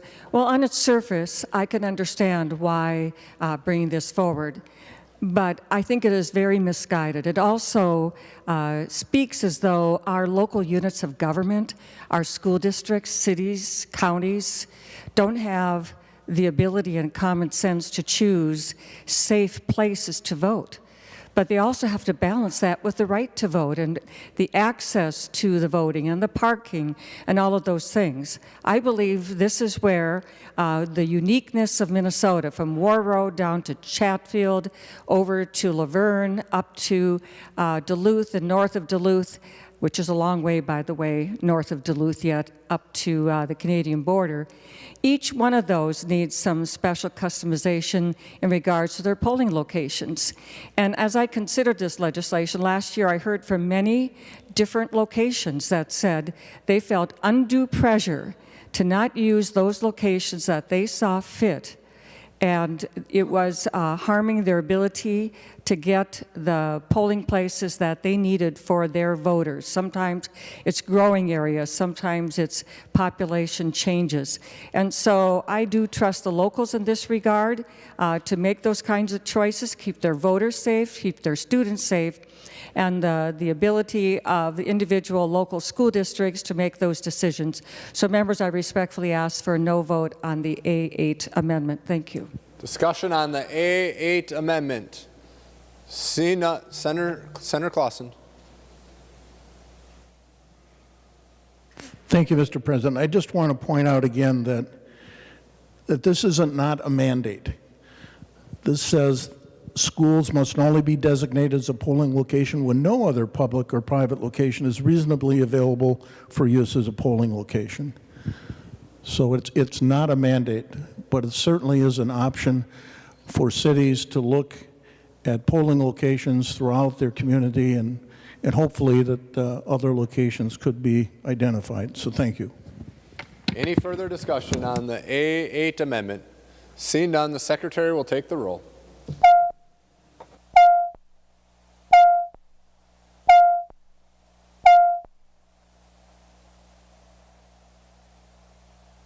Members in the retiring room and the president's office, please come to the chamber to vote.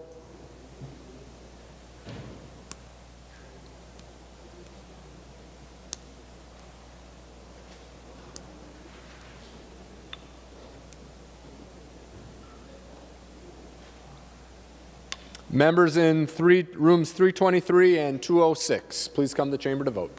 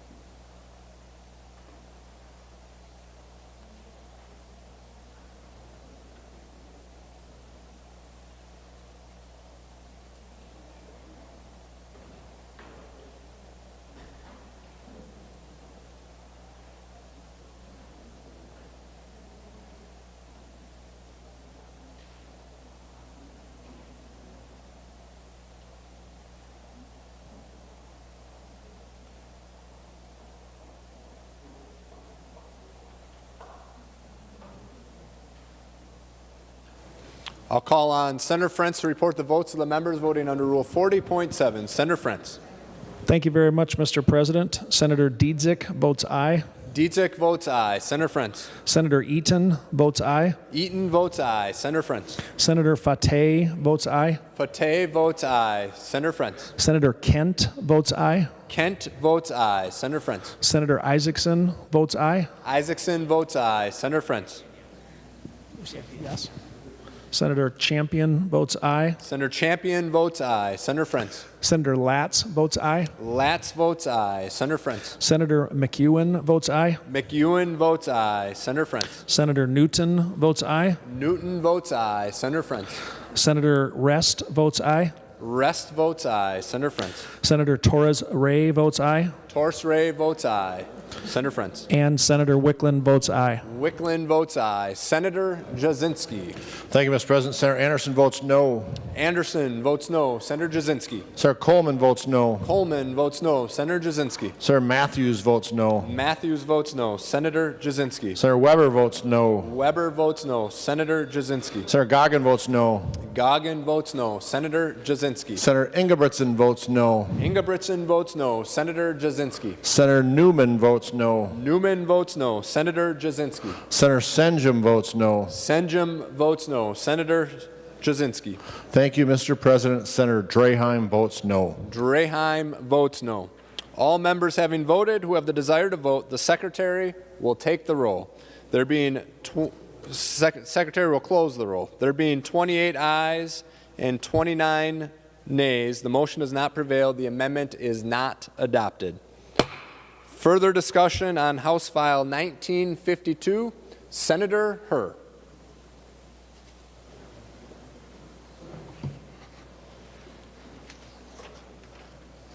Mr. President, I have the A40 amendment. Senator Herr offers the A40 amendment. The Secretary will report the amendment. Senator Herr moves to amend House File Number 1952 as amended pursuant to Rule 45 as follows, page 100 after line 10, insert. This is the A40 amendment. To the amendment, Senator Herr. Thank you, Mr. President. Minnesota had provided election material in other languages besides English since 1896. The only difference is that back then we provided election materials in Swedish, Norwegian, German, Czech, Slovenian, and today it would make sense for us to continue to provide election material in the emerging community like Spanish, Hmong, Somali, Karen, and the like. This amendment A40 will ensure voters with limited English proficiency the confidence to cast their ballot, creating less intimidation and more welcoming environment for voters. Members, even native English speakers or readers find voting process confusing at times. So just imagine those voters with limited English. Think about voters who many of you can relate with, like your ancestor that came here 4 or 5 generations ago, how they voted back then. Having limited English language skill should not be the barrier to our U.S. citizens exercising their fundamental right to vote. This amendment A40 should make voting process more smooth, fair, understandable, and accessible. So, member, I ask for your vote, and also I want to ask for a roll call. Roll call will be granted to the A40 amendment. Senator Kiffmeyer. Thank you, Mr. President, and thank you, Senator Herr, for the A40 amendment. And members, I will ask for no vote on the A40 amendment. Let's remind ourselves that as I read through these, first of all, one of the things I experienced is that even in the Spanish world, there are many dialects. Within the country of Mexico, there are many dialects. Within the U.S., there are dialects. Matter of fact, English in the East Coast is a little bit different than English in the Midwest, much less the West Coast. So without question, even when we were doing the automark voting machines and the pronunciation of different languages and names, this got to be quite a complicated venue and much more so than you might think. The other thing is it takes 7 years, at least a minimum, to become a citizen and to be eligible to vote. Generally during that time, most of those do learn the basics of the English language, and Minnesota law currently allows them to have helpers. So I don't think this is really an issue. And on top of that, this would be hugely costly, very, very costly to do all of this, to come up with variations, and the potential of making mistakes would be great, and especially when it comes to elections. So members, again, I ask for no vote on the A40 amendment. Thank you. Discussion on the A40 amendment. Senator Port, followed by Senator Herr. Senator Port.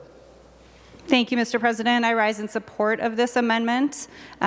We did away a long time ago with tests that required you to read English before you could vote. That's not a requirement anymore, and we do have ballots required in all sorts of different languages already for Election Day, and you can print them off online. This simply has them also available for early voting in person, so that when you go in person, you can also choose one of those ballots and the instructions. And to the cost of this, the Secretary of State's office said that they anticipate about a $5,000 cost for the translation and work procuring or doing all of these ballots in different languages, and that they could easily absorb that cost. So I support this amendment and encourage a green vote. Thank you. Further discussion on the A40 amendment, Senator Herr, followed by Senator Marty. Senator Herr. Thank you, Mr. President. Just with one correction for everybody to know that although in many cultures or in our country we may have different accent and different regional dialect, but we all stick into the English language, and that will apply for Spanish as well. Perhaps there may be different accent in the Spanish language, but I'm sure Senator Franson and Senator Torres Ray can correct us that there's only one Spanish, universal Spanish, and so as that apply to Somali and Hmong and Karen as well. So there will not be any confusion in terms of translating the various regional language of the same language. Same thing like English. Thank you, Mr. President. Further discussion on the A40 amendment, Senator Marty. Thank you, Mr. President. I strongly support Senator Herr's amendment, and just want to remind members that this isn't new. Senator Kiffmeyer, when you said a few minutes ago that people have like 7 years to become a citizen, and maybe they'll learn the language in that time, former Senator Steve Dill pulled out, when we had discussion about voting materials a few years ago, he pulled out some records from the 1890s in Minnesota. And Minnesota at that time translated all our voting materials, I believe it was 9 different languages. They weren't exactly the ones that Senator Herr was talking about. Matter of fact, Spanish wasn't on there. They were Russian and Finnish and Norwegian and German. Because those folks were immigrants at one point too, and they didn't speak the language very well. Of course, they spoke it some, and they'd been here a number of years. They were learning. But in order to facilitate their voting, the state went out of its way, I think it was the 1890s, to have voter materials translated to, I think, 9 different languages. This isn't a big request. I know it might be complicated to get it all done and might cost a little bit of money. But if they could do it back in the 1890s with computer technology and everything else, I can't picture it's an insurmountable problem for the state to do. And for encouraging people to vote and expanding voter access, I think Senator Herr's amendment is exactly what we need. I just want to make it clear that this is not something new and something we're trying to treat newer immigrants, give them a softer way of participating, because we did it 100-some years ago to people, and a lot of those were our forebears, people who may not have spoken English quite as well as they'd like, but they wanted to participate and they wanted to vote. The state facilitated then, state should facilitate it now. Any further discussion on the A40 amendment, Senator Herr? Thank you, Mr. President. I believe this is a bipartisan support amendment. Senator Abler is with me, and Senator Fateh actually is the chief author of this bill in form of, now is in form of the amendment. And, just think back in your ancestor 3 or 4 generations ago, it's like Senator Marty is talking about, there wasn't much questioning about the need to translate to Norwegian or Swede or Swedish or German, so we should continue. Actually, the process should be easier now with the technology, translating the material and put it online, and be ready, available. And yes, perhaps it takes 7 years for people to get to acquainted with the English language in some degree. Not everybody are at the same pace.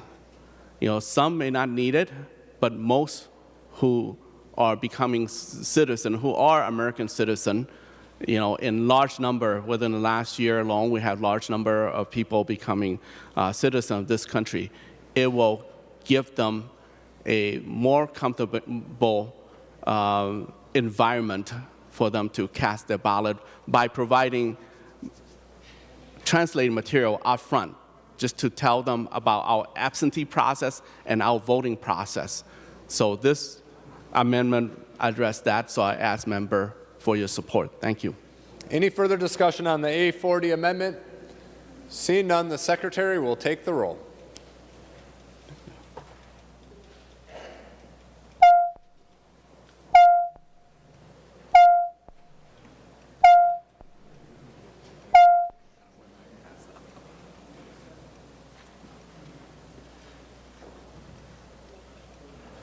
Members in the retiring room and the president's office, please come to the chamber to vote.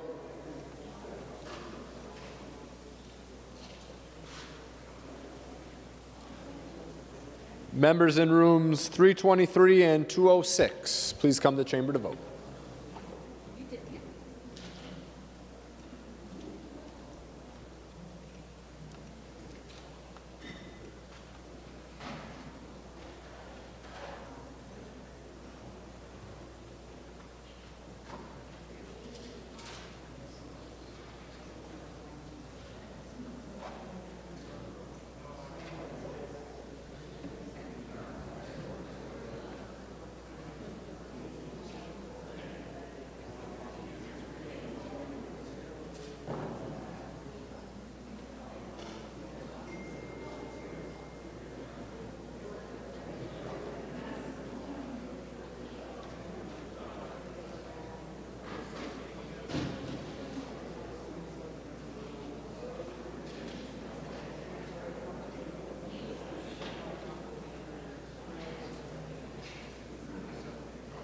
I'll call on Senator Frentz to report the votes of the members voting under Rule 40.7. Senator Frentz.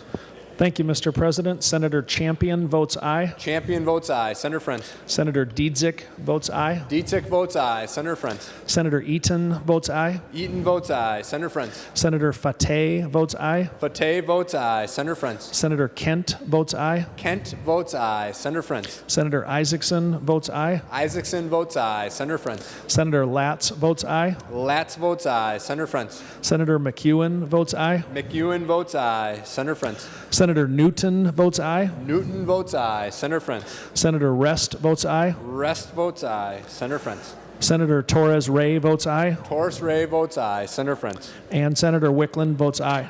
Wicklund votes aye. Senator Jasinski. Thank you, Mr. President. Senator Anderson votes no. Anderson votes no. Senator Jasinski. Senator Coleman votes no. Coleman votes no. Senator Jasinski. Senator Matthews votes no. Matthews votes no. Senator Jasinski. Senator Weber votes no. Weber votes no. Senator Jasinski. Senator Goggin votes no. Goggin votes no. Senator Jasinski. Senator Ingebrigtsen votes no. Ingebrigtsen votes no. Senator Jasinski. Senator Newman votes no. Newman votes no. Senator Jasinski. Senator Senjum votes no. Senjum votes no.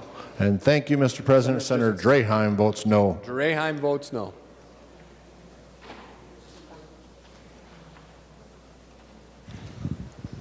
Senator Frentz. Thank you, Mr. President. Point of parliamentary inquiry. Please make your point. Mr. President, can the president compel a member to yield for a question?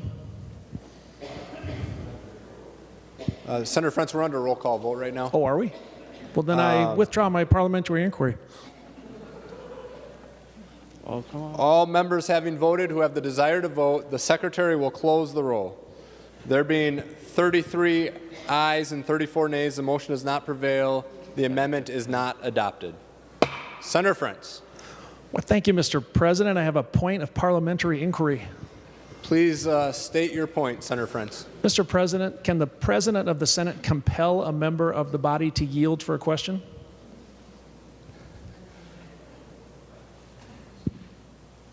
Senator Frentz, I've been here for 11 years now, and I have never seen the President do that. I've witnessed several times members not yielding to a question, but I've never seen the President try to, what was your question, compel? Yeah, I mean, compel a member to vote. That is, or to answer a question. That is their individual personal decision. thank you, Mr. President. I have a second point of parliamentary inquiry, please. Please state your point, Senator Frantz. Can a member speak to a bill before third reading without bringing an amendment? Senator Frantz, they can, but it has to be to the topic of the bill. So the questions today, members were speaking about something that was not in the bill. So if they're speaking to something in the bill, absolutely. They have that right to speak to what's in the bill. If they are basically what I would call trying to tee up an amendment, but that is not in the bill, then technically it would be out of order because they're not speaking to anything that's in the bill. So that's why I would recommend if they do have an amendment, that they offer that amendment right away so we can get it in front of people and they have members have the opportunity to read it. And then the discussion is in order because they're talking to the merits of the amendment. Thank you, Mr. President. Just to clarify then, a member could be ruled out of order for teeing up an amendment. A member could be ruled out of order for discussing something that is not in front of us. So if we have the House file in front of us, House File 1952, and a member is discussing something that's not in that bill, but perhaps is in their amendment, but has yet to offer their amendment, then yes, they could be ruled out of order. Mr. President, I want to thank you very much. Further discussion on House File 1952. Senator Herr? Yes, Mr. President, I have the A37 amendment. Senator Herr offers the A37 amendment. The Secretary will report the Senator amendment. Herr moves to amend House File number 1952 as amended pursuant to Rule 45 as follows, page 110, after line 20, insert. This is the A37 amendment. To the amendment, Senator Herr. Thank you, Mr. President. Our state statute provides opportunity for our high school students age 16 and above to be election judge trainees in the county that they live in or in the adjacent counties. And students must have the approval by their parents or guardians and the school principal at least 10 days prior to the election. Although our state has a good law to guide high school for student trainees opportunities, we still short of young people signing up every year as election judge trainee. The amendment A37 provides an additional encouragement to high school students to become election judge trainees. We hope that those with positive experience and willing to help voters will continue to come back years after years and serve as election judge, as many of our senior election judges are retiring. This amendment also asks that whenever possible, bilingual high school student should be recruited as election judge trainee. So, member, I ask for your support of the A37. Discussion on the A37 amendment.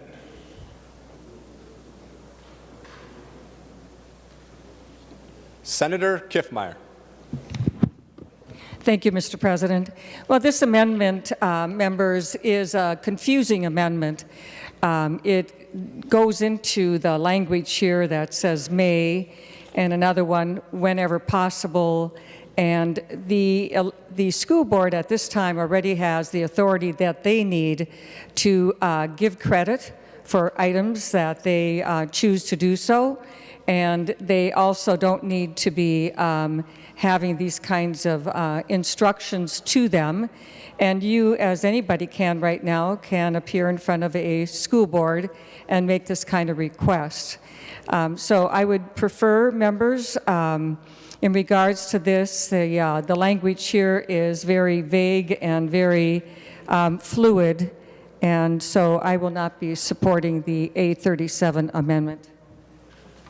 Further discussion on the amendment. Senator Herr. Members, I'd like to encourage you to support this amendment and look at the language carefully as well. You know, it's permissive, but if we don't put it in there, what guarantees that the school board or the principal or our educational system will encourage our young people to become election judge training, and soon, if they're interested, move forward further, become a full-fledged election judge themselves in their adult years. At the same time, we all know that we have greater needs to get people that can help voters that have language barrier, English language barrier, like the bill that I presented earlier, when you can get young people at high school to help with this process. So it's better that we put into our statute rather than just leave it unknown for our educational system or our school board. So thank you, members. I ask for your support of the A37 amendment. Further discussion on the A37 amendment. Seeing none, all those in favor say aye. Aye. Opposed, say no. No. We will pause to gather the votes of the members in alternate locations. I forgot to say aye. I forgot to say, but aye.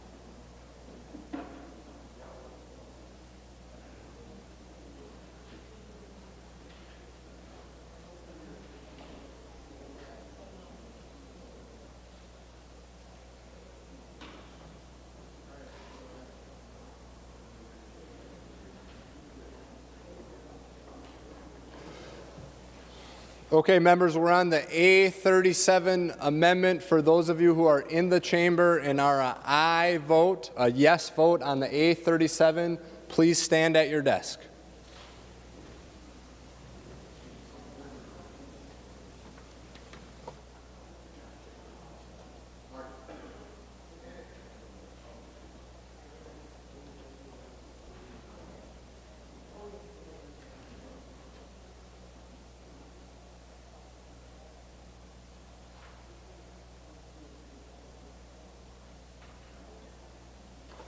Okay, please be seated. Members in the chamber who are a no vote on the A37 amendment, please stand at your desk.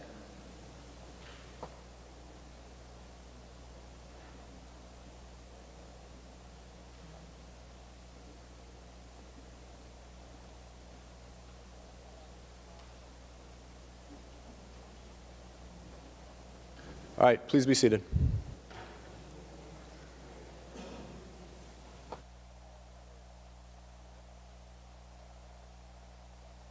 Senator Frentz, please report the total number of aye votes and no votes on the A37 amendment. Senator Frentz. Thank you, Mr. President. I report 12 aye votes and 0 nay votes. Senator Frentz reports 12 ayes and 0 nays. Senator Jasinski. Thank you, Mr. President. I report 10 no votes and 0 aye votes. Senator Jasinski reports 0 ayes and 10 nays.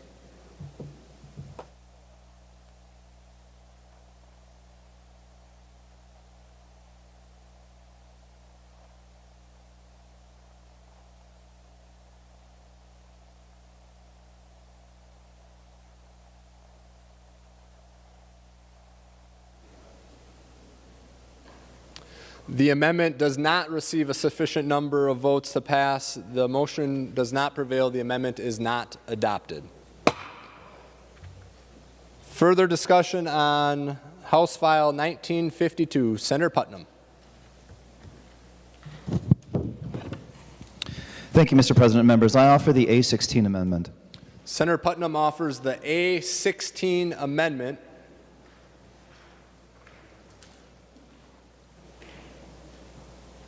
The Secretary will report the amendment. And also, Mr. President, I'm sorry, I've neglected to mention this earlier. I'd like to ask for roll call as well, please. Let's report the amendment for Senator Putnam. The Secretary will report the amendment. Senator Putnam moves to amend House File number 1952 as amended pursuant to Rule 45 as follows. Page 19 after line 12, insert. This is the A16 amendment. Roll call has been requested. Roll call granted. To the amendment, Senator Putnam. Thank you, Mr. President and members. You know, I've really been heartened by our conversation today. At times, maybe it's a bit contentious. At times, frankly, it's a little bit issues. Is I think that we all fundamentally agree that voting is sacred. It's not just a good idea. It's not just something we ought to do. It's something we should be compelled to do and compelled to protect. Voting is an ideal, but it's also a practice. And it seems like nowadays, sometimes we get in each other's way when we try to exercise our freedoms. You don't have to go to January 6th to see evidence of those moments of deep vitriol and conflict that have infected our politics these days. You can just go to Facebook. And I'm not saying one side or the other. I'm saying across the board, we're just too angry in politics today. We have an opportunity here today, in the form of this amendment, to try to preserve the sanctity of the voting booth, to try to make sure it stays a place where everyone can vote and be comfortable and have their freedoms performed and exercised without interference, without conflict, without sectarianness, just as an American, not as a member of this party or that party, but just as an American in that equal space. And that's what this amendment is intended to do. Mr. President, members, this amendment is incredibly simple. It's pretty basic common sense. What it does not create any additional criminal penalties at all whatsoever. It just makes clear what we find unacceptable. I think we can all agree, pretty basically, that violence should not happen at a polling site. I think we can also agree that we shouldn't have mailers that deceptively tell people the wrong date that an election is going to occur. This is common sense, pretty basic stuff that has no business in the space of something that we truly find to be sacred. This will help people feel more comfortable in the polling place. You know, you can't wear a button that announces what party you support or a candidate that you support when you're in a polling place. Why should you be able to assault somebody? It's just pretty simple stuff. It protects the sanctity that we have been celebrating all day today. So, members, with that, I urge a green vote. Discussion on the A16 amendment. Senator Bigham. Thank you, Mr. President. Would Senator Putnam yield for a question? Senator Putnam will yield. Senator Bigham. Thank you. Senator Putnam, do you think that this amendment offers protections to election workers? Senator Putnam. Thank you, Mr. President. Thank you, Senator Bigham. That's another thing that this amendment will do. It helps those folks who are volunteering in those spaces. And we all know who's doing that volunteering. These are selfless people who are there to help out the election judges who are there for their own other purposes. Everyone should feel safe in a context like that. And we know how charged our politics has become. So it's actually a very simple solution to protect not just the voters, but the people who are there to help us vote. Further discussion on the A16 amendment.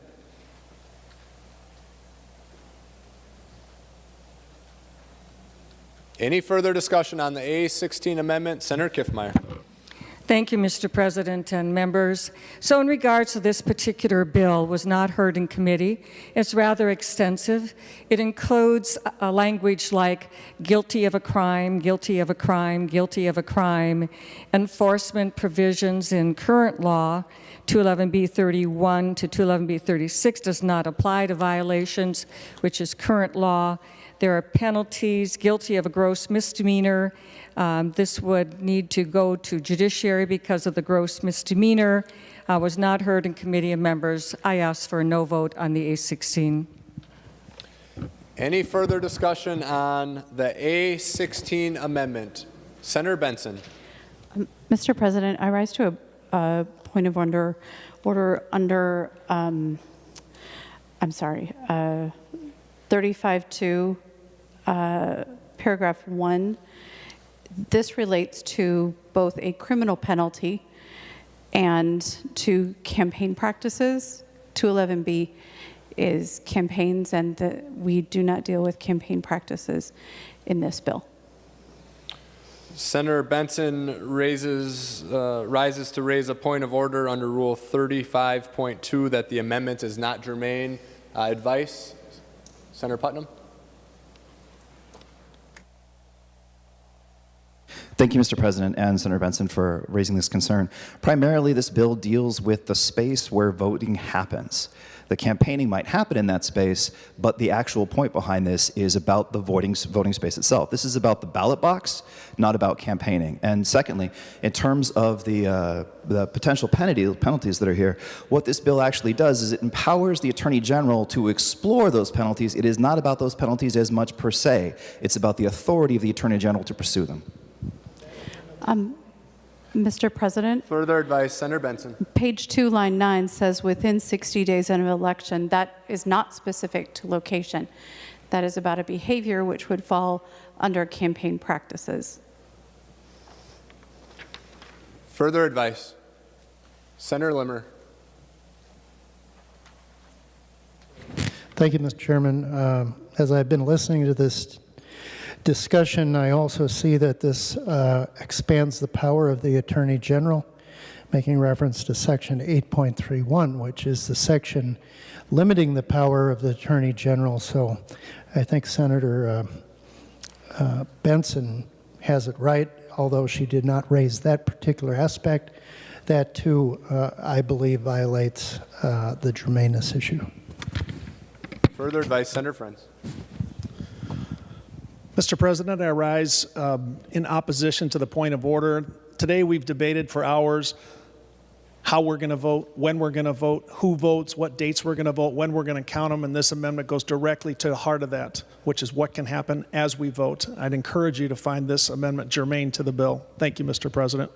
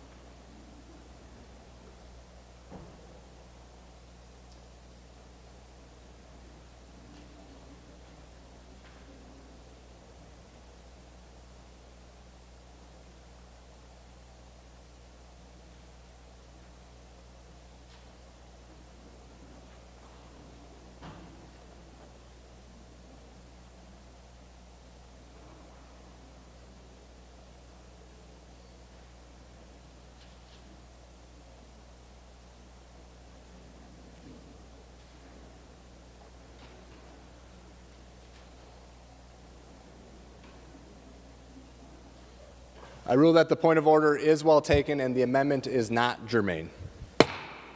Further discussion on House File 1952.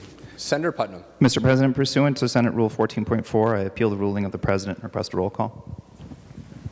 Senator Putnam is appealing the ruling of the President. The question before the body is, shall the decision of the President be the judgment of the Senate? A green vote is in favor of the judgment of the President, and a red vote is against the judgment of the President. A roll call has been requested. The Secretary will take the roll.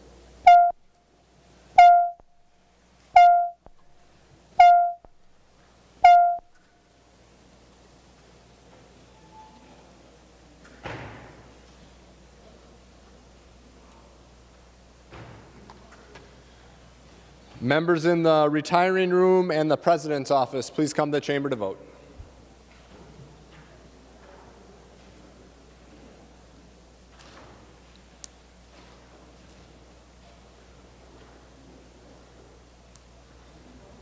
Next one. Okay. Members in rooms 323 and 206, please come to the chamber to vote.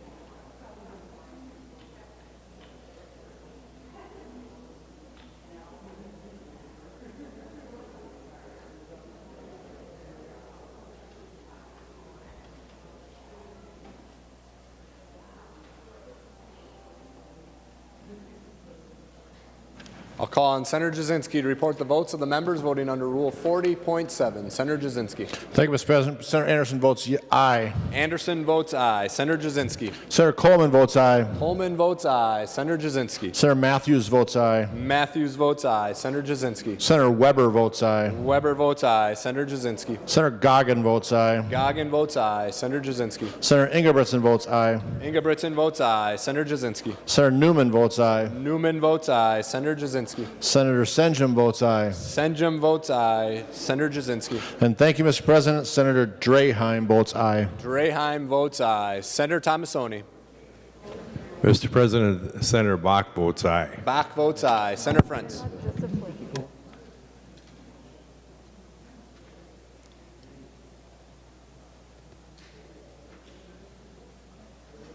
Senator Frentz. Thank you, Mr. President. Senator Champion votes no. Champion votes no. Senator Frentz. Senator Dietzick votes no. Dietzick votes no. Senator Frentz. Senator Eaton votes no. Eaton votes no. Senator Frentz. Senator Fateh votes no. Fateh votes no. Senator Frentz. Senator Kent votes no. Kent votes no. Senator Frentz. Senator Isaacson votes no. Isaacson votes no. Senator Frentz. Senator Latz votes no. Latz votes no. Senator Frentz. Senator McEwen votes no. McEwen votes no. Senator Frentz. Senator Newton votes no. Newton votes no. Senator Frentz. Senator Rest votes no. Rest votes no. Senator Frentz. Senator Torres Ray votes no. Torres Ray votes no. Senator Frentz. Senator Wickland votes no. Wickland votes no.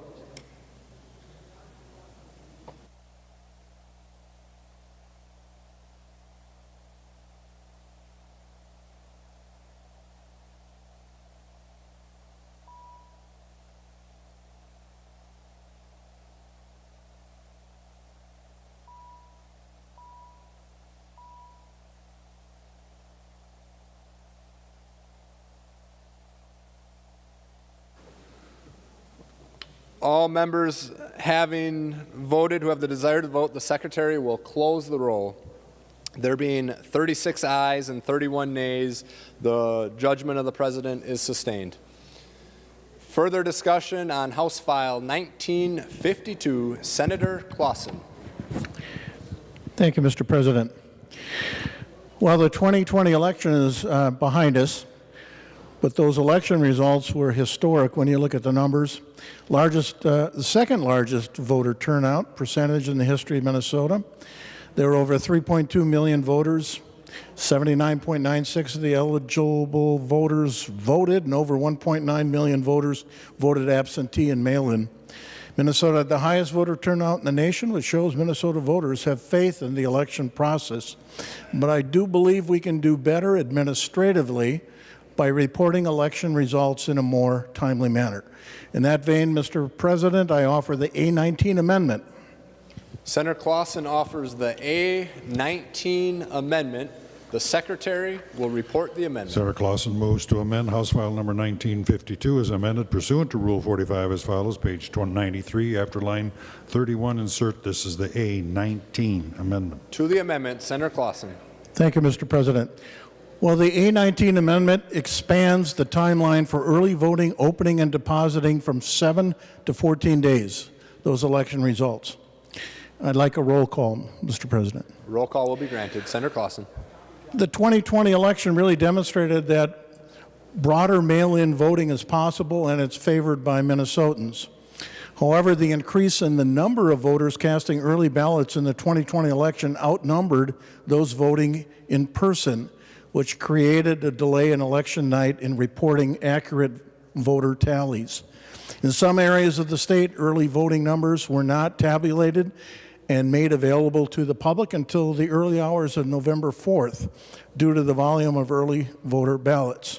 And this created confusion and inaccurate information being communicated to the public. And this was the case with my election. The mail-in ballots weren't really counted until after midnight, and so we didn't get an official result until very early mornings of the next day. So to address this concern, the A9 amendment extends from 7 to 14 days for election officials to start counting ballots, which will allow for accurate and timely information on election night. I think also that this is a legitimate amendment to improve the voting tabulating process. I think it will reduce some overtime and less expense that was occurred in this current election. And I would appreciate a green vote. Thank you. Discussion on the A19 amendment. Senator Kiffmeyer. Thank you, Mr. President and members. You know, I remember, it was a number of years ago, the tragic death of Senator Wellstone, and matter of fact, his wife, campaign manager, on a flight in northern Minnesota. It was a really sad day, but it was 11 days before Election Day. 11 days. Minnesota was able to put a different name on the ballot, actually the late Senator Humphrey, and we were able to hand count all those ballots that night and finished it by 2 in the morning, had the results. Minnesota does a phenomenal job.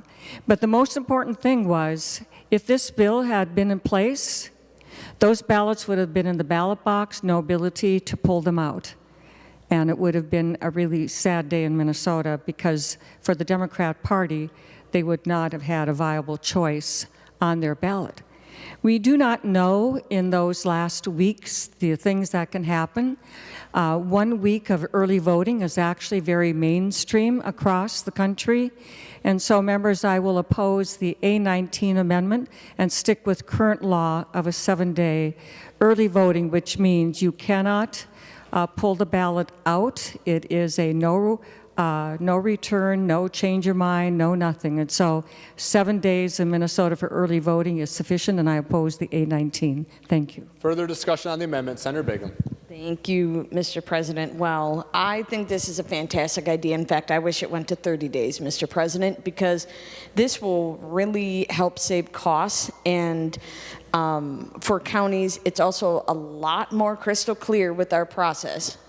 People absolutely love this. In fact, I wish we could do the direct feed for 30 days, as I said, because I think people want to participate in a variety of different ways, and this expands on what we already know is an extremely popular process, and a process that our elections staff in counties, they love this process. And so I think this would be a lot simpler for counties and just a better experience for voters that want to vote early. So I would encourage a yes vote. And there has been a roll call requested, A roll Mr. call has President? been requested, yep. Thank you. Further discussion on the A19? Seeing none, the secretary will take the roll.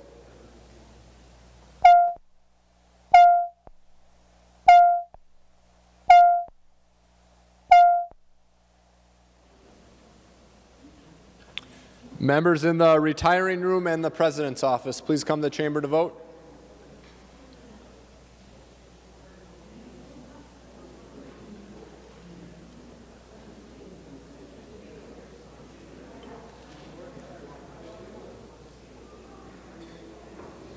Members in rooms 323 and 206, please come to the chamber to vote.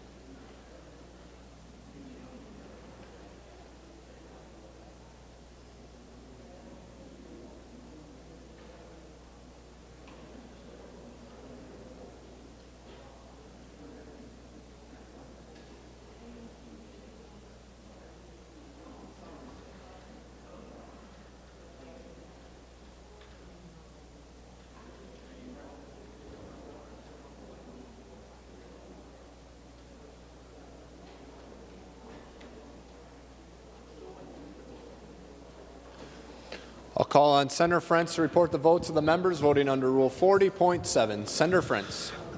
Thank you, Mr. President. Senator Champion votes aye. Champion votes aye. Senator Frentz. Senator Dietzick votes aye. Dietzick votes aye. Senator Frentz. Senator Eaton votes aye. Eaton votes aye. Senator Frentz. Senator Fateh votes aye. Fateh votes aye. Senator Frentz. Senator Kent votes aye. Kent votes aye. Senator Frentz. Senator Isaacson votes aye. Isaacson votes aye. Senator Frentz. Senator Latz votes aye. Latz votes aye. Senator Frentz. Senator McEwen votes aye. McEwen votes aye. Senator Frentz. Senator Newton votes aye. Newton votes aye. Senator Frentz. Senator Klein votes aye. Klein votes aye. Senator Frentz. Senator Rest votes aye. Rest votes aye. Senator Frentz. Senator Torres Ray votes aye. Torres Ray votes aye. Senator And Senator Wickland votes aye. Wickland votes aye. Senator Jasinski.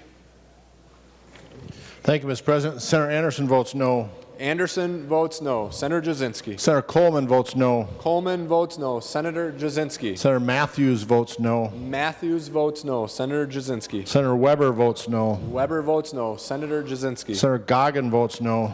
Goggin votes no. Senator Jasinski. Senator Ingebrigtsen votes no. Ingebrigtsen votes no. Senator Jasinski. Senator Senjum votes no. Senjum votes no. Senator Jasinski. Senator Draheim votes no. Draheim votes no. Senator Jasinski. And thank you, Mr. President. Senator Newman votes no. Newman votes no. All members having voted who have the desire to vote, the secretary will close the roll. There being 31 ayes and 36 nays, the motion does not prevail. The amendment is not adopted. Further discussion on the bill. Senator Putnam. Thank you, Mr. President. I offer the A32 amendment, please. Senator Putnam offers the A32 amendment. The secretary will report the amendment. Senator Putnam moves to amend House File Number 1952 as amended pursuant to Rule 45 as follows. Page 90 after line 21 insert. This is the A32 amendment. To the amendment, Senator Putnam. Thank you, Mr. President. Before I forget, I'd like to ask for a roll call as well, please. Roll call granted. Senator Putnam. Yo! to go a bit out on a line here and say something a little bit controversial, and that's that I think that some of our discussion today has not been super exciting. And when you think about politics today and its complexity and the minutia of our electoral processes, some of it's pretty boring. Some of it's pretty tedious. Now, when you add that to some of the vitriol and conflict and unpleasantness that I was just talking about a couple minutes ago, it's no wonder that young people in particular and people all throughout our communities feel disaffected by politics, feel less involved in the electoral processes, feel alienated from us as their representatives. It doesn't have to be that way. We can today in this space make it easier for people to participate in politics. Help them do it. Make it easier for them to register to vote. And just a few moments or hours or several hours ago, Senator Kiffmeyer herself said that we need to not just assume people will register to vote, we need to encourage them to. We need to enable them to register to vote. And that's what this amendment does. Mr. President, members, what this amendment will do is it will allow individuals who are 16 but not yet 18 to pre-register or to initiate registration processes so that they would take effect on their 18th birthday. That doesn't mean 17-year-olds are going to vote. It means that they can register while they're sitting in their high school class learning about politics. They can do it right then. And then it will take effect once they turn 18. We have young people in those moments while they are learning about politics, while they're listening to someone like Senator Swedzinski talk about the history of America. They can, in that moment of their inspiration, commit to participating in it. That's the first thing that this amendment will do. The other thing this amendment takes care of is it helps us register when we're doing other stuff with the government.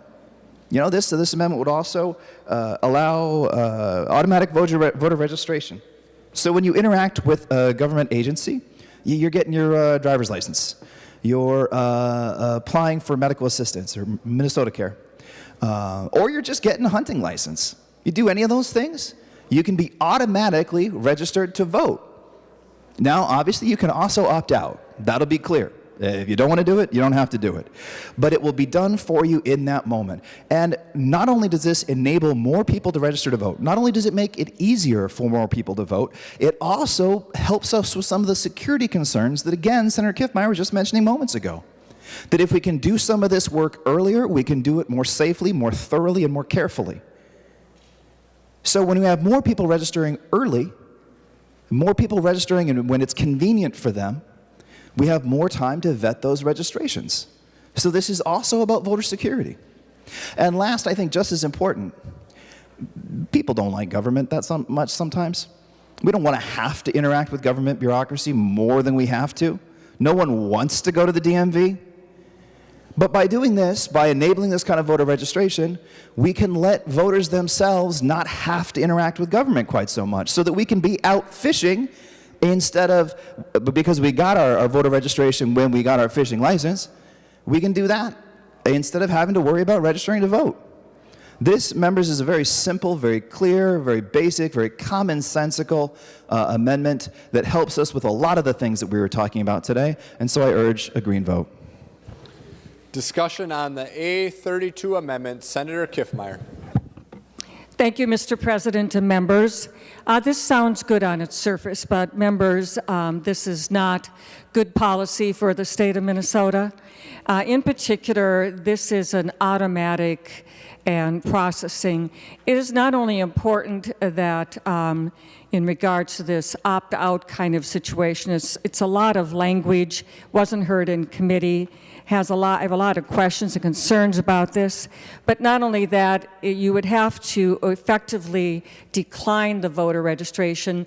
It presumes addresses, and especially for 16 and 17-year-olds, they have a variety of addresses, and when they turn 18, they also move and do things. So registration is based upon your residency, and doing this ahead of time raises quite serious issues as far as the questions of being able to register. And so anyway, there's just a lot of language in here that I have serious concerns about and not vetted. So I would oppose the A32 amendment. Thank you, Mr. President. Any final discussion on the A32 amendment? Senator Putnam. Thank you, Mr. President, and thank you, Senator Kiffmeyer, for raising your concerns. But I would again argue that there is nothing inherent to this proposal relative to those issues. 18-year-olds move around a lot, so do 20-year-olds. That doesn't mean we shouldn't enable younger people to register. And in terms of the ambiguity here, it's pretty easy to check a box that says no. I have faith in voters to be able to figure that out. And in terms of addresses, you're entering that address at that point. The same issue that you're talking about relative to registration would apply to the driver's license that you've just received, or the fishing license, or the hunting license that you've just received. Nothing in this is inherent to elections. We have those same concerns about people moving around when they get a driver's license. It makes no sense relative to this specific amendment, Mr. President. Members, we're on the A32 amendment. Senator Carlson. Thank you, Mr. President. I need to say that if we really want to promote registration and promote voting, which we really want to do, Senator Putnam's automatic voter registration should be embraced by everyone. We already have the ability to pre-register for 17-year-olds if they're going to turn 18 by the next election. And when they do register, they know that this is a profound responsibility that they're going to take on, and they're going to pay more attention to what's going on in the government, in their local areas. They're going to know who is going to be on the ballot because they now can exercise that right.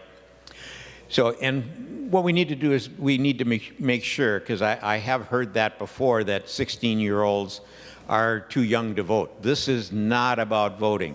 This is about electronically keeping their name and address into the voting files, and then there's a flag that opens up when they turn 18 and they can vote.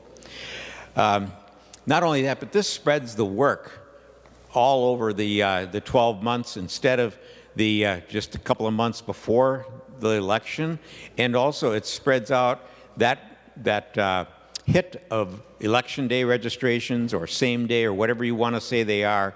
It allows the people to be registered when they do some other transaction like driver's license, like fishing license, things like that. So it does spread it out a bit. And I think that, again, 17-year-olds are already able to vote. 16-year-olds, now they will know that besides their driver's license, they are being eligible for something that is very profound in their adult life.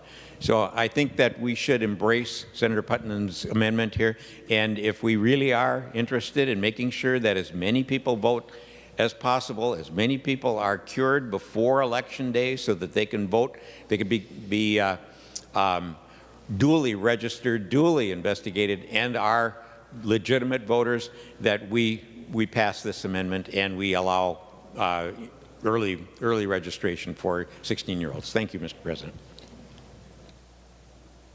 Members, we're on the A32 amendment. Seeing no further discussion, the Secretary will take the roll.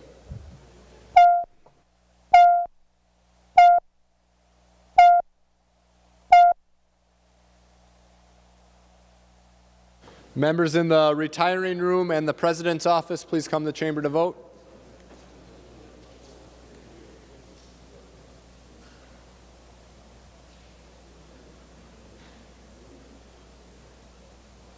Members in rooms 323 and 206, please come to the chamber to vote.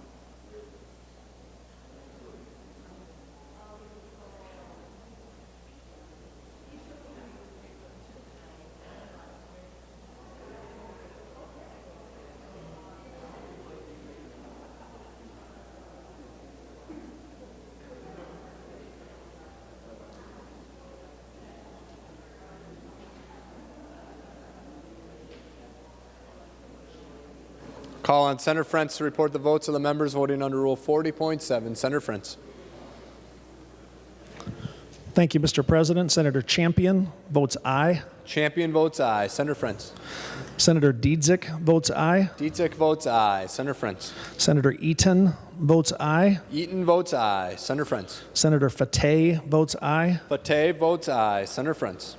Senator Kent votes aye. Kent votes aye. Senator Frentz. Senator Isaacson votes aye. Isaacson votes aye. Senator Frentz. Senator Latz votes aye. Latz votes aye. Senator Frentz. Senator McEwen votes aye. McEwen votes aye. Senator Frentz. Senator Newton votes aye. Newton votes aye. Senator Frentz. Senator Torres Ray votes aye. Torres Ray votes aye. Senator Frentz. Senator Wickland votes aye. Wickland votes aye. Senator Jasinski. Thank you, Mr. President. Senator Anderson votes no. Anderson votes no. Senator Jasinski. Senator Coleman votes no. Coleman votes no. Senator Jasinski. Senator Matthews votes no. Matthews votes no. Senator Jasinski. Senator Weber votes no. Weber votes no. Senator Jasinski. Senator Goggin votes no. Goggin votes no. Senator Jasinski. Senator Ingebrigtsen votes no. Ingebrigtsen votes no. Senator Jasinski. Senator Newman votes no. Newman votes no. Senator Jasinski. Senator Senjum votes no. Senjum votes no. Senator Jasinski. And thank you, Mr. President. Senator Draheim votes no. Draheim votes no.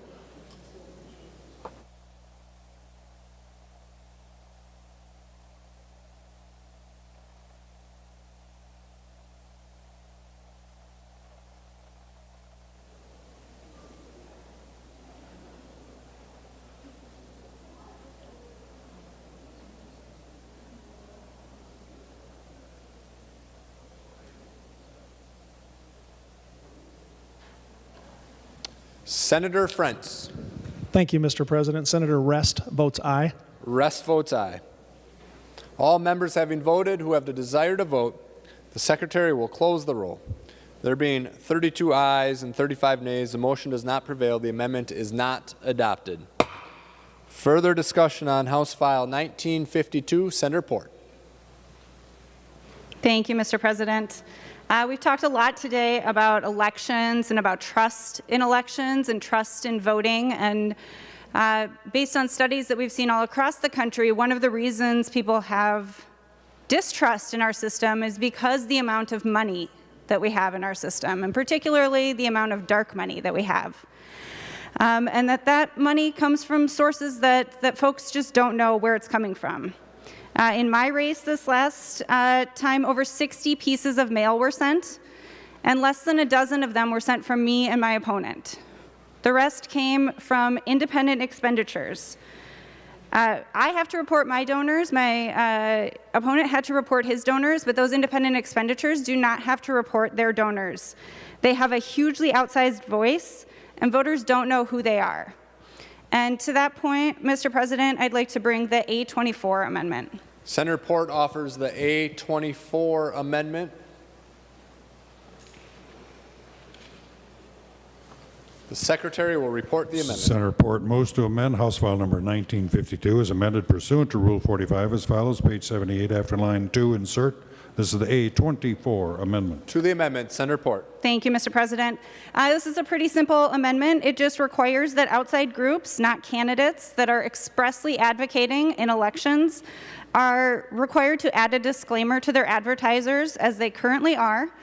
Just add to that disclaimer the top 3 donors for funding that ad or their organization if their donors are spread equally throughout all of their expenditures. It closes this loophole of independent expenditures not having to connect to our voters, not having to tell our voters who they are. It increases transparency for Minnesotans so that folks know who is trying to win their vote, who is trying to make their voice heard in the conversation.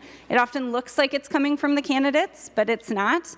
And this would require transparency for voters to know whose money, whose voice is the loudest in these elections. I request, for folks to support this amendment, and I do request a roll call. A roll call will be granted. Discussion on the A24 amendment, Senator Benson. Thank you, Mr. President. Having just seen the A24, would Senator Port answer a question. Senator Port will yield. Senator Benson. Senator Port, would this apply to C4 organizations or those education or any organization that purports to be primarily educational? Senator Port.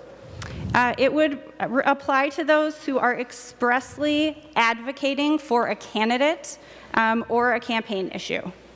So if they're only doing education, it would not apply to that information. It would only apply when they are expressly advocating for a specific candidate or for an issue that is on the campaign. Senator Benson.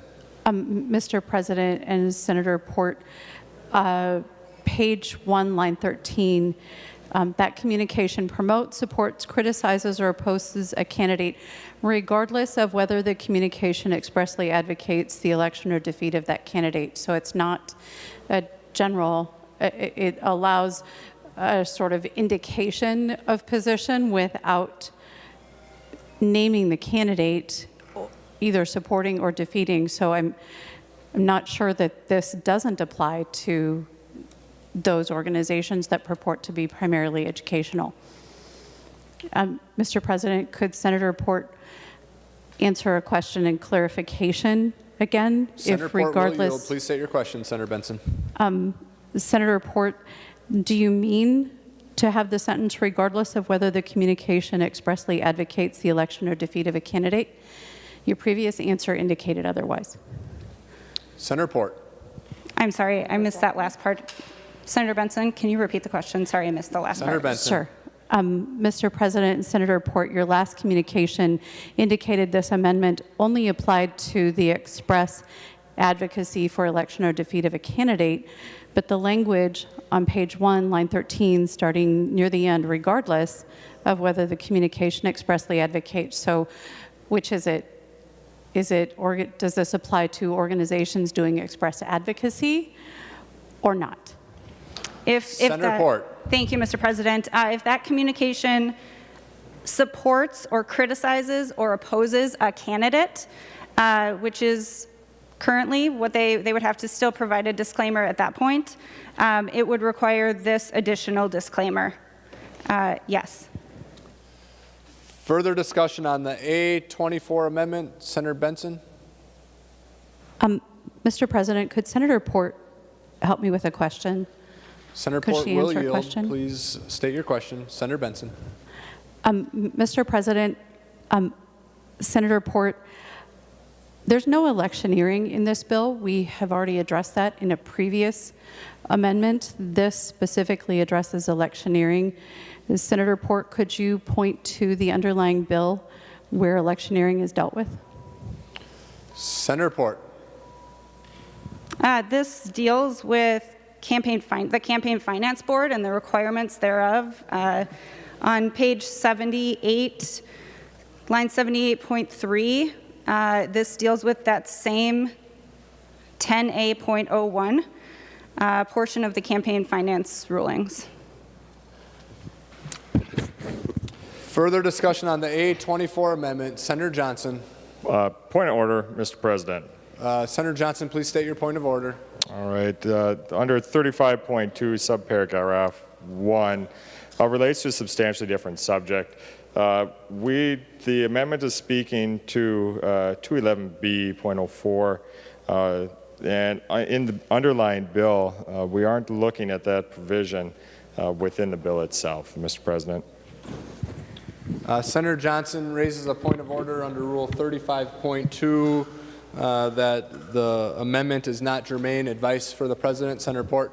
Thank you, Mr. President. In Article 3 of the bill, it specifically calls out changes to the campaign finance.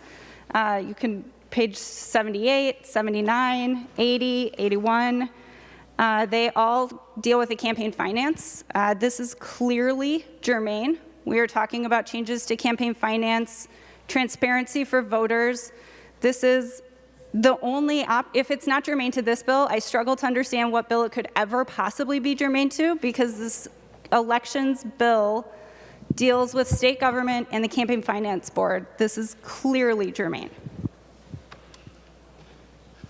Further advice, Senator Benson. Mr. President, the sections of the Campaign Finance Board that she's referring to appear to deal with the direct operations of the Campaign Finance Board, not their rulings or legislation they would have purview over. Senator Port. On page 79.25, it changes, this bill changes what is an allowable expenditure. That is nothing to do with the agency of the Campaign Finance Board, but very much the way that it is allowed to work and restrictions within it. This is absolutely germane.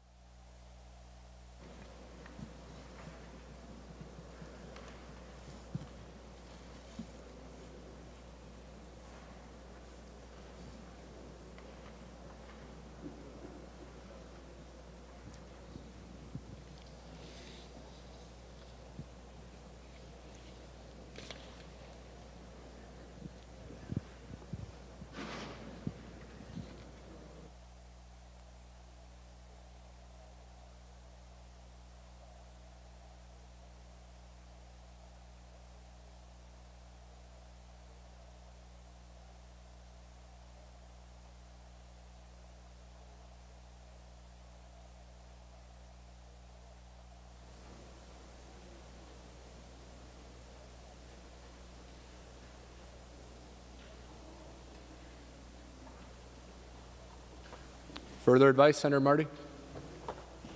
Yes, thank you, Mr. President. Yeah, the entire Article 3 is about campaign finance, and it talks about what count as multi-party, what count as multi-candidate expenditures for party. It's filled with a number of provisions related to campaign finance. And Senator Port's amendment, as she pointed out, is very clearly related to the same subject. It's all about different aspects of campaign finance. Obviously, it's not the exact stuff in her amendment, or she wouldn't be offering as an amendment, but it's 50 different things about campaign finance. She's picking another one. We can't say that's not germane if all the rest of them are germane and already in the bill.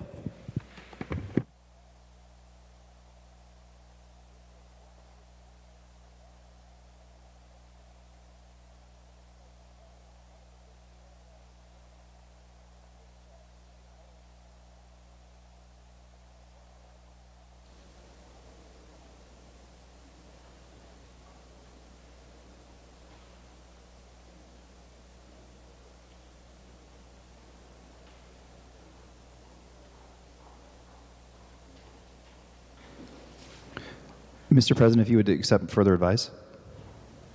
Senator Putnam.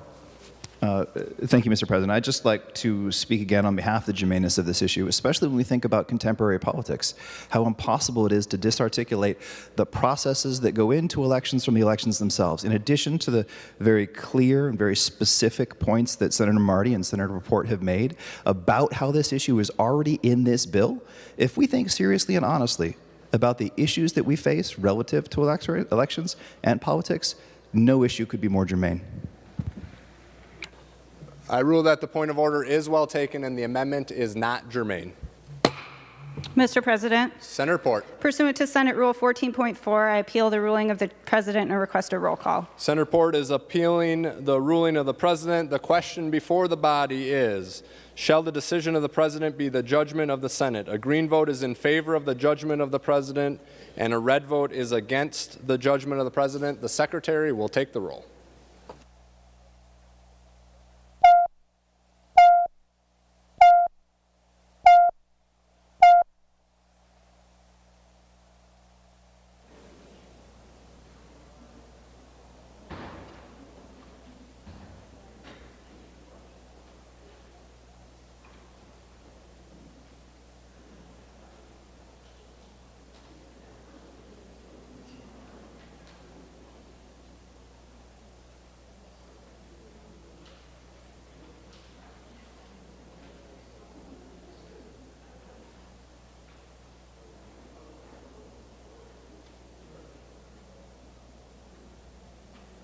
Members in the retiring room and the President's office, please come to the chamber to vote.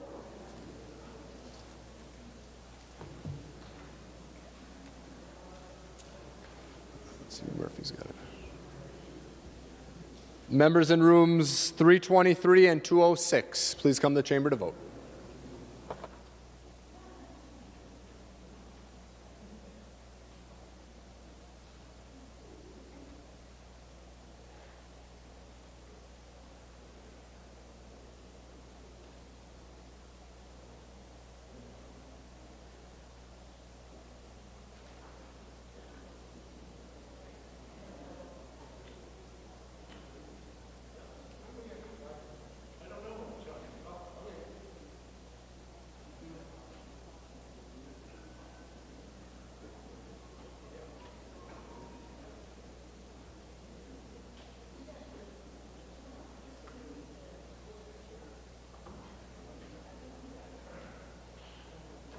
I'll call on Senator Frentz to report the votes of the members voting under Rule 40.7. Senator Frentz.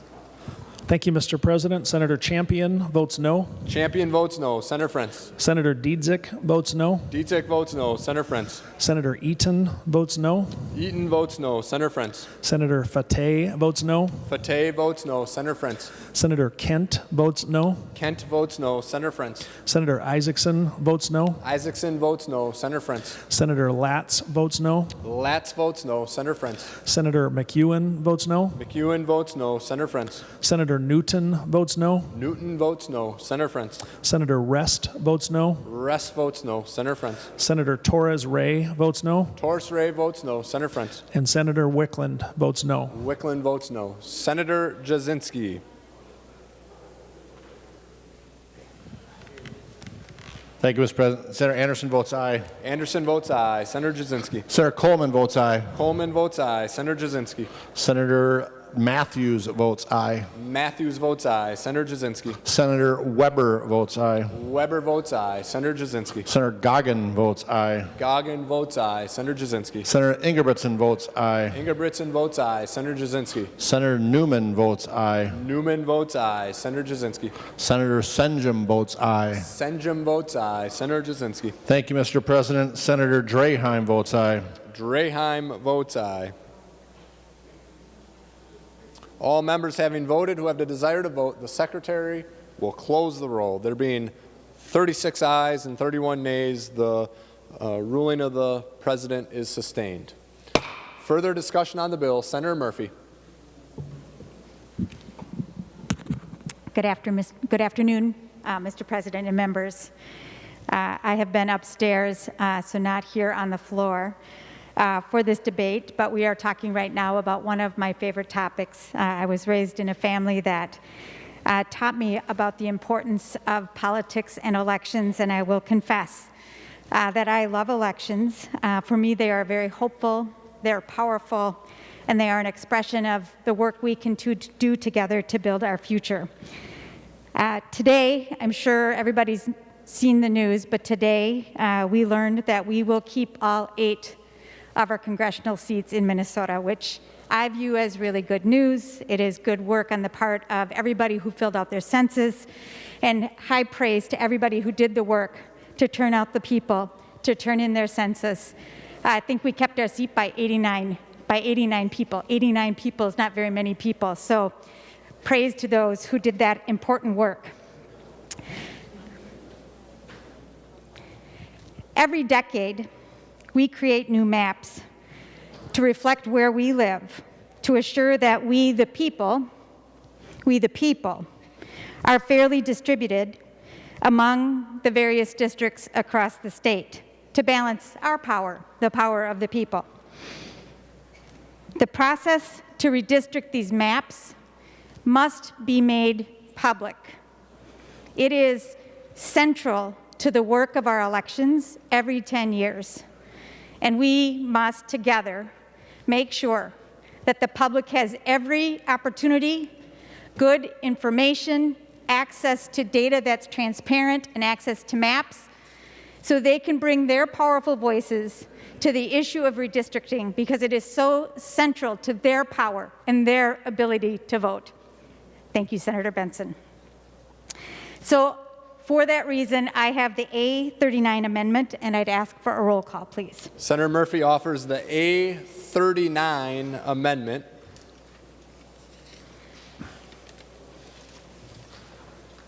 The Secretary will report the amendment. Senator Murphy moves to amend House File Number 1952 as amended pursuant to Rule 45 as follows. Page 9 after line 1, insert.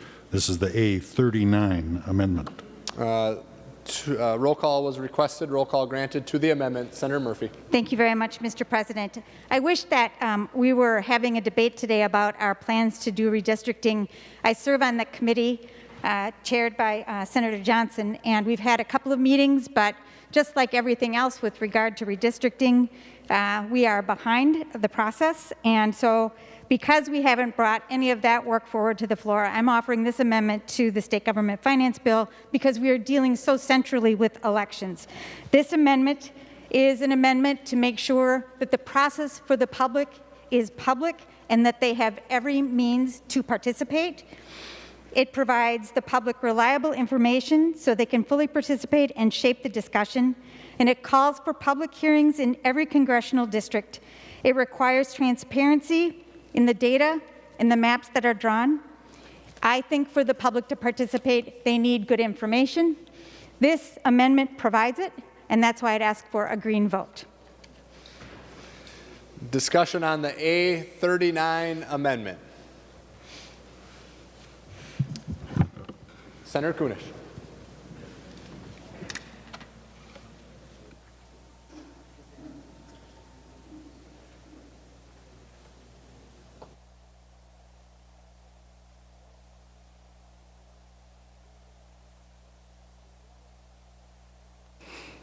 Thank you, Mr. President, and thank you, Senator Murphy, for bringing this A39 amendment forward. There is nothing more timely than the action that we begin to redistrict our state, preparing it for the next elections. Today, we got good news. We received really great news that Minnesota is not losing a congressional person, and therefore, there's no reason that we don't begin this process of redistricting. Every 10 years, we are tasked to do this work. This is our work, legislators. It's not the courts, it's not the judges' work, it is the work of the legislature to create these maps that are fair and viable, that they take into consideration the unique communities, but not only in drawing lines and making sure that we have fair voting districts, but also to ensure that the entire communities in Minnesota have the opportunity to participate so that they understand not only this process, but they know that when they are voting in a district, that their district is balanced, that the work that we do here is transparent, and that we take our voting very, very seriously. 10 years ago, when we had the last census and the redistricting, I was very lucky to be able to participate as a community member. I had no idea what I was going to be doing or what I was going to be tasked with, but I was asked if I wanted to volunteer, and I said yes, knowing that I always want to learn more about the process of our state. And so within that capacity, I was able to sit in on hearings and understand this process of redistricting much, much better, where I never had been able to. I was able to then translate that information and share it with my community as well, answer questions as best that I could. But I also was able to participate in looking at all the different maps that were offered. And I'll never forget the one time where I was invited in and there was this huge table of maps. And I absolutely love maps. I love geography. I'm a technology teacher, so I taught my kids about maps and how to look at maps, how to edit maps, how to interpret maps, all of those sort of things. So here was a way for me to really apply my knowledge and my skill. And I looked at those maps across the Minnesota, and then they put me into an area that was just specifically for South Minneapolis. And I'm going through that map, looking at all the different communities and the lines and the major highways and byways and side roads. And I realized that there was a line that went right down Lake Street, straight through Lake Street. And what I realized is that it had separated, it had dissected the community of Little Earth. And Little Earth is our largest urban Native American community. On the one side of Lake Street, you have the housing and community issues or spots. On the other side was actually the park where people vote. That was their voting area. That was the playground. That's where they had some of their offices and their child care center and their language centers. So what that line did was split that very unique community right in half. And I didn't think that was the right way to do it. So I brought that to the attention of the group, and they were immediately distraught to begin with, but knew that that was an example of how we cannot divide our communities, our unique communities. And so, members, we need to begin this work now. We need to use the technology that we have available. We need to use the input of our community, of our legislators, of those that are interested, and begin the process of redrawing the lines, redistricting our state to ensure that we have fair voting, that gerrymander does not prevail in Minnesota, and so that we as legislators are doing our job. And so with that, I encourage all of you to vote green. Further discussion on the A39 amendment, Senator Johnson. Thank you, Mr. President. And I am very excited to see that there are people that are just excited as I am about redistricting. So thank you for bringing this amendment forward. Just briefly reading through the amendment, trying to get an idea of what's going on here. It's really actually kind of funny that it does a lot of the things that we're already planning on doing. Number one, we can't be building maps currently. Without the census block data, we cannot be putting together the actual maps that are going to be coming out later in the year. So that's not a possibility. We're also working with the House through joint purchasing for all the equipment and the different software that we need. So that stuff is coming, folks, and quite frankly, we're about the only body right now that's talking about this. We've had some meetings early in this year. We had a couple of meetings going through the history, going through the process of redistricting, which were actually quite fascinating and really an opportunity to get familiar with the process. And now as we wait for data coming through, it's really been a frustrating thing to see the census data being held up this much. Of course, we understand that COVID has a big impact, and the numbers we heard today on apportionment were long overdue, things that we should have seen back in January. So, in an effort to be an open and transparent process, that's our goal. That's what we stated at the very beginning when we had our couple of hearings. We want to make sure that that's possible, that the people that are around the state get an opportunity to be involved. And I'm really looking forward to taking this on the road this summer and getting to know the communities around the state for that. So in reality, I don't see much of what this amendment is going to be changing, but we haven't had really an opportunity to vet this in any of the committees either. So, Mr. President, I would recommend a no vote on this presently. Further discussion on the A39 amendment, Senator Murphy. Thank you, Mr. President, and thank you to Senator Johnson. And I look forward to the work that we're going to do together this summer as well. And like you, I'm excited about redistricting.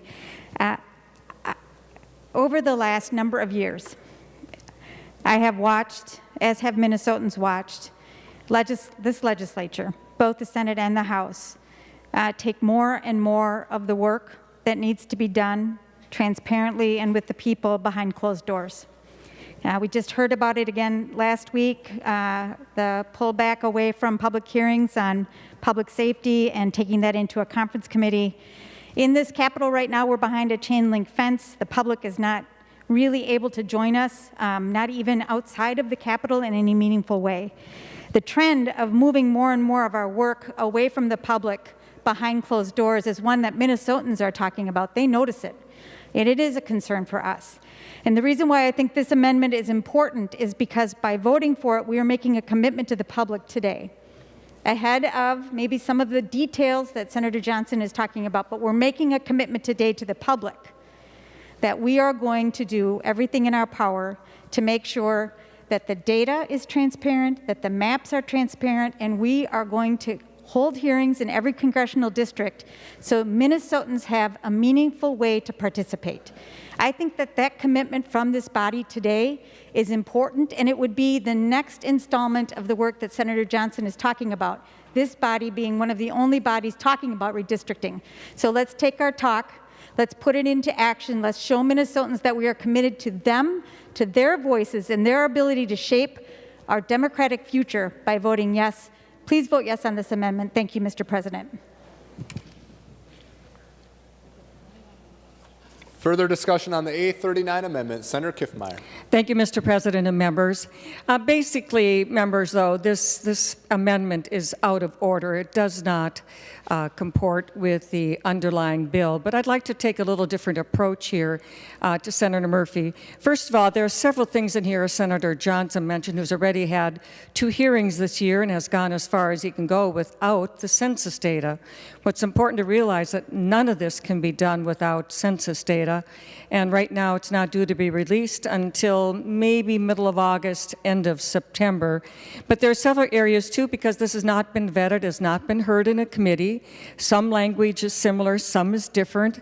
And so, Senator Murphy, I'd like to ask you this, that you would withdraw your amendment, redraft it into a bill, and then I would give this bill a hearing in my committee as we hear other bills having to do with redistricting principles, because then we can consider it and have our nonpartisan staff be part of the vetting and the information and clarification. But taking this amendment at this time, I would not be able to do that, but I'd like to offer you to instead turn it into a bill and give you a committee hearing on the day we hear other redistricting bills in my committee.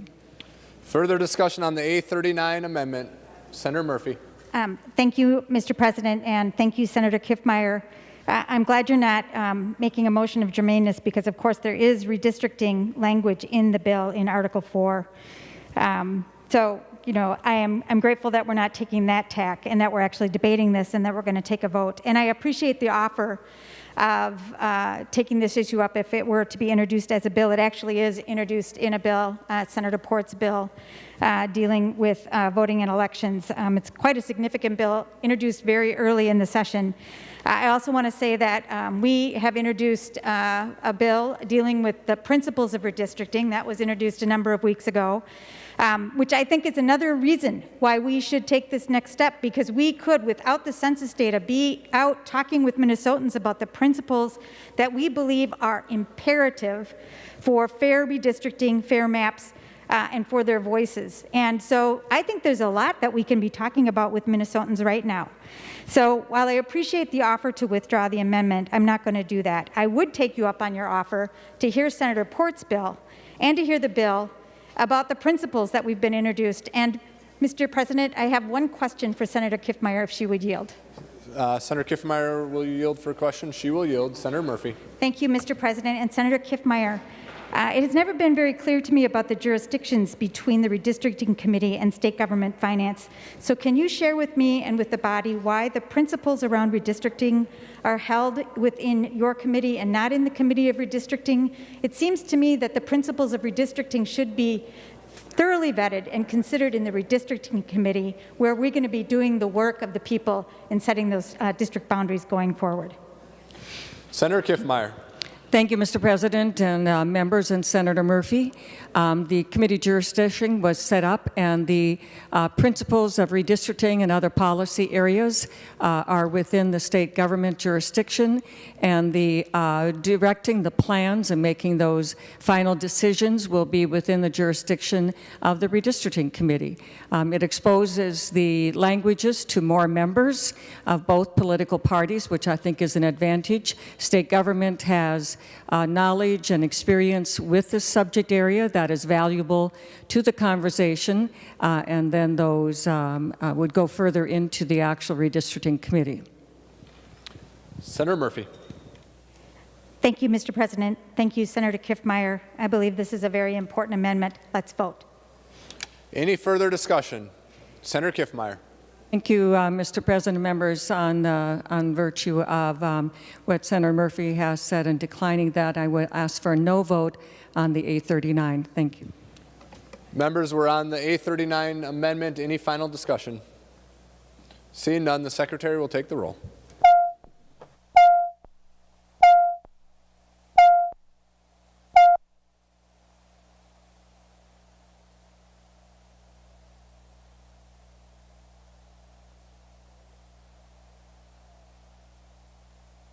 Members in the retiring room and the President's office, please come to the chamber to vote.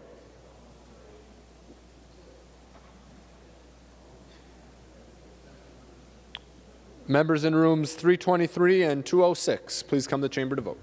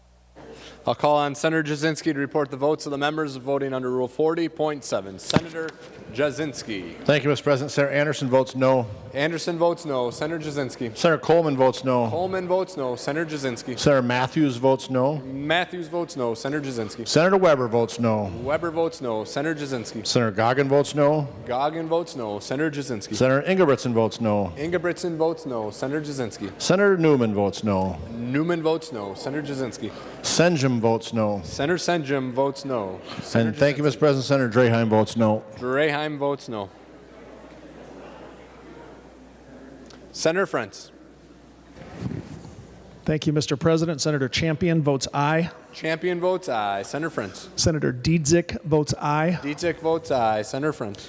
Senator Eaton votes aye. Eaton votes aye. Senator Frentz. Senator Fateh votes aye. Fateh votes aye. Senator Frentz. Senator Kent votes aye. Kent votes aye. Senator Frentz. Senator Isaacson votes aye. Isaacson votes aye. Senator Frentz. Senator Latz votes aye. Latz votes aye. Senator Frentz. Senator McEwen votes aye. McEwen votes aye. Senator Frentz. Senator Newton votes aye. Newton votes aye. Senator Frentz. Senator Wickland votes aye. Wickland votes aye.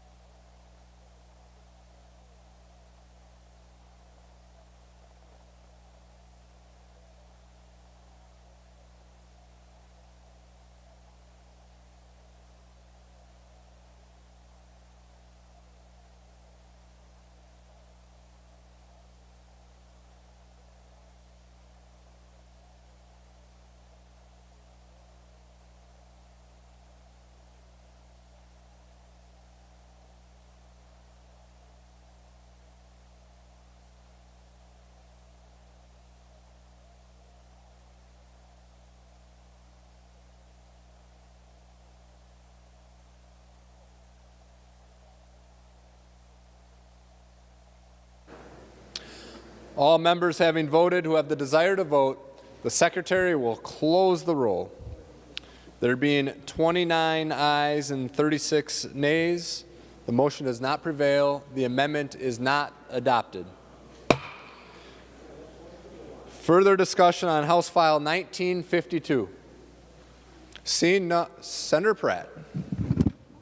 Thank you, Mr. President. I'd like to offer the A28 amendment. Senator Pratt offers the A28 amendment.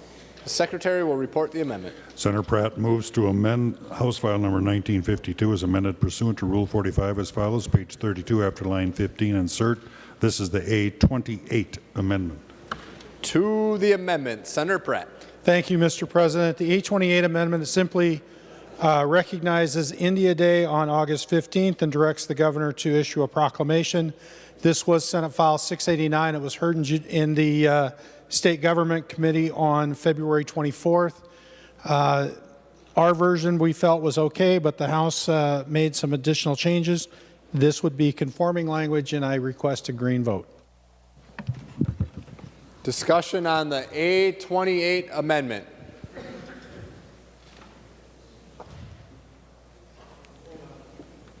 I'm told that it's not available on the computers yet, so we will wait till every member has an opportunity to review the amendment.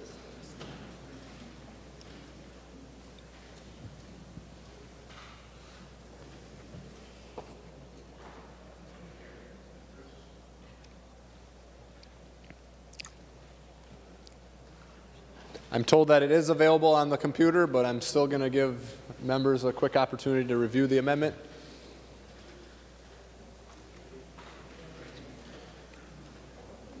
Any discussion on the A28 amendment? Senator Hoffman. Thank you, Mr. President and members. And thank you, Senator Pratt, for bringing this. Every year we've had to come forward with a resolution that would announce the commemorating India Day in Minnesota. Senator Fong Her, Senator Pratt, we've every year have had to do that. So I'm really happy to see that we're going to get this codified. And members, I would hope that you would give a big green vote on this, and that would make my day. And I'll stop talking, Mr. President.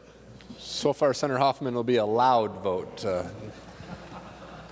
Discussion on the A28 amendment. Senator Kiffmeyer. Thank you, Mr. President and members. Well, Senator Hoffman, I'll make your day and Senator Pratt's day.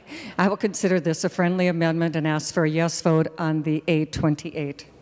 Any further discussion on the A28 amendment? Seeing none, all those in favor say aye. Aye. Opposed say no. Motion prevails. The amendment is adopted. Further discussion on the bill. Senator Osmek. Thank you, Mr. President. I move the A10 amendment. Senator Osmek offers the A10 amendment.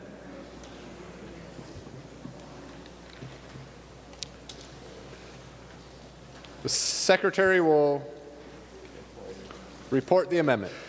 Senator Osmek moves to amend House File Number 1952 as amended pursuant to Rule 45 as follows, page 77, after line 9, insert. This is the A10 amendment. To the amendment, Senator Osmek. Thank you, Mr. President.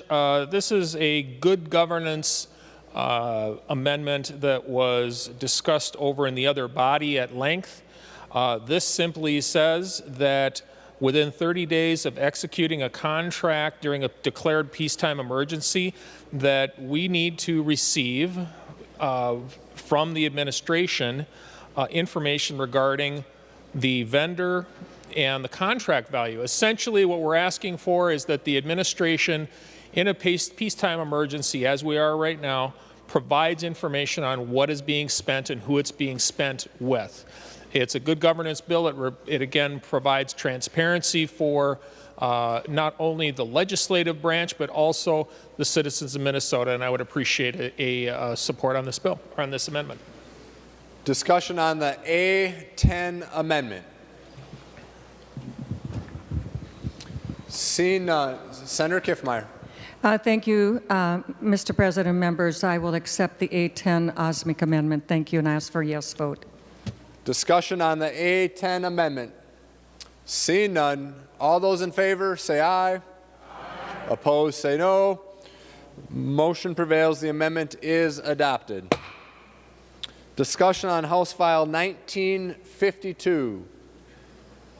Seeing none, the Secretary will give the bill its third reading. House File Number 1952, a bill for an act relating to the operation of state government.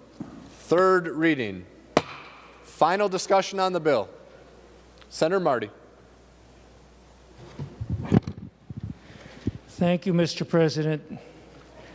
This is a big bill, and I wanted to call attention to a couple of provisions in the bill that I think are particularly disappointing.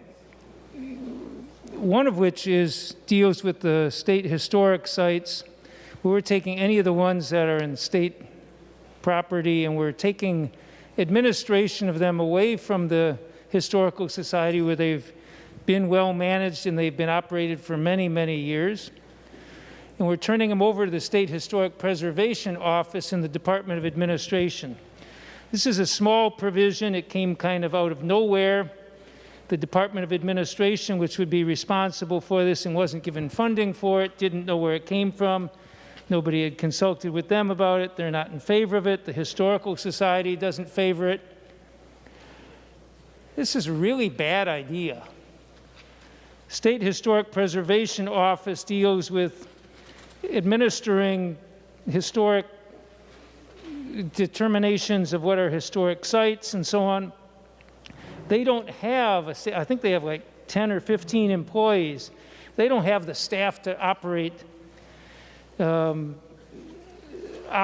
big historic sites like the lighthouse, other places in Minnesota that people go to. They can't handle that. Fort Snelling, they're not able to handle that. They're not planning to handle it. They're not given money to handle it. This is just coming out of nowhere. I think this is destroying a good system we have. I suggest that I just wanted to mention that because there's so many other things in the bill worth mentioning and criticizing, frankly, that it didn't get mentioned today, and I didn't expect it to, so I at least wanted to comment on that. Another provision I think we ought to comment on is the provision here related to veterans treatment courts. I've spent a bit of time working on treatment court issues, and I think they should be available everywhere across the state. And our veterans courts have been a big success where they've been. I'd like to see them across the state. But this legislation, what's in here, which is significantly different than what the House has, is not good. Senate version would exclude a lot of offenses that are currently being handled very successfully by veterans treatment courts. This would be a step backwards. Veterans who are able to get help right now in veterans treatment courts would be barred from participating in them if this language would stand. This bill would also give prosecutors and victims the ability to veto a veteran's participation in the courts, again, a step backwards. That might be why not only the department, but the commander's task force has explicitly opposed passage of the Senate version and urged passage of the House version. They feel this legislation would be going backwards. Veterans are people who, many of them have been exposed to horrific things. PTSD rates, mental health challenges because of that are severe. These treatment courts, whether the ones for drug courts, mental health courts, have been incredibly successful because they recognize that we've criminalized behavior that results, understandably the behavior, results from mental illness and other challenges. But maybe we ought to be starting to focus on the health aspects of it and the fact that the folks who are often committing these crimes are people who are ill, have serious mental health challenges and need help. In the veterans treatment courts, like all the treatment courts, have been focused on helping them, not punishing them, and they've been very successful. Low recidivism rates. Many people's lives are turned around by the courts. That's why there's so much support for them. Support from prosecutors, defense attorneys, support from law enforcement, support especially from the communities involved, in this case the veterans groups. Strong support. I think it's disappointing that we're pushing a provision in here that's actually going to set back the efforts we've been doing in this already. And I think it's worth pointing out because, again, there's so many things in the bill. I knew this was one that wasn't likely to be covered. But I'd say both of those are good reasons to vote against the bill. Of course, that doesn't get to anything else in the bill. And I want to say that the whole bill, if you had to pick a big disappointment, that's how I describe the bill, as a big, really big disappointment, a step backwards in so many ways. If you want to see one illustration of that, look at the budget part of it. We're cutting Department of Revenue by $16 million a year, cutting MMB significantly, cuts just about everybody except the Senate. Senate spared the cuts. That's not self-serving, is it? And I wouldn't argue for the Senate to be cut because I think people here recognize the money is needed to keep people paid, to keep the lights on, to keep things operating in the Senate, which is right. But maybe we want the same thing at the Department of Revenue. MMB, Department of Administration, other state agencies. Running things on the cheap is not a good way to do it. Oh, I know, everybody can cut a little bit, and cut a little bit more, and cut a little bit more. Every agency could, but not the Senate, because we know that better. We understand how things work here. And I'm glad Senator Carlson and others have come up with a slew of amendments today on election things, because our democracy matters. And this bill is a big step backwards in so many ways.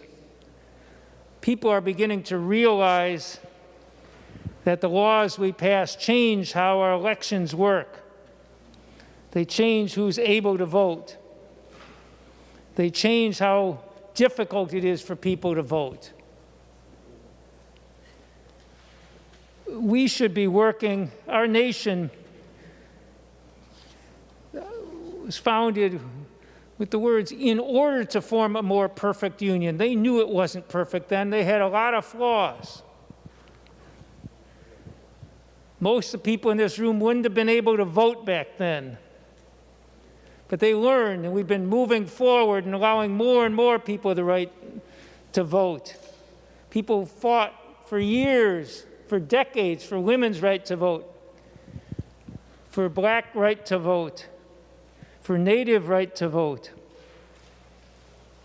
And now we're moving backwards on it in a shameful way, because we don't want some people to vote, because they might not vote for us. That's not what democracy is. Democracy is getting everybody to vote, whether you agree with them or not.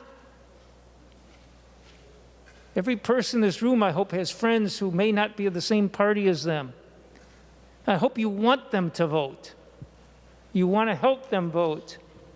That's what we should be doing. And this bill is supposed to be an agency budget bill, but it's got so much bad anti-democratic stuff in it that takes away people's franchise. I think that alone is enough reason to vote against it, but there are 1,000 other things too. I just wanted to highlight a few that weren't going to be mentioned today. But this bill, if any bill deserves a red vote, this bill does. I wish I could vote against it more than once. No, Senator Marty, this is a voting bill and you want to vote twice. This is a voting bill and you want to vote twice.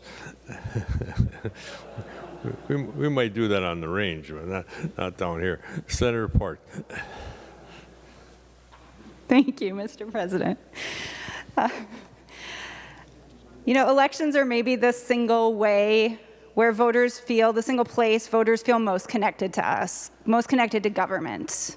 It's the moment where they, everyday people, the people, have a voice, have a stake in how our government, how our state government works for the next 2 or 4 years. And we have high engagement in Minnesota because we believe in our freedom to vote and in the integrity of our elections. We have a very proud history of working to expand access to voting. And the amendments that we attempted to add today were focused on moving us forward and protecting our freedom to vote. But this bill moves us back. It adds restrictions instead of restoration. It disenfranchises instead of advances. Together, we could ensure that every voter has the freedom to vote and that the results of our elections reflect the will of the people. But this bill does not live up to those ideals, and I encourage a red vote. Thank you. Senator Carlson.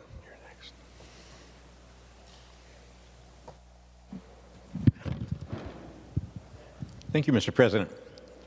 I just want to make some final comments from my side here, being the ranking member on the committee that produced this bill. I want to thank Selena Koster, my former legislative assistant, who is now the legislative support supervisor for the DFL caucus, and Hannah Wind, my brand new LA. She has only been here for 2 weeks now. I also want to thank Senator Kiffmeyer for providing this opportunity to air and discuss needed and unneeded modifications to the Minnesota election system. I will be voting no. I'm sorry, I will be voting green, but I urge everyone else to vote red. I'll vote green because I want to earn a place on the conference committee. Members should now recognize the efforts and dedication the Senate DFL caucus has shown to protect their access to cast their vote, have it counted without question and without doubt. The turnout in Minnesota as #1 in the nation speaks for itself. Minnesotans are very smart voters, and they will see right through any effort to unnecessarily complicate voting in Minnesota. Thank you, Mr. President. Senator Dibble, followed by Senator Howe.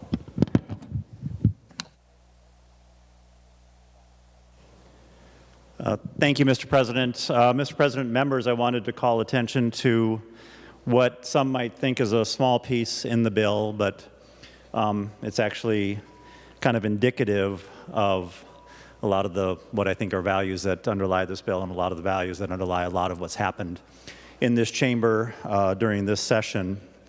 And that has to do with the Minneapolis Employees Retirement Fund and the cut that's found in it. If Senator Kiffmeyer might yield for a question. Senator Kiffmeyer will yield. Senator Dibble.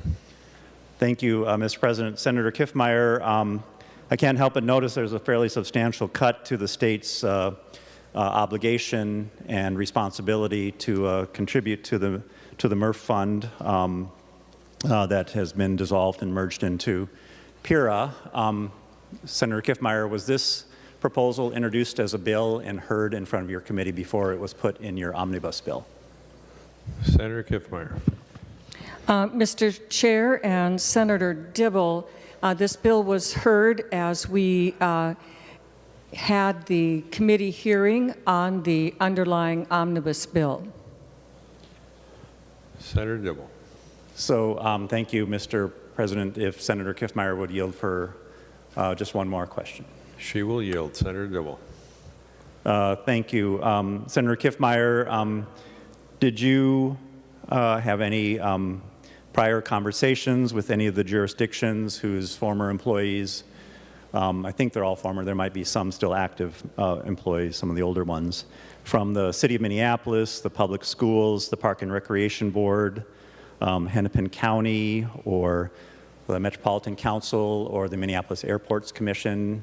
Did you discuss this proposal and proactively work with them on this idea to cut $10 million in the state aid to the MRF fund and/or invite them forward to testify on the matter before it appeared in your omnibus bill? Senator Kiffmeyer. Thank you, Mr. President and Senator Dibble. I did not have individual conversations with these individual entities, but the MRF language is well known. And matter of fact, as I did research on this, matter of fact, as a minority member in the House, I had a constituent who was a MRF retiree who contacted me, and I worked very, very hard on helping to rescue the MRF situation for these retirees who were very vulnerable because not only was this pension in serious jeopardy, but because it was a unified pension which included no other contribution to Social Security, this was their only source of pension. And so I really took it upon myself to work very hard on this. And we were able to do a state contribution, local contribution. I made the point at the time, though, these are local employees. They are Minneapolis employees. They have a duty and responsibility to follow their commitment through for their pension. This was their promise. This was their initiation. So as I did research over the past years, there were times where it was reduced, times where it was where you would like it to go again. But without doubt, in the budget that we have this year, I felt it was very fair since the state had already done a lot of contributing to these particular Minneapolis pensioners, and that the state of Minnesota could reduce its contribution and then the city of Minneapolis and all of those employees, all of those local government employees, would be responsible for those employees and to make that up from their contribution to add to that. And so that is a little bit of the history of these of the MRF pension system, and I think it is due to be the contributions should be completed, I think, in around 2032. Mr. President. Senator Dibble. Well, thank you, Senator Kiffmeyer. However, your history needs to be corrected, and members who aren't familiar with the MRF fund and its circumstance. The MRF fund was not a Minneapolis-only fund. It had quite a few other public employers whose employees were a part of the MRF fund, and it is accurate that this was at a time when those employers employees could opt into the MRF fund and opt out of Social Security. So this was the only retirement that they would have available to them upon retirement. And the fact of the matter is that it was grotesquely mismanaged by the control that the state asserted over the rules of the MRF fund. Minneapolis had very, very little control, no control, nor did any of the other jurisdictions that I cited. And it was grotesquely mismanaged, and it was teetering on total collapse and insolvency at a time when most of the employees were already retired or about to be retired. And so there did need to be a rescue package that languished year over year over year, and finally it was rescued with substantial and ongoing contributions in excess of 55% of the total by the local Minneapolis and other jurisdictions employers, with the agreement that the state would fulfill its responsibility and meet its liabilities that it created in this plan. It recognized its role that it mismanaged and failed to oversee this fund properly, and so it was merged into PIRA and stabilized, and continues to be quite stable with the combined contribution mostly from Minneapolis property taxpayers and then the state contribution that comes in every year. Members, this is nothing short of just a under the cover of darkness, late attack on Minneapolis property taxpayers. It's a direct hit of $10 million to Minneapolis property taxpayers with no warning. Senator Kiffmeyer didn't pick up the phone and call me, or Senator Champion, or Senator Torres-Ray, or Senator Dietzick, or Senator Fateh. We found out about it when this omnibus bill was revealed, as did all of the jurisdictions that we represent. And I think it's really unfortunate that we pit parts of the state against each other in a manner like this. I can't imagine the outcry that there would be if at any time that I had been in the majority and did a direct hit of $10 million to one of your property tax jurisdictions and force your property taxpayers to pick up a state responsibility. And I will submit for the record, when I was the chair of the Transportation Committee, I always treated every jurisdiction in every part of the state as fairly as I could, and strove as hard as I could to make sure that transportation funds were picking up as much as they could of the local contribution to state roads to relieve everyone across the state, largely with the taxes that are generated out of the city of Minneapolis and Hennepin County, and would never attack your districts in this manner, particularly not without calling you first or calling those who are affected. I don't think this does not stand the test of public disclosure or consultation or due process or the kind of hearing tradition that we've had in the Senate for a long, long time. And I think this is just a disgrace and a shame and should not be in this bill and is a reason to vote against this bill. Thank you, Mr. President. Senator Hall. Thank you, Mr. President. There's a lot of good things in this bill. It does a lot of good things for veterans. It does hold our agencies accountable to do the right thing with their dollars and their funds. But that's not what I really rose to talk about. What I really rose to talk about, I think, is one of the most important pieces of this bill, and that is provisional ballots. I will say that when I talk to my election officials in my district, their biggest concern is same-day registration.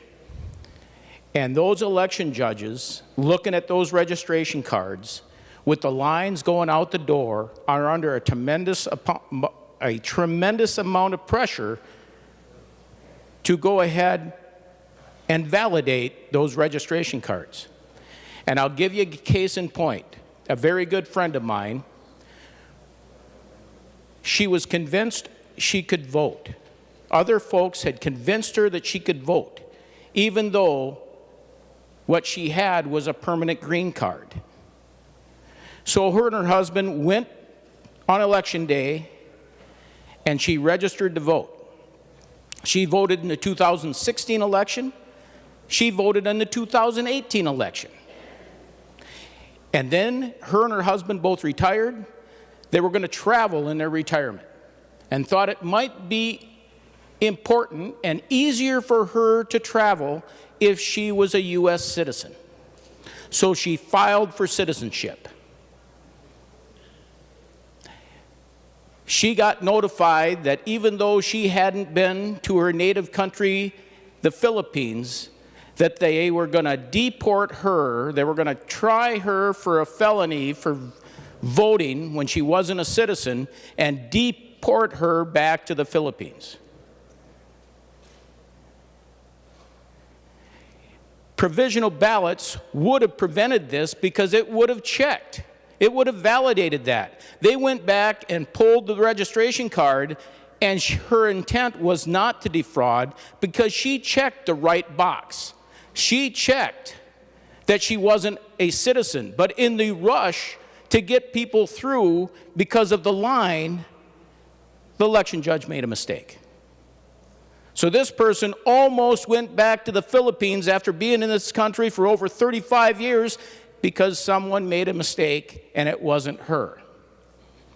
Provisional ballots would have validated that to make sure that she was good and that ballot was good, and it would have prevented her from actually almost getting charged with a felony. What this actually did was delay her from becoming a citizen because now she's got to wait a number of years for this to go through the process. But she didn't have the intent to defraud.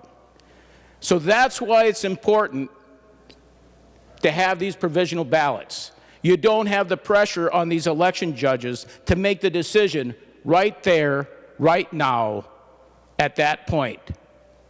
And they'd have to bring in that validation, and people would have a chance to check that registration. Vote green on this bill, folks. Thank you. Final discussion on House File 1952. Senator Kiffmeyer. Thank you very much, Mr. President and members. I appreciate the robust debate that we've had on the Senate floor today. Some of the best things that I like about the legislative process is the debating, the pros and cons, the heartfelt opinions, the differences of opinions, and that we have a process. We have a place and a way to work out those disagreements and agreements. That's important and very valuable. But members, I just want to go back to a few things that I think are important to restate right now. You've heard about the right to vote. The right to vote also comes with responsibilities. The responsibility of you're a U.S. citizen, you're 18 or older on election day, you are a resident, and that means that you have the responsibility to show those things, to pre-register, to accomplish those things. That's a part of your responsibility. Know the candidates, know the process. That's part of being a citizen of a free country, is that it does require some effort and some knowledge and some responsibility. In addition, we are a republic. We pledge allegiance to the republic. And that's important to remember because we have the rule of law. That's a valuable thing. If you've traveled to other countries and you see what life can be like without a constitution, without the rule of law, you find out pretty soon the chaos that can ensue. Property rights are always at question. It's a matter of who's just the biggest and baddest and can force themselves in any way that they choose. This country is based upon a constitution and the rule of law. because it is there for everybody so that they can have that opportunity that is there under the Constitution. In regards to elections, I feel it's really important to prevent, not to prosecute. Our Minnesota Constitution says that those who don't have a mental capacity to vote or are felons shall not be allowed to vote. Matter of fact, shall be prevented from voting. So I think it's really important that we realize that the system owes it to all of us to make sure that we prevent, deter, detect, because once a ballot is put into the ballot box, it cannot be withdrawn. Eligible voters, we want to make sure that it is easy for you to vote, and that is what Minnesota has. Provisional ballots continue to have same-day voter registration, but we will also have equal treatment of all our voters.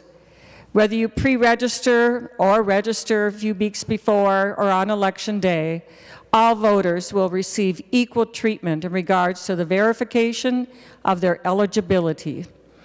The process that is laid out in this bill will work well for all. And when you realize 47 other states do provisional ballots, but we're saying in Minnesota we can't manage this, that's ridiculous. Minnesota is a very capable state. We can do provisional ballots better than any other state. We do want to be sure that as we go through the process in this bill, we also remember the Military and Veterans Affairs article of this bill and its value and importance, and thank you to Senator Lang of the work you've done, and also my heartfelt appreciation for all of our veterans and our active duty soldiers. I have a grandson right now serving active duty in the Army, and other members as well. So we appreciate it. I think every senator here on this floor has somebody. We take our due diligence very seriously and supporting them in this bill. And I want to thank you, members, and I will ask you for a red vote, a yes vote, on House File 1952. Thank you, Mr. President. Ask for a green vote. Senator Vote Kiffmeyer. yes. Thank you. Okay, scratch. Okay. Senator Kiffmeyer Members, was thank you this- very much for a good discussion today, and I ask for a green vote on House File 1952. Thank you. Senator Kiffmeyer just wanted to make sure we were still listening. All right, members, we are on final passage of House File 1952. Seeing no further discussion, the Secretary will take the roll.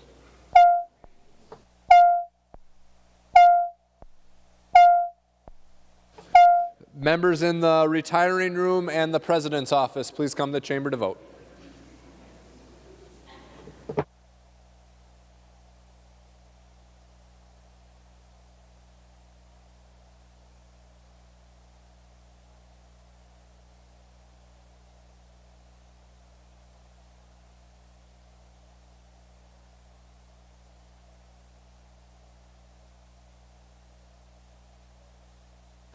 Members in rooms 323 and 206, please come to the chamber to vote. Rooms 323 and 206.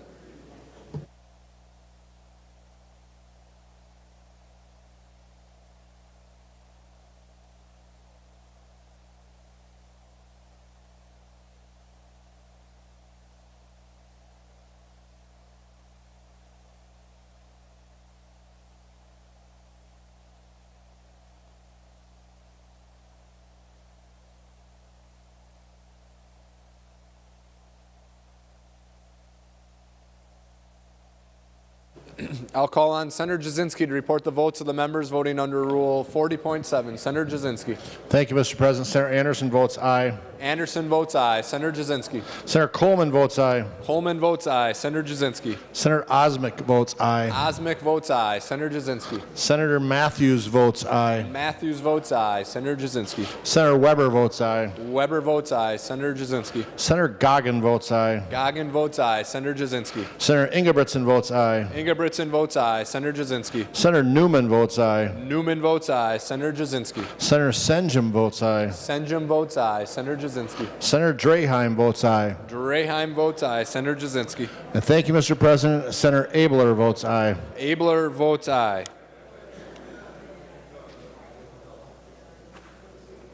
Senator Frentz. Thank you, Mr. President. Senator Champion votes no. Champion votes no. Senator Frentz. Senator Dietzick votes no. Dietzick votes no. Senator Frentz. Senator Eaton votes no. Eaton votes no. Senator Frentz. Senator Fateh votes no. Fateh votes no. Senator Frentz. Senator Kent votes no. Kent votes no. Senator Frentz. Senator Isaacson votes no. Isaacson votes no. Senator Frentz. Senator Latz votes no. Latz votes no. Senator Frentz. Senator McEwen votes no. McEwen votes no. Senator Frentz. Senator Rest votes no. Rest votes no. Senator Frentz. Senator Torres Ray votes no. Torres Ray votes no. Senator Frentz. Senator Wickland votes no. Wickland votes no.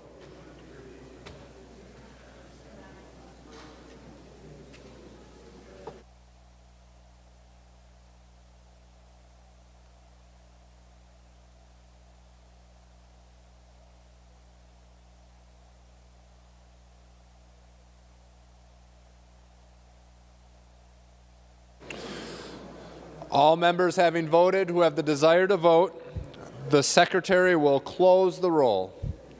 There being 38 ayes and 28 nays, the bill is passed and its title agreed to. Remaining under motions and resolutions will revert to the fifth order of business, reports of committees. The secretary will read the report. Senator Rosen from the Committee on Finance, to which was re-referred, Senate File Number 2360, a bill for an act relating to health, reports the same back with the recommendation that the bill be amended as follows: delete everything after the enacting clause and insert, and when so amended, the bill do pass. Senator Gazelka. Mr. President, I move the committee reports read by the Secretary be adopted. On that motion, all in favor say aye. Opposed say no. Motion prevails. Next, we'll move to the sixth order of business, second reading of Senate bills. The secretary will read the Senate file number. Senate File Number 2360. Second reading. Next, we'll move to the 13th order of business, announcements of Senate interest. Without objection, the following senators will be excused from today's session: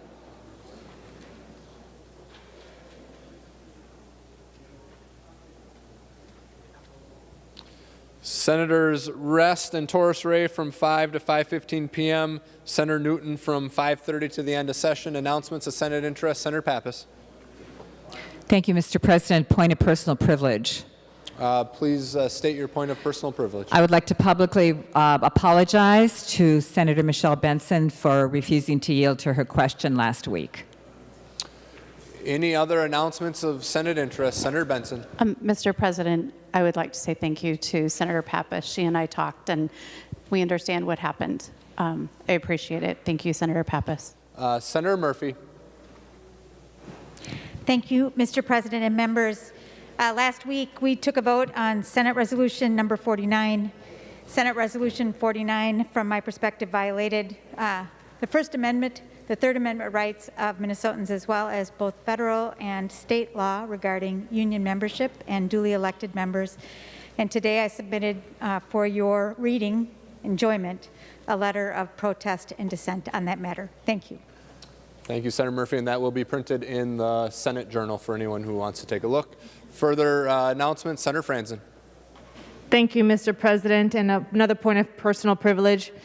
Earlier today, we had an uncomfortable moment on the floor, and that at least I felt uncomfortable in an interaction between the president and a member, Senator Champion, and I came up to him during the vote and said I apologize for that interaction. It made me feel really uncomfortable, and I want to make sure that all members who felt that way also understand how important the issue we were debating, restore the vote, and that Senator Champion was trying to make his point.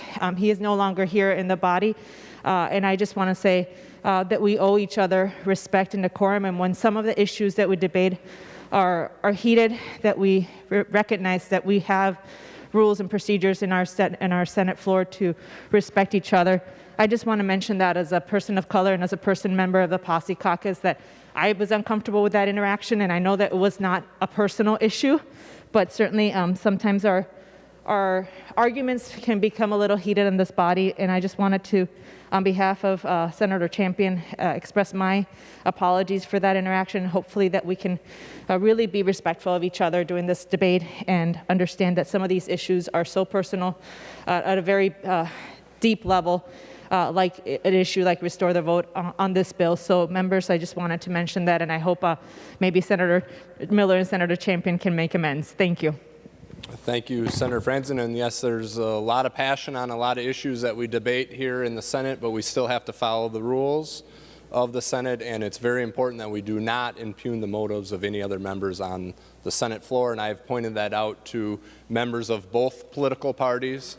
And it's also important to note, as Senator Pappas mentioned earlier, that there have been members of both political parties that have not yielded to questions. As Senator Frentz asked earlier, there's nothing I can do to make another member yield to a question. That's their personal choice. So appreciate your comments. Any further announcements of Senate interest? Senator Gazelka. Thank you, Mr. President. Just briefly, there's a reason the Senate is more collegial than the other body, and it does take some work and always communicating. Sometimes our communication is going to be very direct and uncomfortable at times, but I've noticed a lot of respect in this body and honor of each other. We just need to always work on that. It's not something you just suddenly can take. That it can change in a heartbeat if we're not careful. So, and Senator Gazelka, I don't mean to interrupt, but just to show how much passion, Senator Champion is one of my closest friends in the Senate. So there was a lot of passion on it, but Senator Champion is a close friend. Yeah, Senator Gazelka. Absolutely. One quick announcement, too. Republican caucus will meet at 8 p.m. via Zoom tonight, so get your dinner. And, Mr. President, with that, I move the Senate do now adjourn until Tuesday, April 27th at 10 a.m. Senator Gazelka moves that the Senate do now adjourn until Tuesday, April 27th at 10 a.m. All those in favor say aye. Opposed say no.